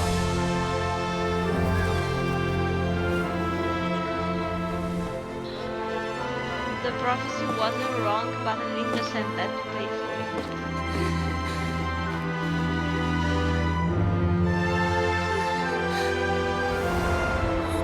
Are you alright?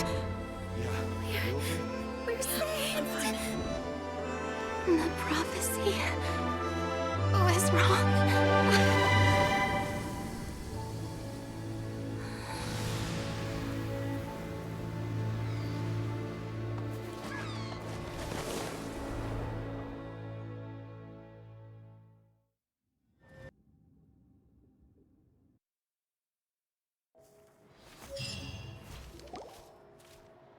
The soil renewed. The Suina di Rasula tax post-disaster rebuilding. Old soil can still give birth to new bloom, Miss Navia stated.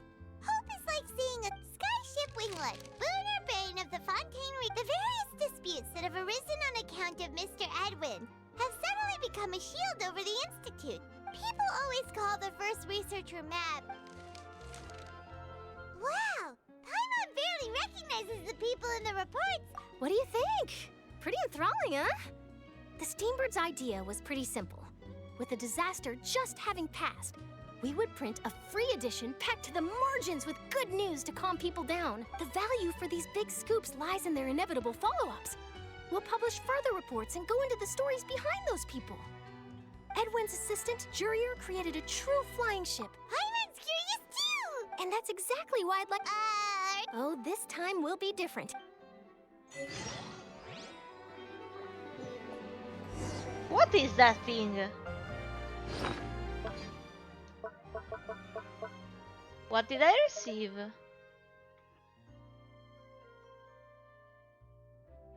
A drop of water? Oh.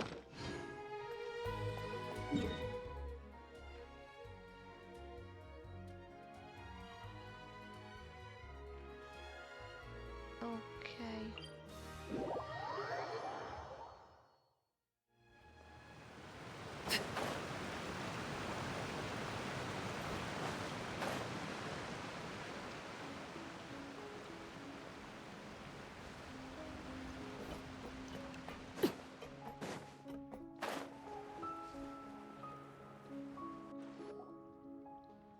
Navia!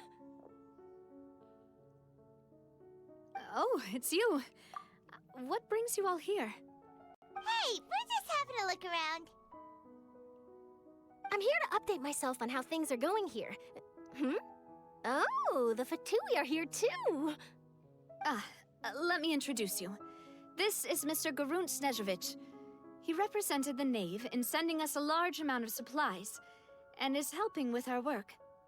Our residents are hard at work as well. Thanks to everyone, work is progressing nicely. We've lost a lot of people, but we're moving forward. That will have to be enough. Hello, Miss Charlotte. I'm a big fan of yours. I especially like that article you wrote last year about Fontaine's stray cats. But if you don't mind, could you not emphasize our role too much in your report? It's not charity we're doing here. We just happen to share the same interests as Despina. I get where you're coming from. I'll keep it as simple as possible. Or would you be willing to feature as friendly neighbors? That would be fine. Thanks. Oh, you're back too. How are things? We finished laying down the construction materials. It'll be another hour before the workers are able to go over there. Huh?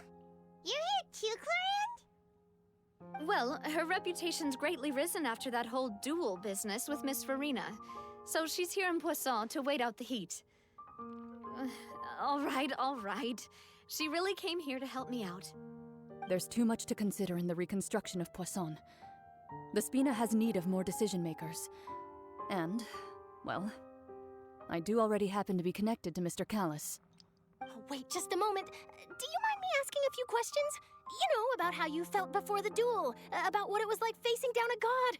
There's lots of exciting material there, I bet. Forget it. I'm sure you can find a better theme than that, Miss Charlotte. I see you're the same as always. Couldn't you do me a favor, for Navia's sake? Well, if we're talking about doing things for my sake, you might as well just take a few more photos of me. Or of the Traveler.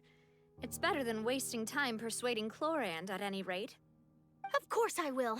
I'm not gonna let her off that easy. All right, then everyone who wants to be in the photo, gather up. And smile.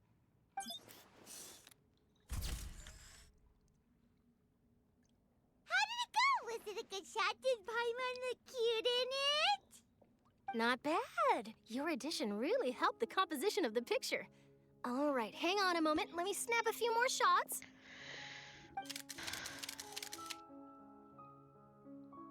All right, that should do it. I'll be back here later anyway, so let's call it a day. You're very quick. Speed is of the essence when it comes to the news, and fresh. Also, not to brag, but I'm pretty good at building connections. Who knows? I might eventually get that interview with you after all, Miss Chlorand. Wow, you really do have that never say die spirit. I'm impressed. I'll hazard a guess that this is how you got that interview at the Fortress of Maripede. Whoa, you're well informed. Let me make a guess too. I asked Sijuin, who told Monsieur Nervillet, and he told you, right? That's a very complete information chain. In truth, all Monsieur Nervillet asked me was, when did the fortress become so friendly towards the media? I told him that it was best not to speak too soon. There's no guarantee that Ridesley will make a personal appearance. You're right. I've got to treasure every moment I have with them. In which case, I'll be making a move first. Stay safe now. And tell me if you hear anything interesting. I'll treat you to afternoon tea in exchange.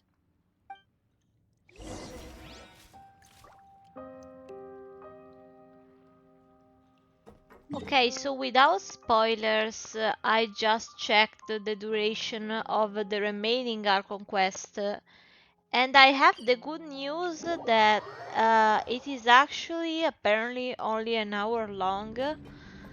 So, regardless of my schedule, it is highly possible that I can follow up a stream with tomorrow. With basically the continuation of what is happening here. Just be patient and give me a second because the eyes have been getting to me. This one is really long. I've checked that basically there's gonna be around another hour full of post story chit chats here. So basically, you know, if you want to stay, know that there's probably going to be one of the Archon revelations at the end, you know, where we speak with the Archon and ask questions. But if you want to take a break or something, you can do that in this moment, because we are basically just gonna be visiting normal people who helped throughout the journey. So you have you can catch a break while I continue to suffer. Don't worry. No, but yeah, I'm glad if I can basically catch up on what I've been missing in months in just basically 2 days. It makes me think that there has been a bit of a draw in content, when it comes to Genshin. Sadly, it makes me a bit sad to say that an event I would have loved and definitely missed, the Lantern Rite of this year. I did not manage to play it even offline, so there are definitely some stories I missed. I also saw there was like a movie one. I only managed to do the introductory cutscene since I cut some time for the event. Basically, Again, huh? There's a real nostalgic feeling to this place. Looks like you've been missing us. basically the night before it ended. So yeah. I hope I haven't missed the stories I'm here to that were welcome you beautiful and our as dear Miss Charlotte, whom our good head nurse as recommended like to me. the Golden Apple Archipelago. Thank you for I hope consenting not. to my visit to the fortress, sir. No need to thank me. But yeah. With that said, I shouldn't be the focus of your interview. I trust you recall our agreement? Of course, of course. All right then, this way.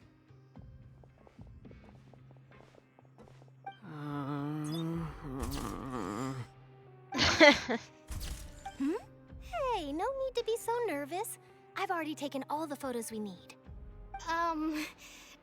Miss Charlotte, do these pictures really need to be published on the cover of the Steambird? It would seem that Miss Lorvine doesn't want her face to appear beside that of Mr. Jurier, Sir, please don't say things like that.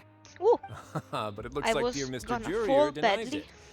Might this interview be very important to you then? No, I just...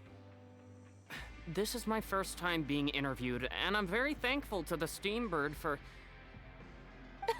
Now, I might not look it, but I actually did meet Mr. Edwin once. And I'll be honest, I enjoyed chatting with you more. You've definitely got more of that genius vibe going on. The boat that brought about a miracle, the ark that saved the people. Why, you recreated a myth back there, like an emissary of legend. Still, if I might ask, where's that flying ship now? Looks like Charlotte's trying to get herself another exclusive scoop.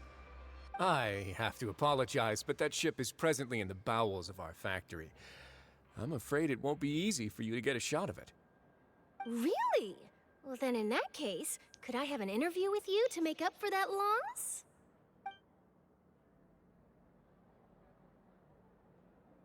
You already know my answer, I'm afraid. Best you interview our head nurse instead. Or perhaps you'd like to take another photo of this couple of researchers? Did you really have to use the word couple? Well, then, 2 solo photos will do. Is my hair messed up? Please, someone help me have a look. Things sure are getting pretty lively here. We've seen this kind of thing before. Oh, seems like everyone's here.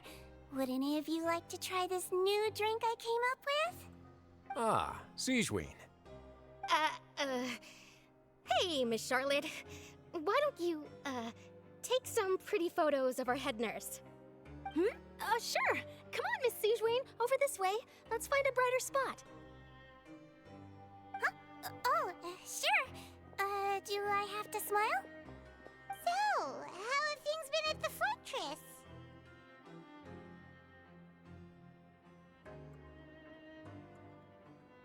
Same old, as you can see. Fontaine's undergone some changes, but this place is still more or less the same. Other than that flying ship, it got a tad too much attention, I think. That's why I decided to let the interview go through. We should direct more public opinions toward the behind-the-scenes heroes. Am I right, Mr. Jerrier? Miss Lurvine? You're too kind, sir. I believe that you too should have your day in the sun. Not that you would want that, which is a pity. I'll just leave the spotlight to you two.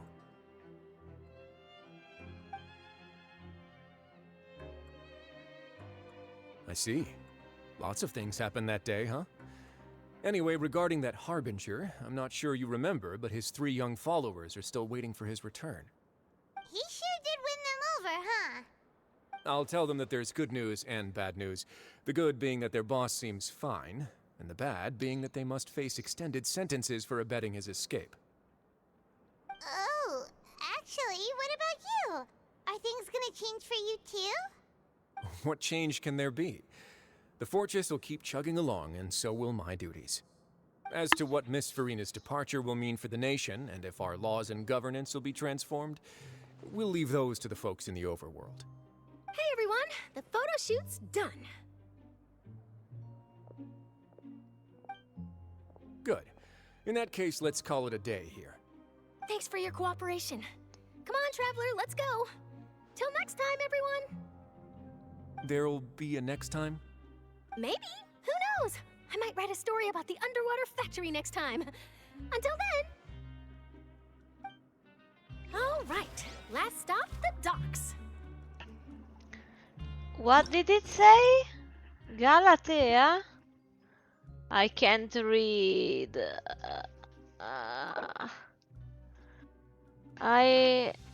What? Bruh.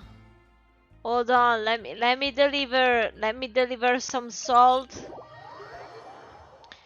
I feel like in this situation it is a very passive aggressive thing to do. Where the fuck is Galatea? Galatea. Get some salt. I don't know, I don't care right now, but get the salt because you particularly want it so much that I cannot continue the Archon quest without you receiving it. So please, let's get this done with. And I need to still be here. Where are you? Where did you go? In the floor?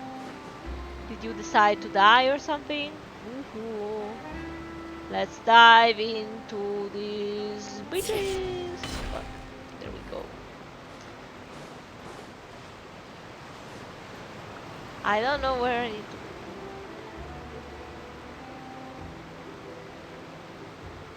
I didn't see them! They really are here! How did you know? Navia mentioned that she stayed in touch with Linny and the others after working together.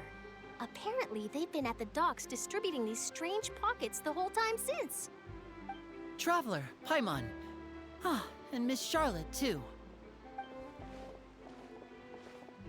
Would you like a magic pocket? Yes. What sort of gadget is it? It's a wondrous bag that can be used to carry many things. The water level has returned to normal, but if you see any of your things floating around, you can use this to carry them. Or you could trick a friend into doing it for you. That's a great idea.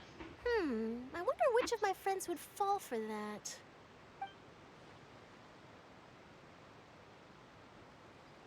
You could just make a friend like Fremine here. Isn't that right, Fremine?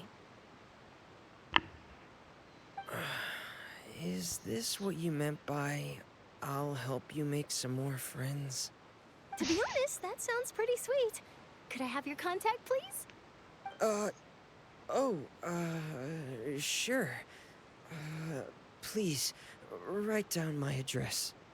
Lynette sure is working hard to help Fremine socialize. He was the one who proposed doing this. He even wants to assist in our... Yes, I was planning to first introduce Pear as an assistant, and later Fremine himself. In the future, I think we can leave underwater escape magic to him too. That said, would anyone want to see a diver escape underwater? Oh, it'll work out. Every journey begins with the first step. He'll become a part of our show eventually. Lynette, could you come over? Got it. My, that Charlotte is rather perceptive.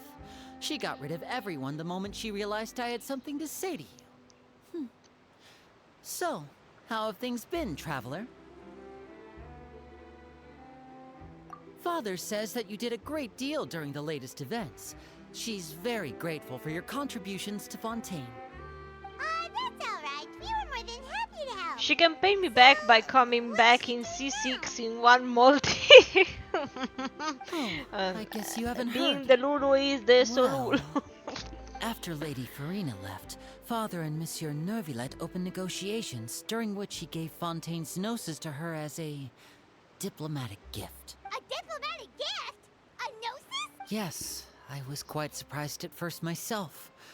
But when I thought it over, there were actually a number of things going for it. It could have been done as an apology for the incident with Lord Child, or as thanks for his help in tying the all-devouring narwhal down. Furthermore, Father did also lend significant aid to Fontaine and Poisson. Well, that's true, but this is a gnosis we're talking about. Doesn't this seem a bit irresponsible? I would agree, but I've also heard that it seems that Monsieur Nervillet has had a significant change of heart regarding the matter. So there's some reason for this that only Nervillet knows about? Yeah, just I like suspect you'll have to Zhongli. ask him about that Woohoo, yourself. many news. Ah, yes, speaking of which, I did see him strolling around the entrance to the Fortress of Meripede a while back. Isn't he real busy and stuff? Paimon didn't think he'd have the time for that. Ain't nobody got time for that. The gnosis was given to the knave, right? What about Child? They say that he's returned to Snezhnaya to recover from his wounds. I hear that the recent disaster really did a number on his health. That's true. When you think about it, we've had loads of run-ins with the Fatui. No, the problem is that he allegedly kept the delusion form for 1 month. Such a simple switching of sides. Father! Father! Well, what do you know? Come to the docks to see how my children are doing and meet the traveler by chance. Please do not pay my accomplishments in Fontaine too much mind. I would have done them regardless. Oh! Are you going to Deb. take the gnosis back to Snezhnaya? That is our duty as harbingers. Yes, don't be too preoccupied with sides. The goal of the Fatui concerns not a single place or person, but the entire world. With such a grand goal in mind, it is inevitable that we must wear many masks. Switching my masks is something I've always done. Well, that depends on many things. No one truly knows what the future holds. What good is honesty if you can't rely on it forever? As for you, I very much look forward to our next collaboration. Good things cannot be achieved alone, and you've proved yourselves to be great partners. A vision? All right. I'll remember to return it. Thank you for keeping it safe for him this entire time. And that's a wrap for me. Huh? You're... Greetings, Miss Journalist. Hello. If I'm not mistaken, there are diplomatic channels I'll need to report to take a photo of you. That is correct. So forgive me, but I will not be able to serve as a subject in your article. However, feel free to write as much as you'd like about our dear magicians and our upcoming rookie talent. I will. The sea breeze is quite pleasant. I shall continue my walk while the weather remains so agreeable. Farewell. Farewell, Father. Oh, she has such an intimidating presence. I didn't even dare to take a picture. Thankfully, I've already wrapped up all my pre-scheduled interviews. Thank you all. This'll be more than enough for me to write about, I'm sure. Don't be too nervous. Why don't you take a magic pocket before you go? Here, traveler, Paimon, you take one too. To move things about? That's right. Funny. I was giving out magic pockets when we first met too. And what do you know? I guess this must be life. We will all follow our... All right then. We'll be... Well, guess we sent Charlotte, huh? Shall we go see what Nervillet's doing? Where is Nervillet? I have to walk.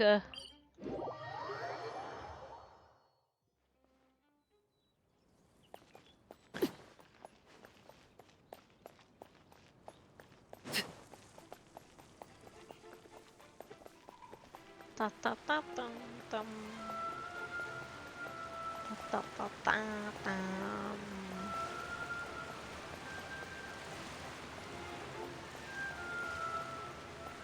Is he inside or outside? Neither, I'm confused. Okay, wait. The entrance to the fortress! Ooh, he really is there!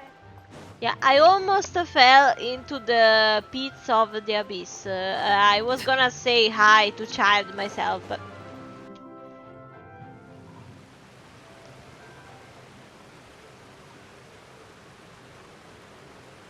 So, you really are here, Neuvillette!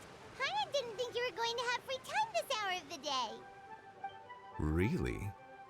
Oh, I suppose you must have met Mr. Linney. He took the time to greet me earlier when he passed this way. In any case, you came at a good time. I was just considering reaching out to you to set up a meeting, so I may explain some things that I haven't had the time to before. Aw, Paimon's glad that you remembered. Thank you for keeping us on your mind, what with you being busy and all. Alright, let's have it then. How was Fontaine actually saved? The whole business is still quite the mystery to us.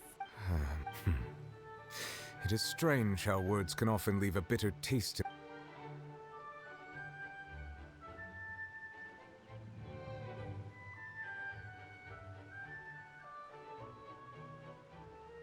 Whoa.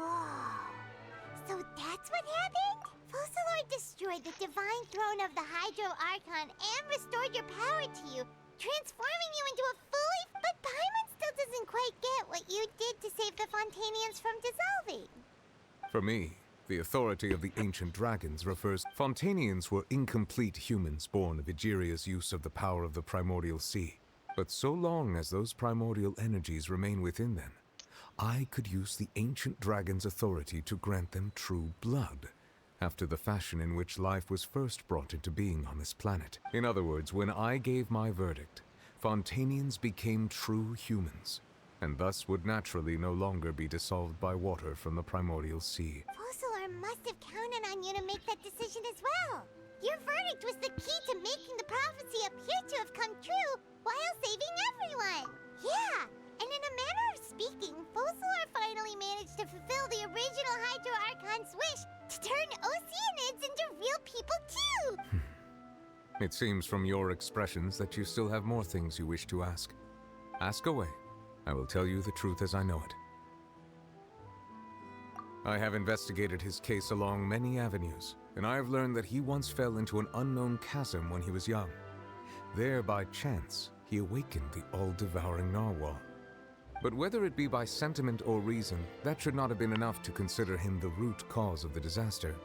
At most, he would have had tangential liability. As for the judgment passed by the oratrice during the trial, whether it was due to that liability by association, or Focalor deliberately using him to buy time for us on the assumption that he would... Guess Focalor had fun. Hang on a second. Paimon suddenly got another... Back when Fontainians hadn't yet become real humans, were the children they had also transformed Oceanids? Life has always flowed like water. Do you recall how Fontainians would often come to the Fountain of Lucine? Yeah! Lynette said the fountain is where all the... In truth, even those couples did not know that such prayers were no mere custom, but instead a form of ritual. Those Oceanids who were blessed within the spring water would later descend as new humans in the coming months. Paimon sorta gets it. This is a very elaborate story of the situation, but the fountain brought you to us. Ask away. Yes, count on it. Yeah, about that. Risley said Farina has already left. What's that all about? Ah, Lady Farina. The people are only aware that her death sentence has not been carried out. She abdicated the post of Hydro Archon and left affairs related to that title to me, before leaving the Opera House. I related Focalor's words to her faithfully and completely. After hearing them, she seemed neither saddened nor comforted. She simply said that she was tired and needed to rest. Having said Rightfully. that, she then packed her things and moved out of the opera house. Not unlike how an ordinary person might. But she's still got a place to stay, right? You need not worry. I will make arrangements to ensure that she will not want for food, clothing, board, or travel. In truth, I am somewhat happy for her. The wear and tear on her spirit will, of course, take time to heal. But now that she no longer has to play the role of Focalor the Hydro Archon, she can finally lay down her burdens and lead a normal life. What about you then? What are your plans now that you've regained your full powers as the Hydro Dragon? After Focalor passed on, the Oratrice also ceased to function. This matter will directly affect our trials. After much careful consideration, I've decided to take over its role in our courts. From now on, I shall hear cases and pass verdicts by myself. Looks like you're still considering stuff from the perspective of the Udex, huh? As an elemental dragon, there are indeed many things that I must do. But this power and this duty, in a manner of speaking, you could say that both were granted to me. As such, before I attend to my other responsibilities, I must first and foremost continue to serve Fontaine as its highest judge. The duty of the Hydro Sovereign and the duty of the Udex shall coexist within my person. Additionally, the Hydro Archon's departure has brought about another problem, which is that the Opera House shall no longer produce indemnitium. That's true. That power was derived from the people's faith in the Hydro Archon, wasn't it? Wait, but the various mechs and machines in the city are all still okay. Where are they getting their energy from? As I am now, I have full command over New Musia, and it can serve as a complete substitute. Another reason why I cannot quite leave Fontaine immediately. Wow. This ancient dragon's authority stuff is really quite useful, huh? Ask away. I will tell you the truth as I know it. Oh, that's right! They say you've given it to the knave as a diplomatic gift or something! Leaving aside their intentionality, the two Fatui Harbingers have indeed done much for us during this crisis. Their sole remaining goal in Fontaine, at least at this point, would seem to be the Gnosis. The Oratrice has ceased to function. The Hydro Archon's divine throne is now no more, and I do not need the Gnosis's power. As such, it has lost all meaning for Fontaine. If the Fatui have impure designs, then we might as well accede to their request now, and avoid unnecessary conflict. What complicated considerations? Paimon thought you were just giving it to them out of gratitude to the knave and as an apology to Child. Ask away. I will tell you the truth as I know it. You will soon be heading to Natlan, I presume? I'm afraid that I have little talent as a travel guide, so all I can do is tell you what I know about that land. As far as I'm aware, Natlan can be said to be a nation of dragons. A nation of dragons? You mean like you? No, I suspect that I would not find myself welcome there. Unlike ancient dragons such as myself, the dragons of Natlan have undergone long years of development and evolution. Large numbers of them have entered a form of coexistence with humanity. Natlan is also the nation of war. War ravages those lands like an undying flame. There is one other piece of information I got incidentally from my negotiations with the Knave that I believe may be useful to you. The Harbinger known as the Captain has thrown his hat into the endless ring of war. The Captain. Sounds like a real tough customer. Seriously, everywhere you look there's a Okay, this means we can save for Columbina in Genetnaya. Prepare yourself before Oh going wait, to Natlan. but shit, In the a meantime, moment, Fontaine's doors will always be open to you. Like, you know that some say that Columbina is Ask an away. angel, I will right? tell you the truth as I know it. Like, does that mean that she's gonna be like the key to ascending Celestia along with Venti or something? Paimon's still got a question about Gnosis. When we spoke to Linny earlier, he mentioned that your attitude towards giving away the Gnosis had clearly changed. We guessed that there might be some reason for it that only you were aware of. No wonder the House of the Hearth is the Fatui's intelligence division. So regarding this specific issue, I was just getting ready to share something with you. In truth, I exchanged some further words with that lady named Skirk after sending you two back to the surface. It went something like this.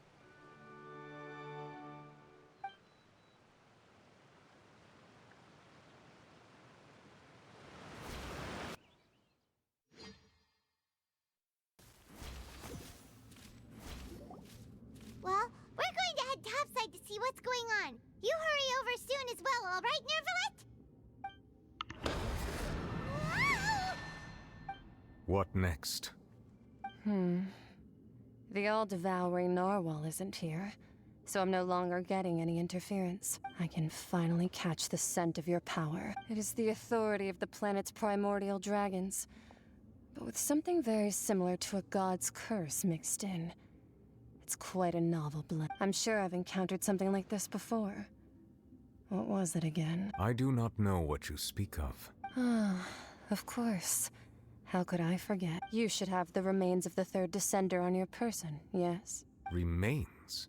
I've never heard of any such thing. Huh. According to your parlance, I believe it may be called a gnosis. Well, that much is true. After Focalor's divinity faded, she handed her gnosis to me. But I fear I have never heard of it described in the manner that you just did. I've been training with my master, the Foul, ever since I was young, and I have never returned to the surface since. So most of the information I possess, I got from him. It is only natural for those who are greater than humanity to possess a different sort of common sense, which is why there are so many problems in our attempts to communicate with humans. Regardless, you should probably get rid of objects of misfortune to prevent any disasters from befalling you. To live in itself is a blessing. But once a person dies, the bonds he once had with this world shall all turn to curses. What do you mean by that? No need to fret. These are just my personal thoughts, and my reason for no longer wishing to return to the surface. This third descender you refer to, who are they? And when did they die? Master never mentioned them to me. Perhaps it just wasn't that important for me to know. If you're interested, though, I could ask him. I'll be sure to pass the answer on to you next time. Next time? You believe we will meet again? I do. Wait. I have a disciple of my own, don't I? He can be the messenger then.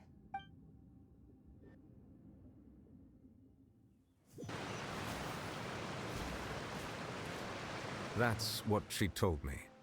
Whether it would prove useful or not. The remains of the... So that's what the Gnosis actually are. All the same, assuming that there was no And she said that it would bring If she speaks the truth, then I would...